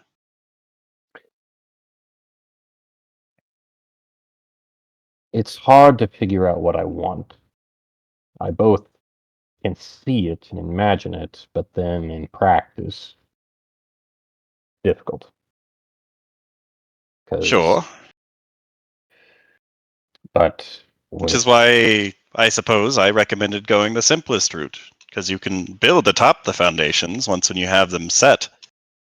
And if there's not a complex ideology already established within that foundation, you can build that on top of it. I, well,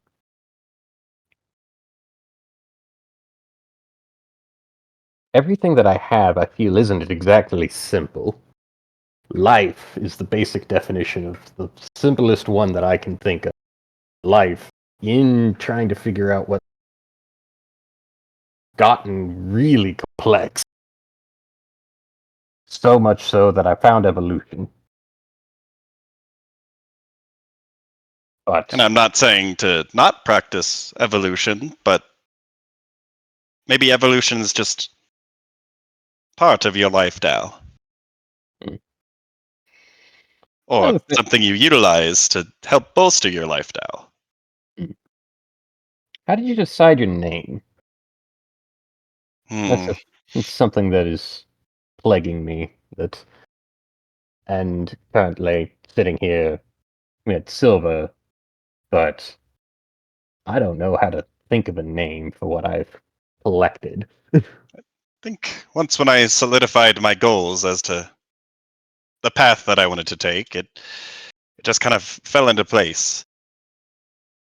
I only had half my name when I was at Gold, though. Hmm. Which I suppose mine was quite lofty. Not really a simple name. Small amount of words, but simple concept that encompasses a lot of things. How did I? I'm also Hmm. wondering about how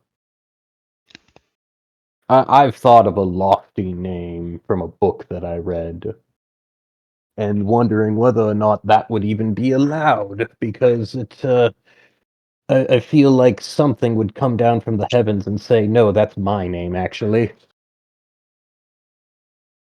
Did Lardis is Johnny there? Or did he go No, I'm here. Luna? You're here. Okay.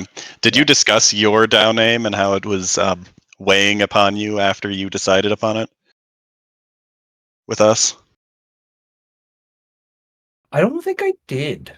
Because I don't think you mentioned your DAO name at all. No. Okay. Well, then I can't say anything about that. Well, I mean, you might have some big shoes to fill if you pick something lofty. Though, if you have something that's open ended, like mine, then you have something that you can continue growing forever. Well, there's from the book that I read, the title was just The Great Leveler. And then I was sitting here thinking about it all, becoming a protagonist, thinking of what it means to truly face adversity.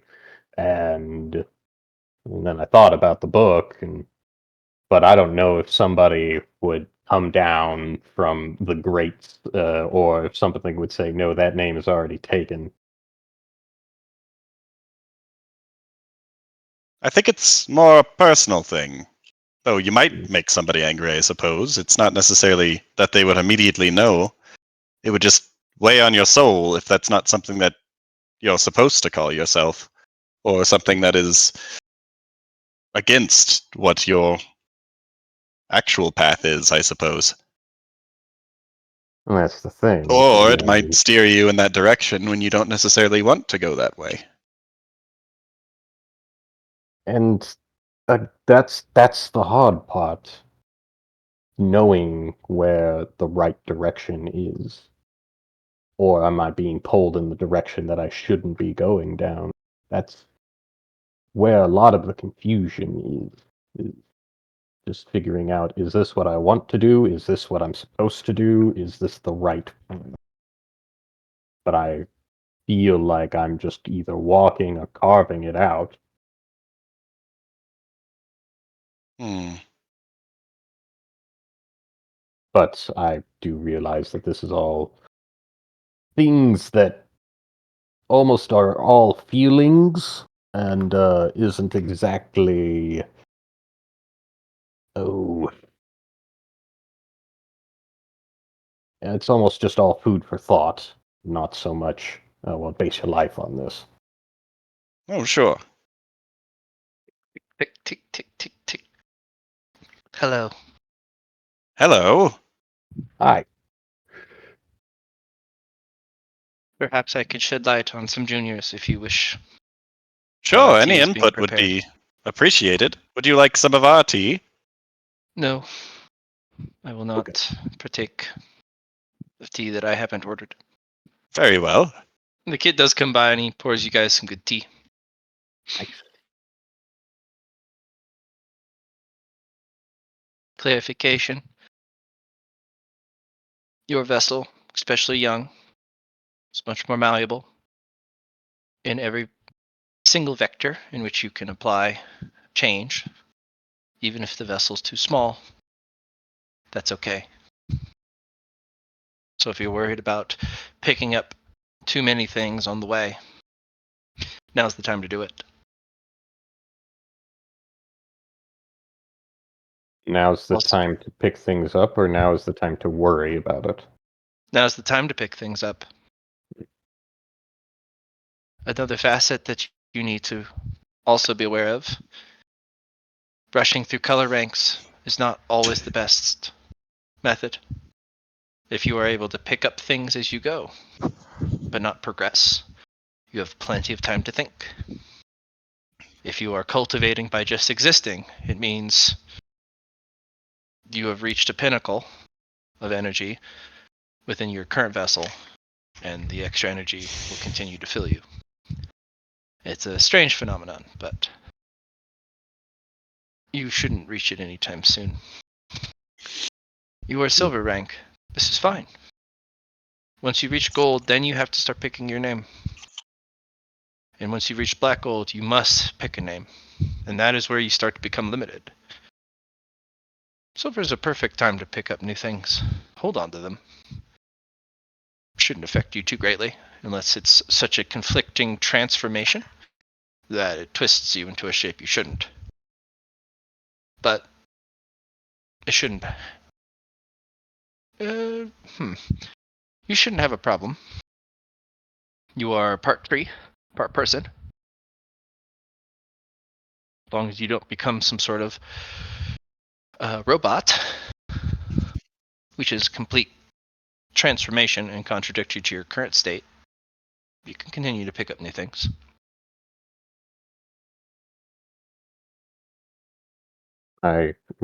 Thank you. As for your evolution, it seems to stick out. You don't have to take it with you into the future.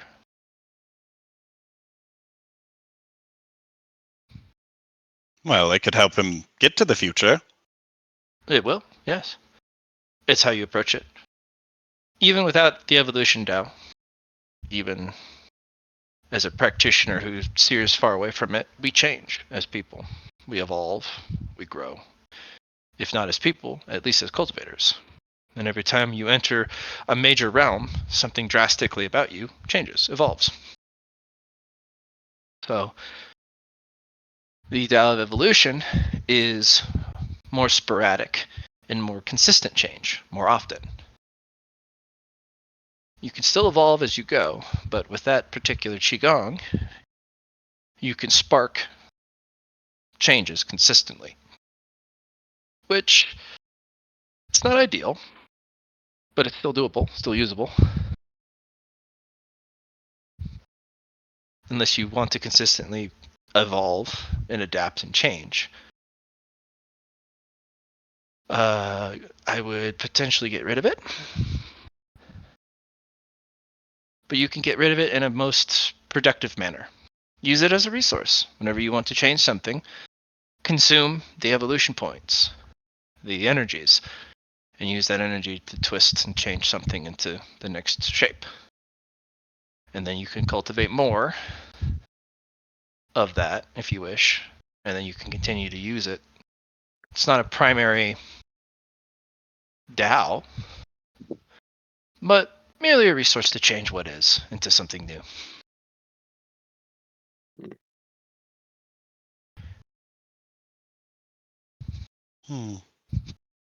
I have a question for you, stranger.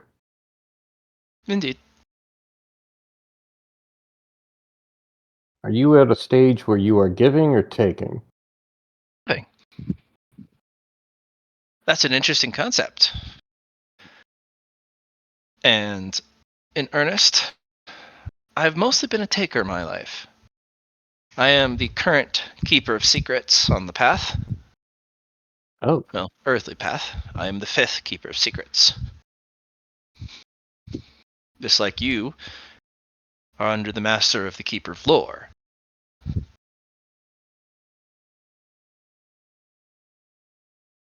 You would be the 4th disciple of the keeper of lore. I didn't know that. Thank you. They raised a keeper of lore for each one of the paths during their journey. So you would have the earthly lore keeper, the heavenly lore keeper, and the cosmic lore keeper. But you have their master, the Grand Master of lore keeping. Have you been watching us? No, your He's a secrets are keeper. revealed to me by proximity. I was about to say, just like he keeps secrets. Sure. Secrets are my Tao. That's rather forthcoming for a Tao of secrets. It's in the name. Kind of hard to keep it secret. Correct. That is the oxymoron of the name and the irony of the, not just Tao name, but title. Once you become the next keeper of secrets, you must suppress your Tao name to take on the title. Well, there's another thing there, Poe. If you don't like your Tao name when you get it locked in, you can take a title. Correct. Or build one.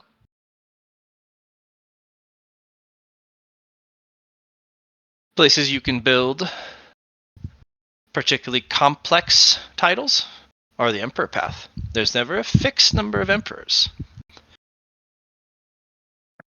but they always embody a complex contradiction.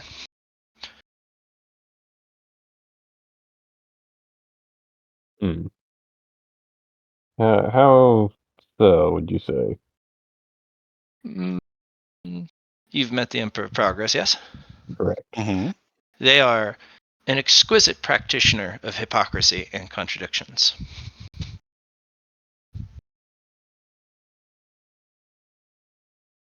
How so? They seem to be pretty single-minded with progress in mind. Correct. And progress for progress' sake is at what cost? There's a lot of intricacies in how they view progress, which is, well, expressed through their precepts. If you have any and you compare them to others, sometimes they conflict with one another. Precepts should, in all cases, no matter how few or how many there are, work in harmony with each other. They should elaborate on the idea of the original precepts, the first ones, and or clear up a inconsistency or clear a missing piece, clarify a missing piece. Emperors have precepts that sometimes outright contradict themselves in certain cases, or override each other in certain instances, or just whimsy, hypocritical and contradictory. But they have to be if you're going to become a practitioner and a title holder of a complex concept. That's why saints are saints of a weapon, or saint of a very singular specific thing, because there really aren't any contradictions. They're all one idea. Emperors are practitioners of a complex series of ideas that make one larger idea. Hmm.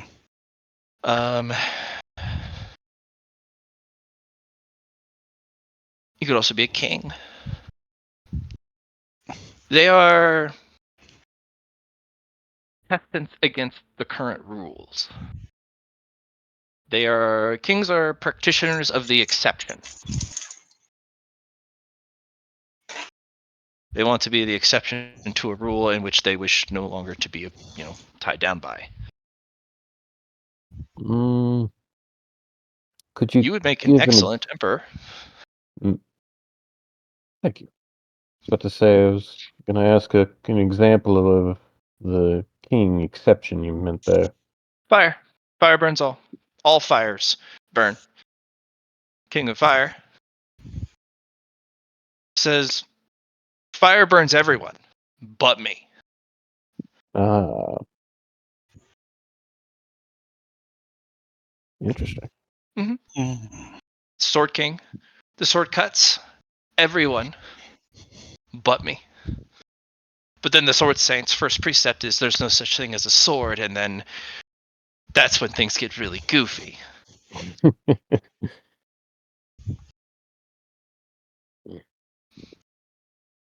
I think I would like to be an emperor. Yes, an emperor would suffice. But remember, an emperor, your name should be, when you've reached a point where you want to reach a name, no rush towards it. But by the end of the color ranks, you will need to have one. And your name should support the complex idea that you're looking to pursue as an emperor. Well, I can get you a goal there. Sure. If you have a complex name, it may not give you the singularity of power that a name such as one sword cuts all foes under heaven. That would be a very powerful direct name. One sword, which means you are limited to one sword, and your one sword cuts all under heaven. Now, that's a powerful name. But he could be, and that would be more of a sword saint name, or a king of swords name.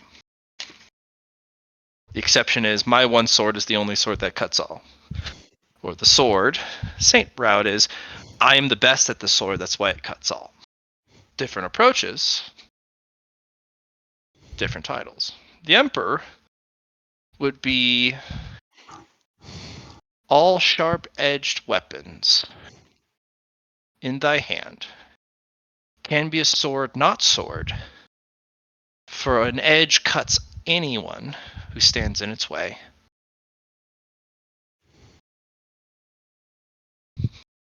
You can even elaborate further, stating that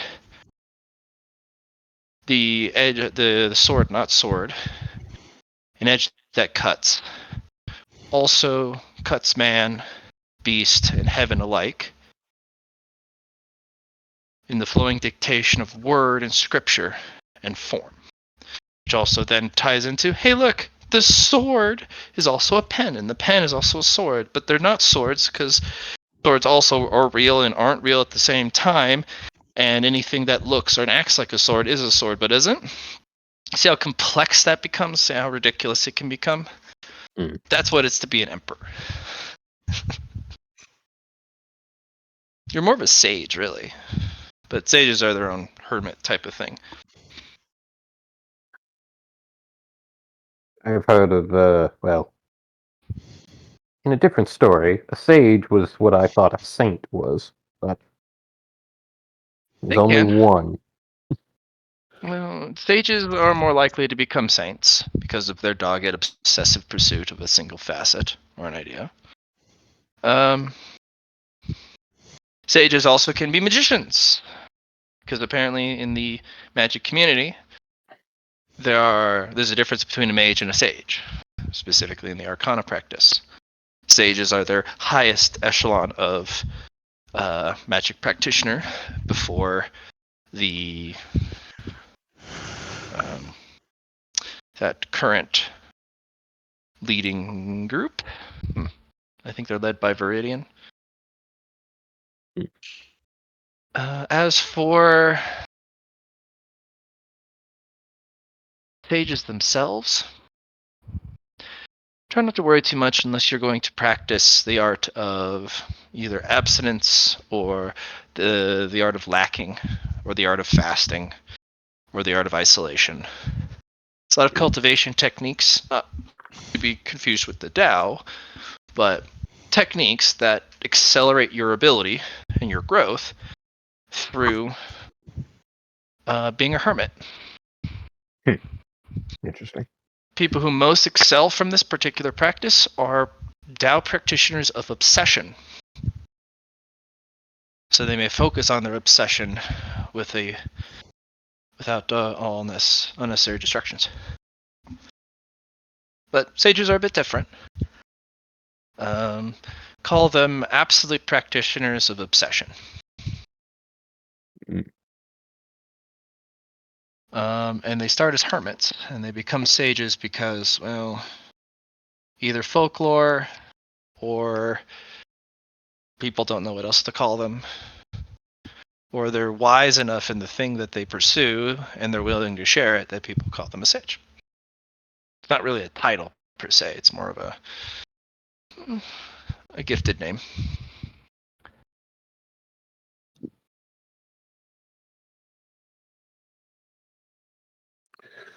Right. I Don't feel rushed. appreciate. I appreciate all this insight. Of course. You've arrived here. This is one of our favorite places to talk, especially now that it's become quiet. To see two youths talking about cultivation in a quiet place like this is good. You two will make it far. We sure hope so. Yeah. Unless, of course, death finds you. Death is, It's always the one. yeah. No, we Well, had a buddy back in Checkpoint 1 that, well, death found him all the time. Yeah, just kept telling them to. Anyway. sometimes death has its favorites. Sometimes death is soft-hearted or soft-handed. Not all the time, though.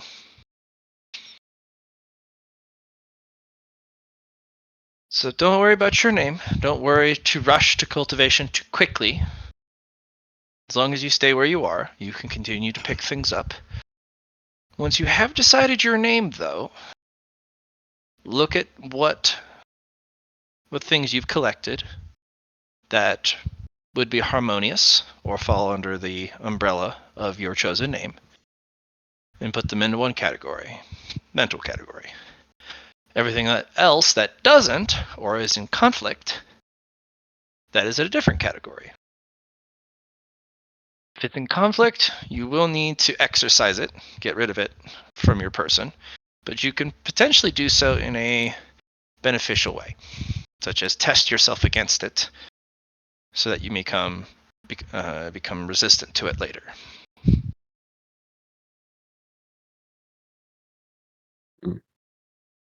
And then things that are under the umbrella of the Tao, develop those. Things that are harmonious with your Tao, but not under its umbrella, like your evolution Qigong, are merely an asset that is difficult to attain more, but works in harmony with your Tao. And should be used sparingly as an asset rather than a detriment. And as for your previous remark, which I couldn't help but notice about fire and ice practitioners,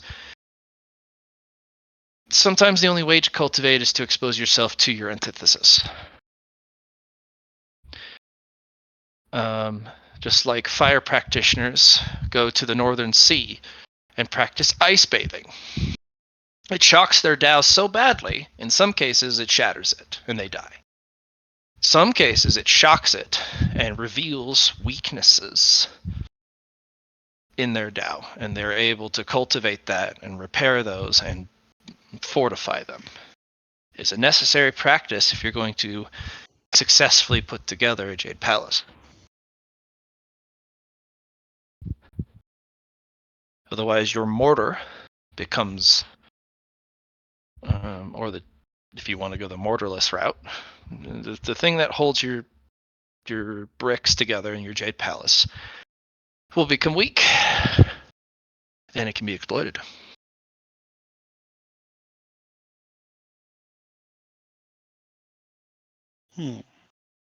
So, but robotics would be a detriment to me, but exposing myself to death could shock me.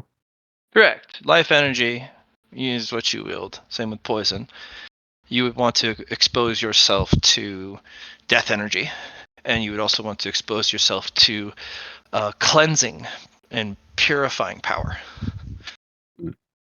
It's also good to expose yourself to faith and other illusion-based tricks, and a lot of the unorthodox methodologies that attack targets or interact with targets through well-known means.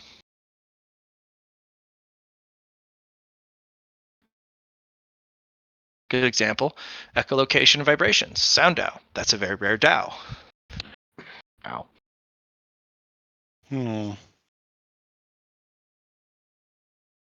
Well, Poe, if you want me to attack you sometime, I can.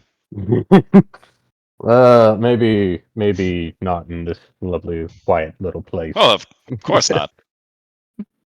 But we'll get to training on that.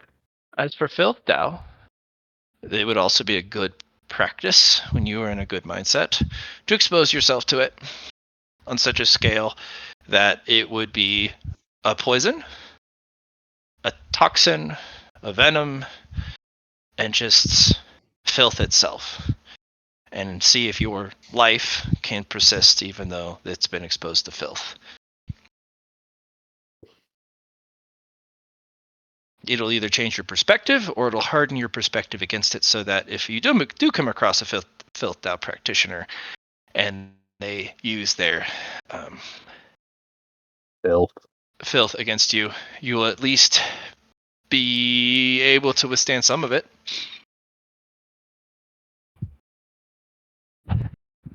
Also, filth Tao practitioners will not fight fair. They'll fight filthy. Imagine going to the bathroom and them either breaking into the bathroom or they were in the porta potty the whole time. That doesn't sound great. Yep. Well, This is a new part of the Tao we are all coming to terms with. Fortunately, filth practitioners are only going to be found in large civilized areas where there's a lot of waste. I know of one. There also has to be cultivation energy, so there's that too. I have no idea whether there would be or not, though. But Ever been in a closed, confined room with a filth cultivator? Nose plugs does not work, as they are not enough.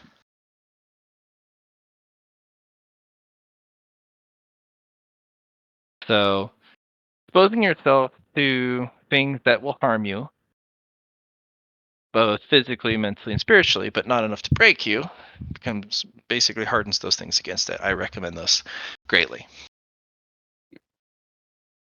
Understood. Mm-hmm. All right. I think that's enough help. I think the rest, you two talk over your tea, as looks like our tea has arrived. Fairly well. What's your name? Already gave it. Secret Keeper. Or Keeper of Secrets. The 5th Keeper of Secrets. 5th Keeper of Secrets. Nice.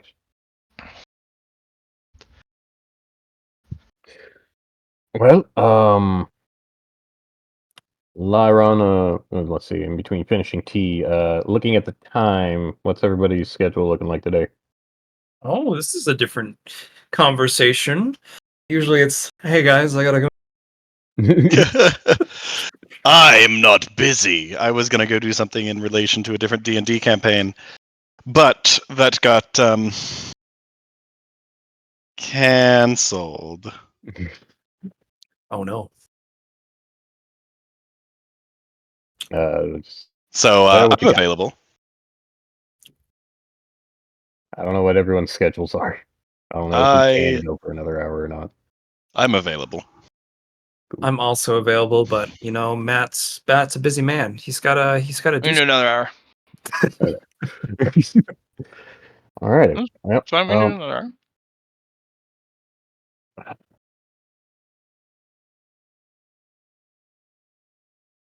I still don't know exactly what I want to do, but I kind of know what I want to build.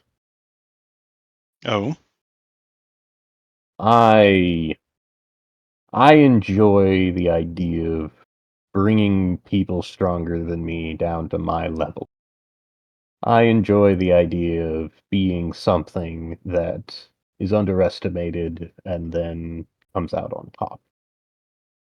And I enjoy the idea of evolution being a tool and not something I dedicate to. Because at the end of the day, dedicating to evolution, I don't think I'd recognize myself at the end. But sure. So you want to thrive through adversity? indeed. That one, I think, is just a mixture of both poetic and just good. Sure, and that could tie in the poison as well. Doesn't necessarily need to be in the name completely, but poison is adversity to life a lot of the time. Yeah. That's another thing. With the... Sorry, I keep coming back to it. In naming, do you have to have, like... I'm not entirely sure what it means to truly name and have everything that... Like, you were the every frequency in harmony or something like that? Not every frequency. countless. Countless frequencies in harmony. So, I recall here, well, this happened to Tavaler, but a voice had told him that he needed to have something included that he didn't have when he went through gold. We don't know that. Lar didn't Yes, we discuss this at don't. all. I was going to discuss that a bit about lofty names, but Lar kept all that to himself. Honestly, we just didn't have the time. Like it Yeah. happened, and then Yeah, we it'd just be like that. Um, Just fine. We'll forgive you this time, Johnny.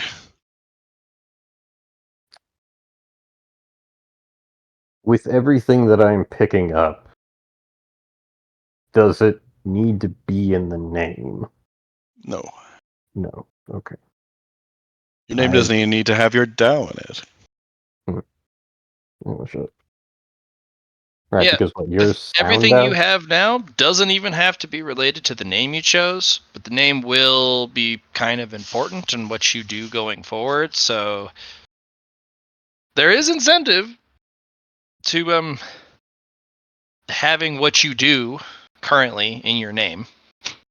Or what you want to do to be in Mhm. your name. That is the other facet. If what you want to do is something you can't accomplish, but you can put it in your name, you just are going to receive hard mode until you start to unlock that content, and then you'll be able to do that much better than everyone else. Gotcha. So if you're like, hey, I want to play with time, and you're like, well, put time in your name. You just won't have access to it, but when you do, you'll pick it up faster than the others. Okay. And be better at it. But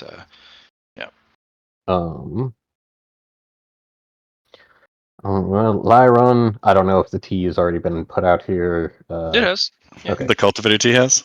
Yeah. Oh, well, let's both partake in that. And Yeah. I appreciate this conversation. I don't know if you had anything else you wanted to state. not particularly. I just had some thoughts about what it seemed like you were struggling with. I hope that everything that I've put out has either helped or. I've had some insights as well, but this was mostly for you, Poe. I appreciate it. I sip the tea of the It's a good thing. dandelion Yes. variety.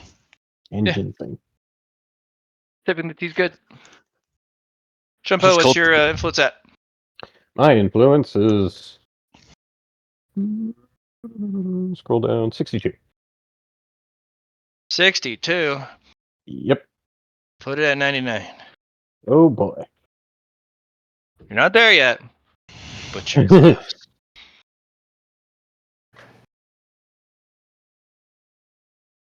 Does it do anything to my influence? No. Good. It's really good. It has that thing that was missing. That thing. Other teas just seem to miss. Pure, unadulterated power! Yep, that would be what is missing. Correct. Pure unadulterated power. Yep, you nailed it. So we'll enjoy our time here for a bit. Hey, Johnny, you come up with that name yet? I did. Okay. We can flash over to that while we're having our tea. Put it in the chat. Put it in the chat. The chat. Put it in the chat. Okay. As the flaming sun sets upon success, so does the wooden sword of failure rise among the rest. Convergence breaks as its light shines through to meet the three-sided coin. The other you, looks at the stone tablet, looks at you, looks at the stone tablet. Well, that's us now. No take backsies. Oh boy. No takes backsies. Well, at least to my knowledge. Remember, I'm just a projection of you. I don't know if there's take backsies. There might be.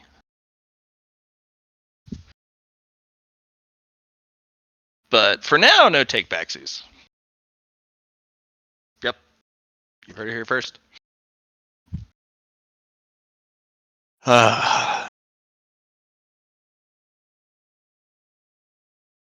We need a yet longer name. So long. All right. Filled with emotion. You have successfully got yourself a name. What do you do now that you're back? I messaged Chung Po and Lyron. Say, hey, sorry it took so long, but I finally came up with my down name. Did you run a space track? Yeah.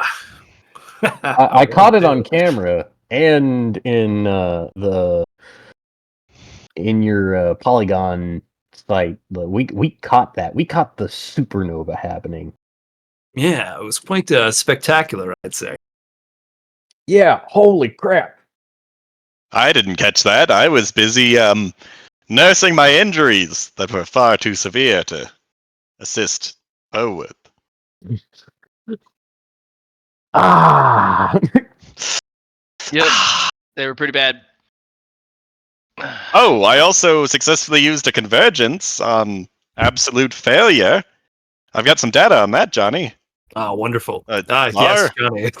Yes. Who's Johnny? I don't know. Well, Lynchman and Johnny Boya. so Johnny Boya. Have you not my seen name the- is is my name something I can say? Is it super heavy? What are we It's looking heavy, at here? yeah. It's very Yeah. heavy. A lot of Yeah. it droops, but you can say it. Okay. So, my new name. As the flaming sun sets upon success, so does the west. Convergence breaks as its light shines three-sided. It's a bit of a tongue twister, but I thought it was a riddle. encapsulates my meaning of what I want to become.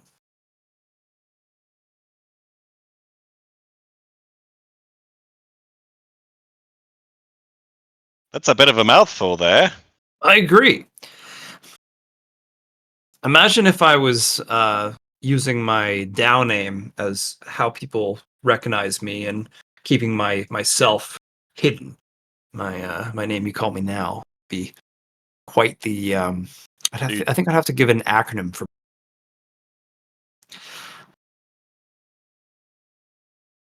Do you want us to refer to you as your new name? Because that's a lot there. Yeah, let's see.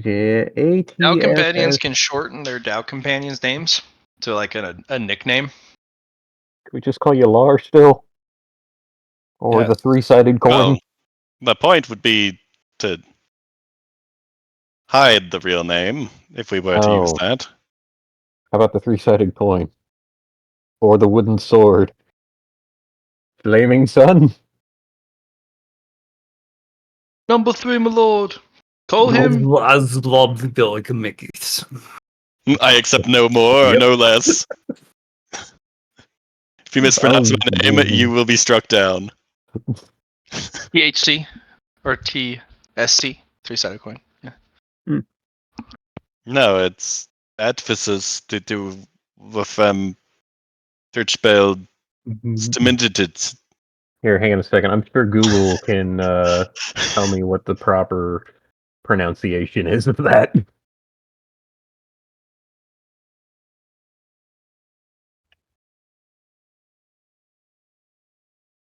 I don't think it's gonna give you anything. All we do know is that he is sus. With two S's on both sides.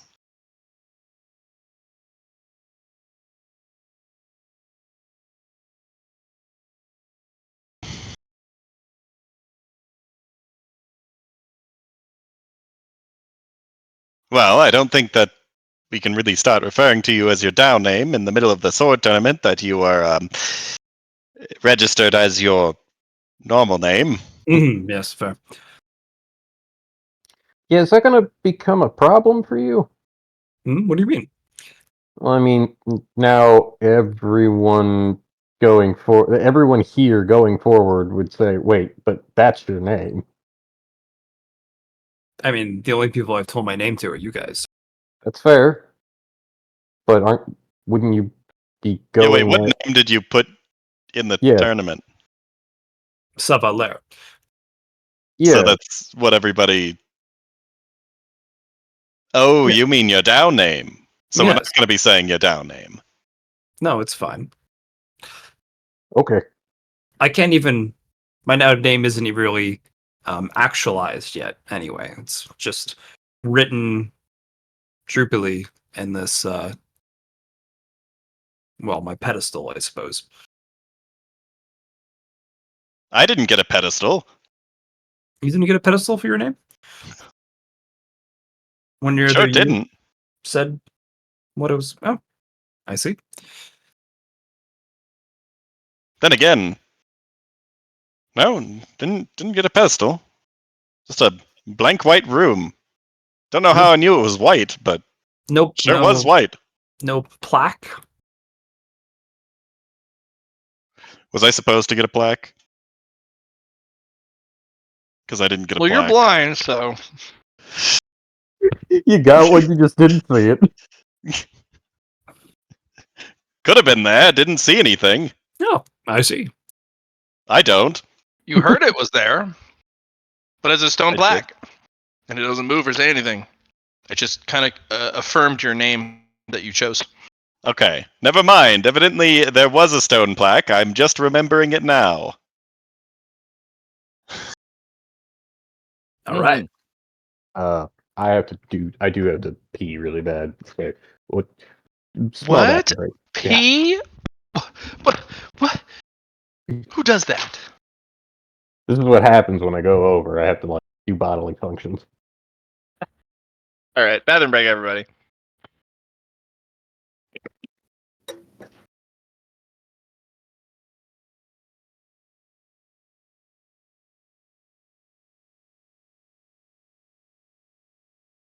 You know, let's put Lyron back in the scene. He meets you guys over for tea. Lar? Someday you'll get it, Matt. Someday. Everybody's been messing up our names this entire session, so it's fine. One day, Lyron will be Lar, and Lar will be Lyron. That's what it's been And I'll right get now. the names correct. Yep. Why we both have L names. Rude. You could just use my character's last name, which is also a L name. You hurt my feelings.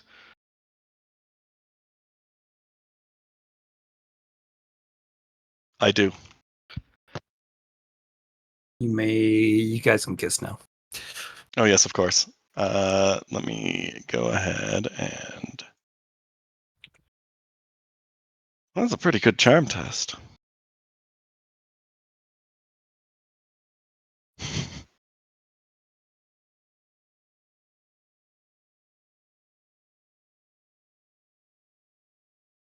Oh, we got some tea for you, La. Oh, very nice. Savalaire drinks the tea.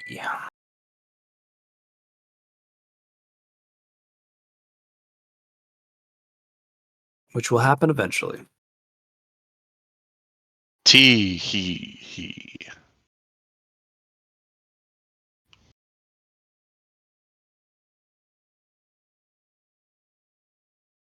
I know I should have been working on my name when I had the opportunity to do it this week, but I've been pretty busy. Not thinking about that. Not expecting to go to Tribulation during the session, as it was not part of the plan. Not part of the plan.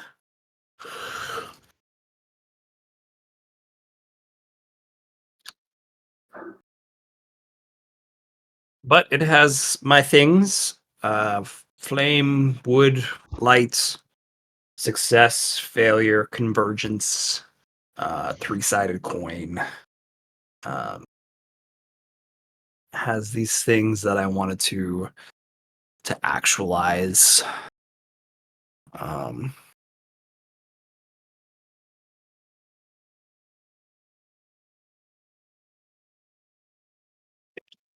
I suppose your name is a lot more complicated than mine. I suppose. I don't even have one yet. What are you talking about, Poe? Your name's Poe. Fair enough.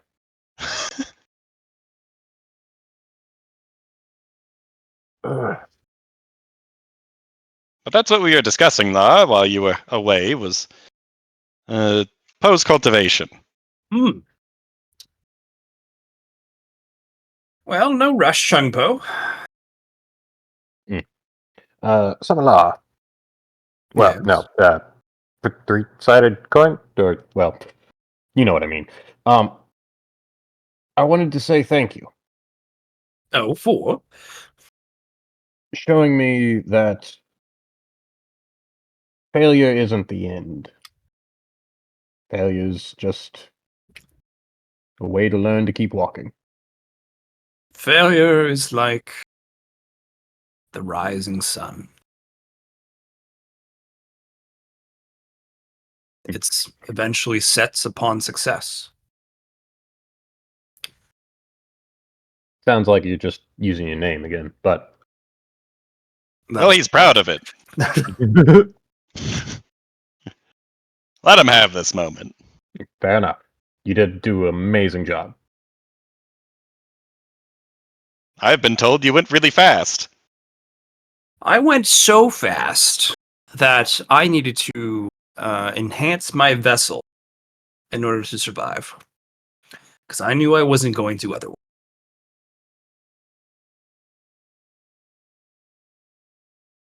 And now I have the Tao of Speed. And I do like to go fast. True. Sure enough.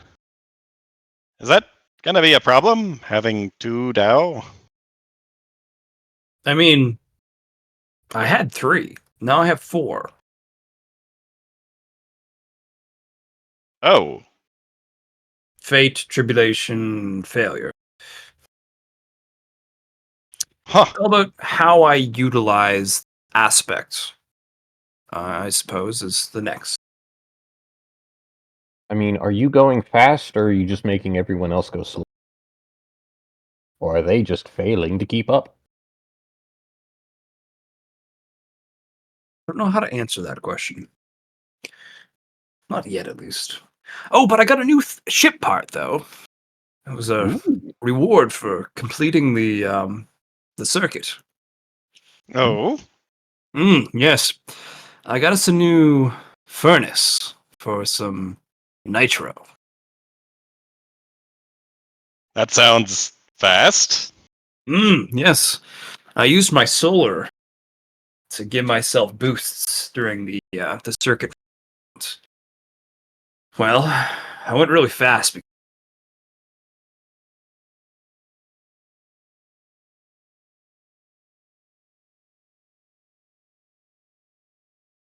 Gotta go faster, faster, faster. So when Lar drank the liquid, what happened to his influence? The leaf liquid. Set it to 25. 25. Cha-ching.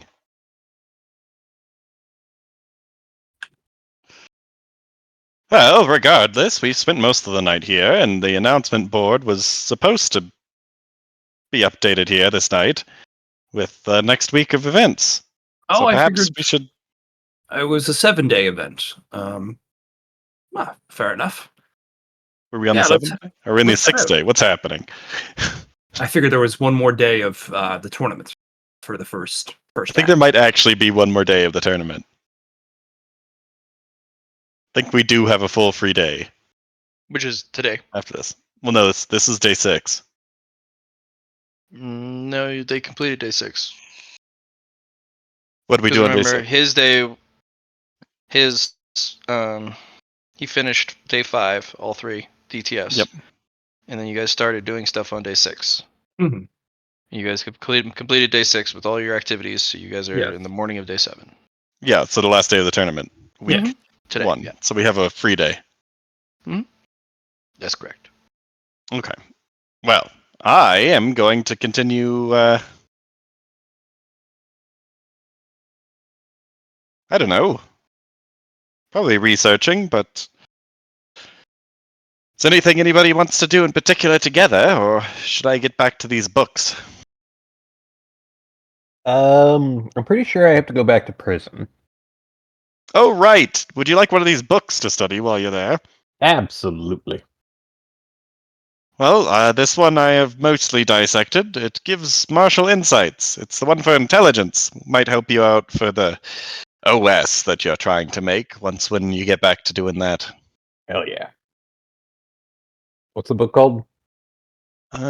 Something about mind reinforcement. Intelligence reinforcement. Yeah. Clarity of mind refinement. Wait, it shouldn't be called refinement. Especially because a mind refinement is actually a thing.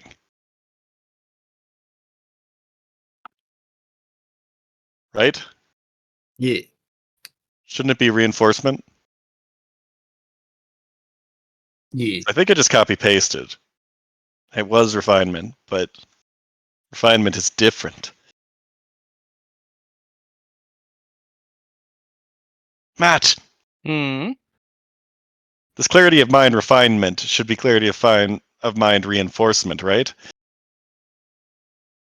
Yes. Okay.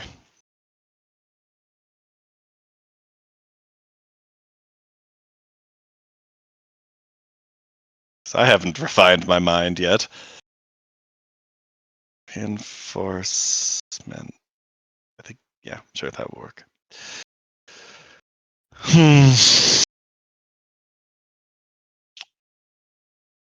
Well, I actually have a full day, and I have my equipment ready. I can go start investigating the debt people, the people trying to evict a bunch of people. Oh yes. I will go to my discipline master. Yep. Aethrum? Yep, Aether. Say, do you have that equipment ready that you wanted me to have before I stuck my face in the beehive? Which beehive? There's plenty of beehives. Well, I was gonna go deal with those debt collectors, and you said to wait a couple of days so you could make me an escape button and something else. His escape button is, well, complete. Basically, throw the disc. It does not look like an escape button. It looks like a defensive thing. You throw the disc after pushing the button here, and it should capture you and, well, frankly, any of your Dow companions, which I've climbed this to, and fly them back to the orrery. Now, I can have it reset to a different location, but for now, the orrery is, yeah. Sure enough. I can't have it sent to the other place that I've been hearing about. I haven't been there, so we'll see. Sure, and I don't know that putting coordinates into a device for that place would be a good idea. Well, I wouldn't know until I've been there, so I've only heard little things here and there, so who knows? Really? Who's been talking about it? Duality. Oh. Oh, okay. I've been looking into some of the ship's travel logs just to kind of see where you've been and what to expect, and found an anomaly. It is quite anomalous. Yeah. So there's that. What about that second piece of equipment that you said I would need? Still working on it. It'll require me the rest of the day to finish. Oh, sure enough. Well, this escape button should be sufficient. Just make sure you are certain that you want to use it. It'll grab you and your adjacent Dow companions and haul you away at breakneck speed. Well, I don't expect to have to use it, but it's a nice option to have. It is, yes. Yeah, it'll require me the rest of the day to make these, but I'm making you a series of fire bombs. Ooh, I do I know like you like- bombs. I know you do, which is why I'm making them for you. You throw them, and it should burn a little building, itty bitty building down. You know, Ooh, arson. That's a double whammy on things that I like. it is. But if they have paperwork in there, that's dangerous for the paper and for what it says. Sure enough. If you want, I I'm... can just have it be an explosive instead of a firebomb. Oh, I can make that. explosives. I haven't really done firebombs other than, like, Molotovs. I'll make you one of each. How about that? Sure. You can and then decide I if can you look want into to blow it up or burn it down. That sounds excellent. Or both, I don't know.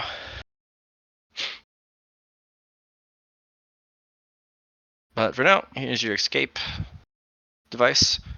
And yeah, there you go. Hmm. Well, I do appreciate it, Master. I'm Good. You should. gonna go see my other master now.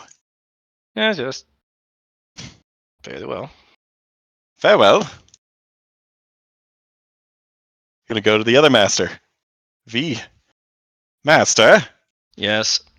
I need my sword. In case I get into a bit of a pickle, I would like to have something on me. Here is a stick. That should be sufficient.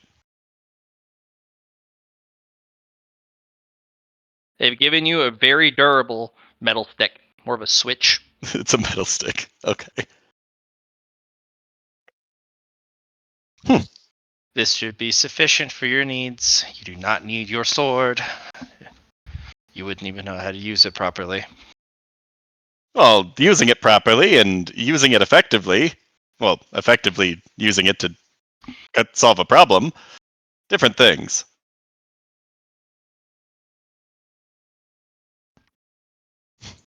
Technically, you would be correct, but you would be doing neither of those. You would I'm be sure using it. it would solve the problem in front of me, probably. No, No. not if you're not able to use it.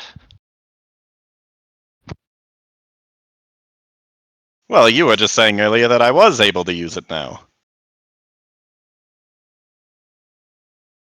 Not to destroy or kill an opponent. That is a building. Maybe a single opponent in front of you. Yes. Hmm. You would have a better chance of yelling at the building and making it crumble than using that sword to destroy the building. Well, that sword was created with the intent to amplify sound and other energies. And do you know how to control that? Pointed in a direction. Actually, no, not really.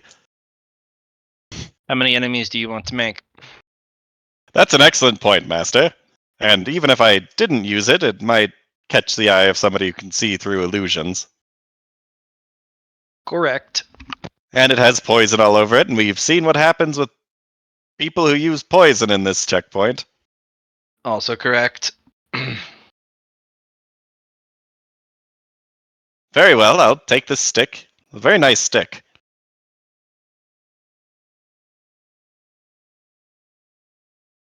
More intimidating, anyway, if somebody pulls out a stick confidently than a very scary weapon.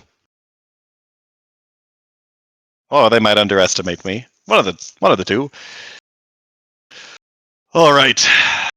I'm going to head down to the overworld, the world that is under the orrery. Technically speaking. Checkpoint 4. Is anybody else doing anything while I Yeah. go do stuff? I guess Lar Chunpo's, and Poe are hanging out at the place, drinking tea, talking. and then Chunpo's going back to prison to read a book. Yeah. Yep. Once you guys are done at the tea shop, Poe goes back to prison. Poor guy. Oh, his life is so hard. Yep. Being trapped in there at all times.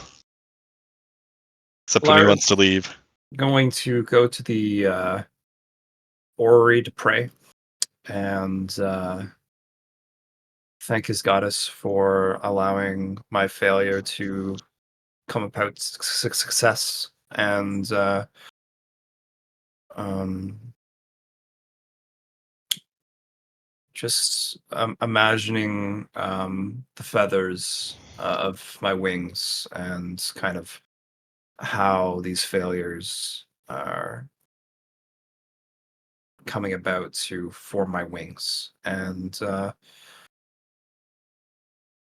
going to just take that time to yeah just be thankful of my goddess and all that she provides for the opportunities that come my way. And then I'm going to rest, as I got a lot of fatigue during that tribulation. Hmm? And then in the evening, for the last bit,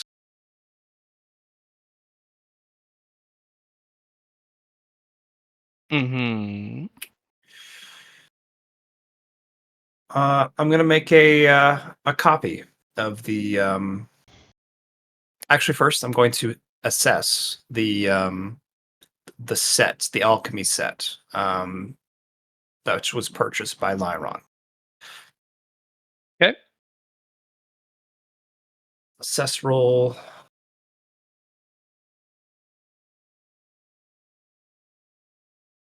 Even further beyond. I'm going to use a fate point to re-roll that. With Better. 44 degrees. You don't give yourself an extra one, do you? No. You can't lead yourself? No. Insane.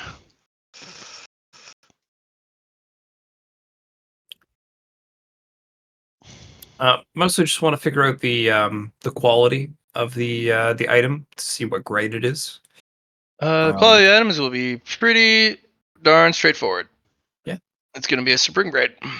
Supreme grade. Okay. Mm-hmm. I can make many copies of Supreme grade. If I look at my creation, um,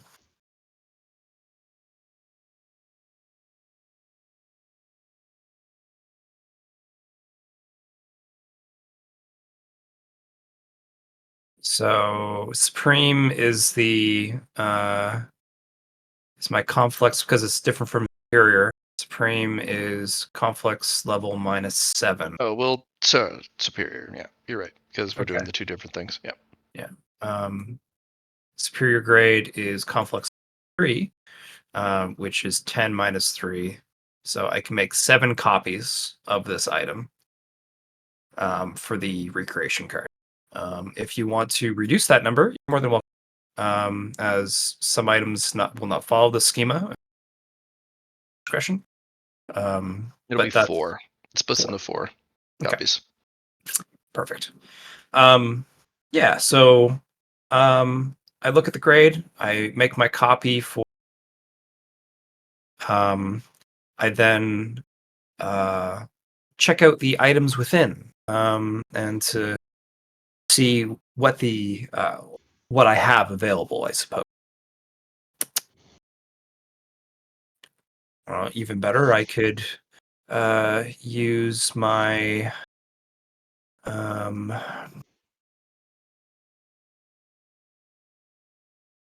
level 6 of my complex, R, and R, which uh, allows a meeting of my members to come together and look at the item and get a good look at it and what we can utilize.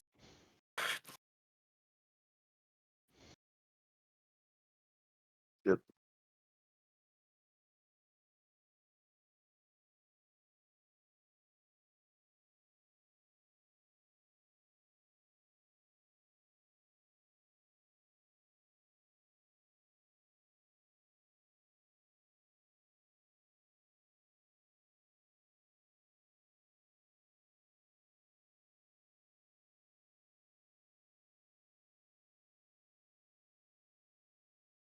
The 16 pills.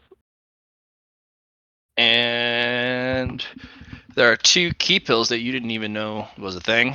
Refinement pills. Those are the ones I definitely enrichment as well. Yeah, enrichment and refinement.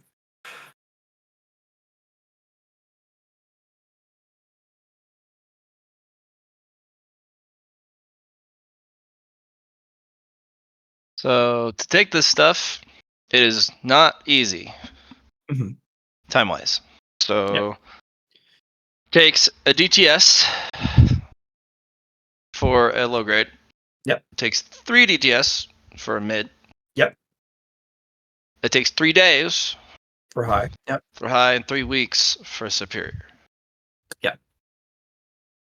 Um, This is to be consumed as a set. So you take all the low ones in order, take all the middling in order, you take all the high in order, and the superior in order. Will this replace the benefits of the low key pills that he already had? yeah. I give you a set output. Oh, okay. Does It doesn't override. I just take a look at which ones you've already taken, and then I make a small subtraction to those categories, and then I give you the total. All right. Yeah. So it's 4 DTS for the first. Now, if you're No not way. going to be a key practitioner, don't take this stuff. That's why I didn't get it for me. So, question. Yep. Could I utilize the Gravatic station in the same way I use it for upgrading parts of the ship? For example, we can use the Gravatic station, which halves the time of something. Have you set that up for isolated training speed up? Like, we don't have it for... Yeah, like, for you example... need to make a isolation chamber? No, it's what's the Dragon Ball Z?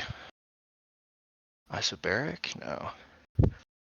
Isn't I know what you- parabolic. It's Hyperbolic, that's the one. Hyperbolic time Hyperbolic. chamber. There's the one. Yeah, that's what you gotta do.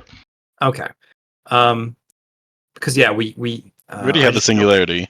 Yeah, If we make a use- small one, that's just for absorbing pills. It doesn't even need to be big. That's fair. I just wanted to double check because I know when we upgraded the hull for usually it takes 6 months, but it took when the Gravatic station could apply it. So we need to build something in order to do that. I just wanted to check because that would have been a good solution to the problem of time. But I don't think I can make that. I could ask I guess our resident You need a black hole moat. Singularity moat. To make We already have one installed in the singularity. Yes, but that's already been devoted to a different thing. Yeah. Okay. So any time dilation system Needs a separate one. needs a separate one That's because fine. it's only a moat. Yep, that's fine. There are things bigger than a moat, though. If you get like a black or a singularity fragment or something bigger, then you can tap it for multiple systems. A whole singularity. Yep. Well, I mean, if you have a whole singularity, your whole ship is a gravitational anomaly, and time is super fucky wucky. Because the closer you get to a black hole, time does really goofy shit. Yep.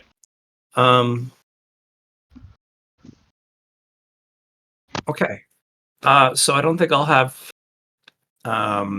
I'll have to check the roster. Things happen next. Sure. Which isn't up yet. Yeah. Yeah, for after the days, because I wouldn't want to. I mean, I have this last one.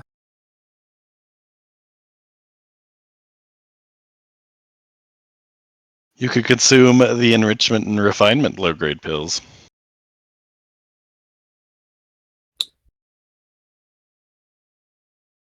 But we don't know what those This do. whole thing needs to be consumed as a set. Yeah, We have to do 4 low grade and then 4 You middling. need to eat all 16 pills in a row. Oh. So we have to. So this is after the tournament then. Yeah. Gotcha. So. Okay.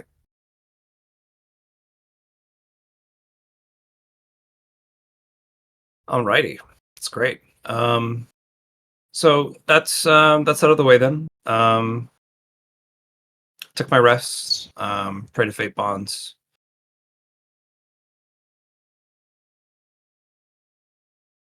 I'll say my day is done, and on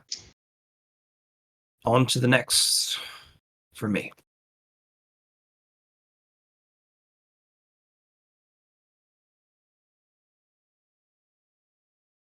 Okay.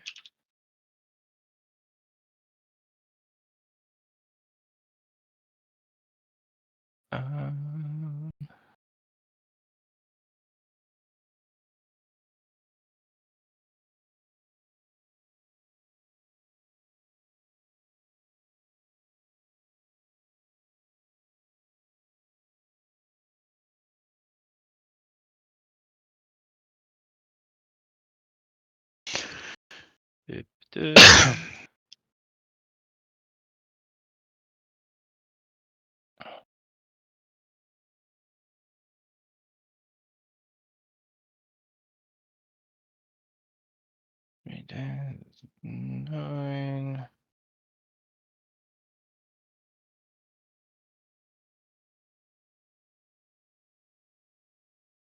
Me have hard brain math. Ugh.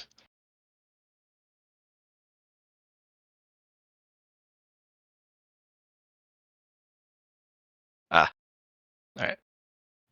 So this is how many DTA needed to consume box of 16 pills.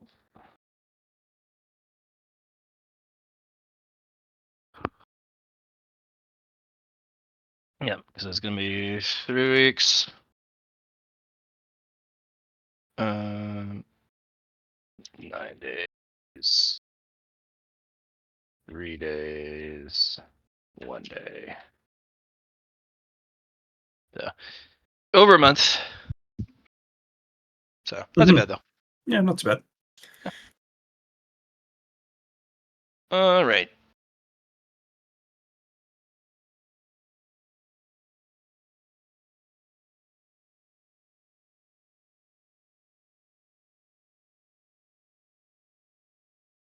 So you're gonna take a rest. Lyron's gone off to do stuff with. You talk to your discipline master. You talk to the other master. What else do you do?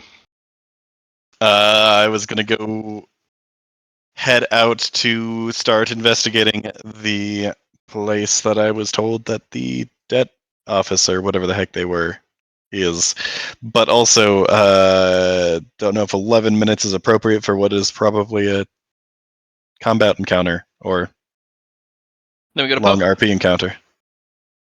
Poe, what are you doing? You have 2 DTS. Yep. DTS. I was going to be reading a book. All right. And reading a book. Yeah, Another which book? one is? Yeah. The intelligence one, Yeah. which is just make some gestalt rolls. Yep. Okay, so hang on a second. Gestalt then, so 2%. So Yep. You get 1 per DTA. one per DTA. I have 2 DTS, so 12 rolls. 12 Okay. D100 less than 2. Nope. Do you have any of your fate points left for the session? Because the session's over, basically. Yeah, I do have a fate point. Well, technically, I have 2 fate points, so. Use them up. Fire them away. Do Yep. it. Kaboom! Bam! Womp womp Womp womp. womp. All right. Womp womp. So we get to the end of the day, and surprise, surprise, the next event is being advertised. It's a group stage. Oh, dear. How's that gonna work? Everyone's going to get into the arena, and the last 4 remaining people move on. Wait, it's like a So- week-long Hunger Games thing.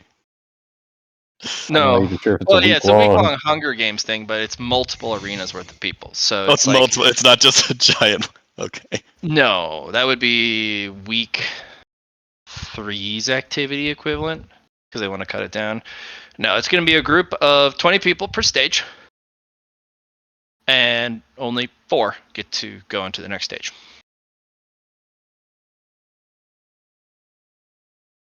Good thing you've got good defenses, Lar. Same rules. Still the same sized arena you fought on earlier. Small. So it may feel big Yep. to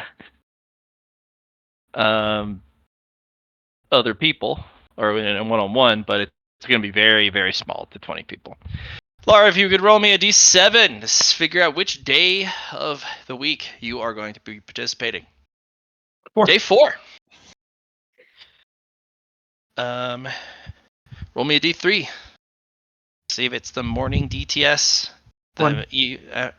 Morning. You're going to be fighting on the 4th day in the morning. Cool. Yep. Oh, the old man is not in your bracket. Nice. Yep. One of the seated are. Nice. Yeah. So you have in your bracket, fortunately you don't have to defeat them. You just have to be alive as the last 4. Yeah, as part of the last 4. In your arena, you will have this guy, the High Peak Mountain Sky Splitting Sword Disciple. Oh yeah, The the knucklehead. guy. Yeah. Yeah. He's the protagonist, not a main character, right? Rival. He is a Rival Yeah. protagonist. He is a. Have I shown you his image yet? You No? described him. Yeah, you've Yeah. described him, but you haven't shown the image. Well, he is going to be in your group. Now, here's an interesting set of rules. There is no outside colluding. So you can't officially form teams outside. Because the roster for the fight is posted. So you know who You you're can going form to fight. them once when you're in the arena. Yeah. It said no outside colluding. Yeah, no outside collusion. If you have the opportunity to meet one of your competitors outside the arena, they highly recommend you do not engage in conversation.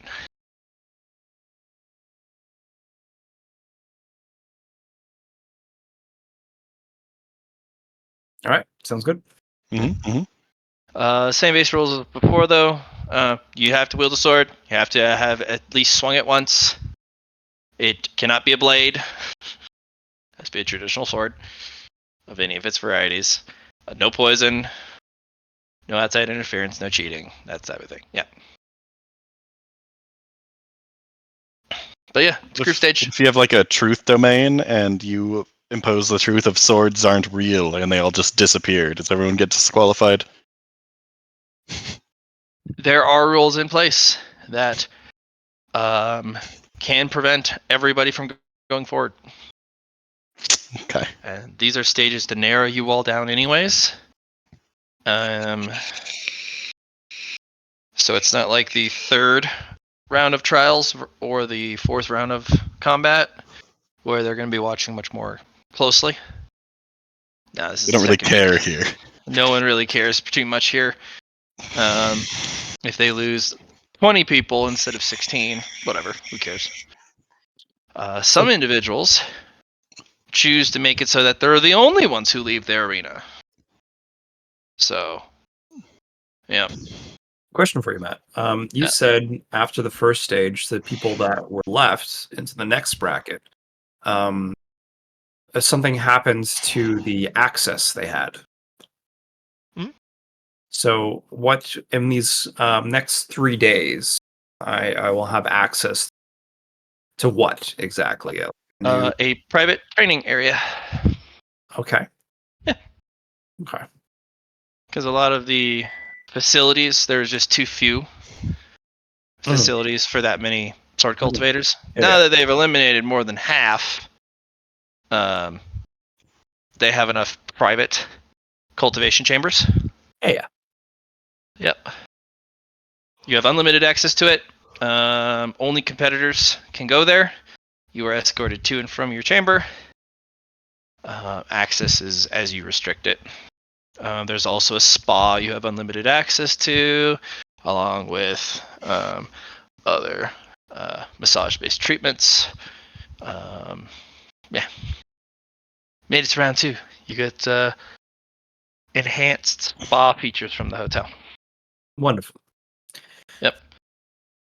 If you want to venture into Lost Tier 1, they do have guides for you. That they'll have a guide and a guard that follows you, and they can get you in and out of Tier 1 Lost areas Oh, nice. pretty easily. Yep.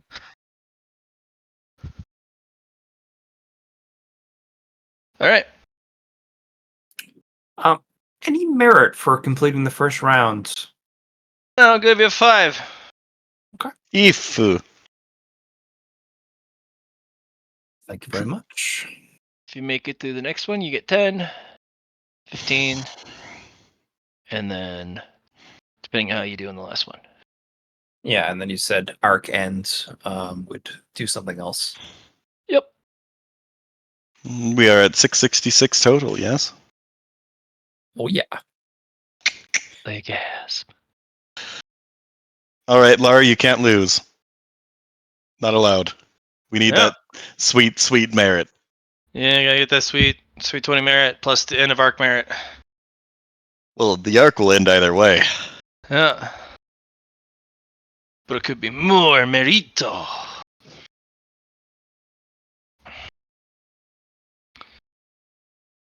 Could be. You got this. Fam. Bam. Bam. Thank you, ma'am. Cool. Well, that was What? fun. Thank you, Yeah. everyone. Thank Should you be. for hosting, Matt. Always. I love these particular games. But the Meaving group are a bunch of greedy bastards, and they're like, give me content. And, Jesus Christ, I got a couple hours of content creation I gotta do before game. Gotcha. Well, Good Have luck. fun. Well, we want content too after this tournament arc is done. Oh, I'm gonna Mhm. use so much fucking content. I was about to say, I'm just like, we're about to go to space. I've got content on my content. Oh, yeah. More Oh. content for your content, so you can content while you content. Contentception. Or content squared. Cubed.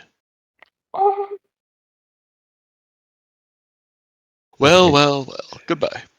Yeah. So long. See you soon. Farewell. Laters. Thanks for session, Matt. Talk to you soon.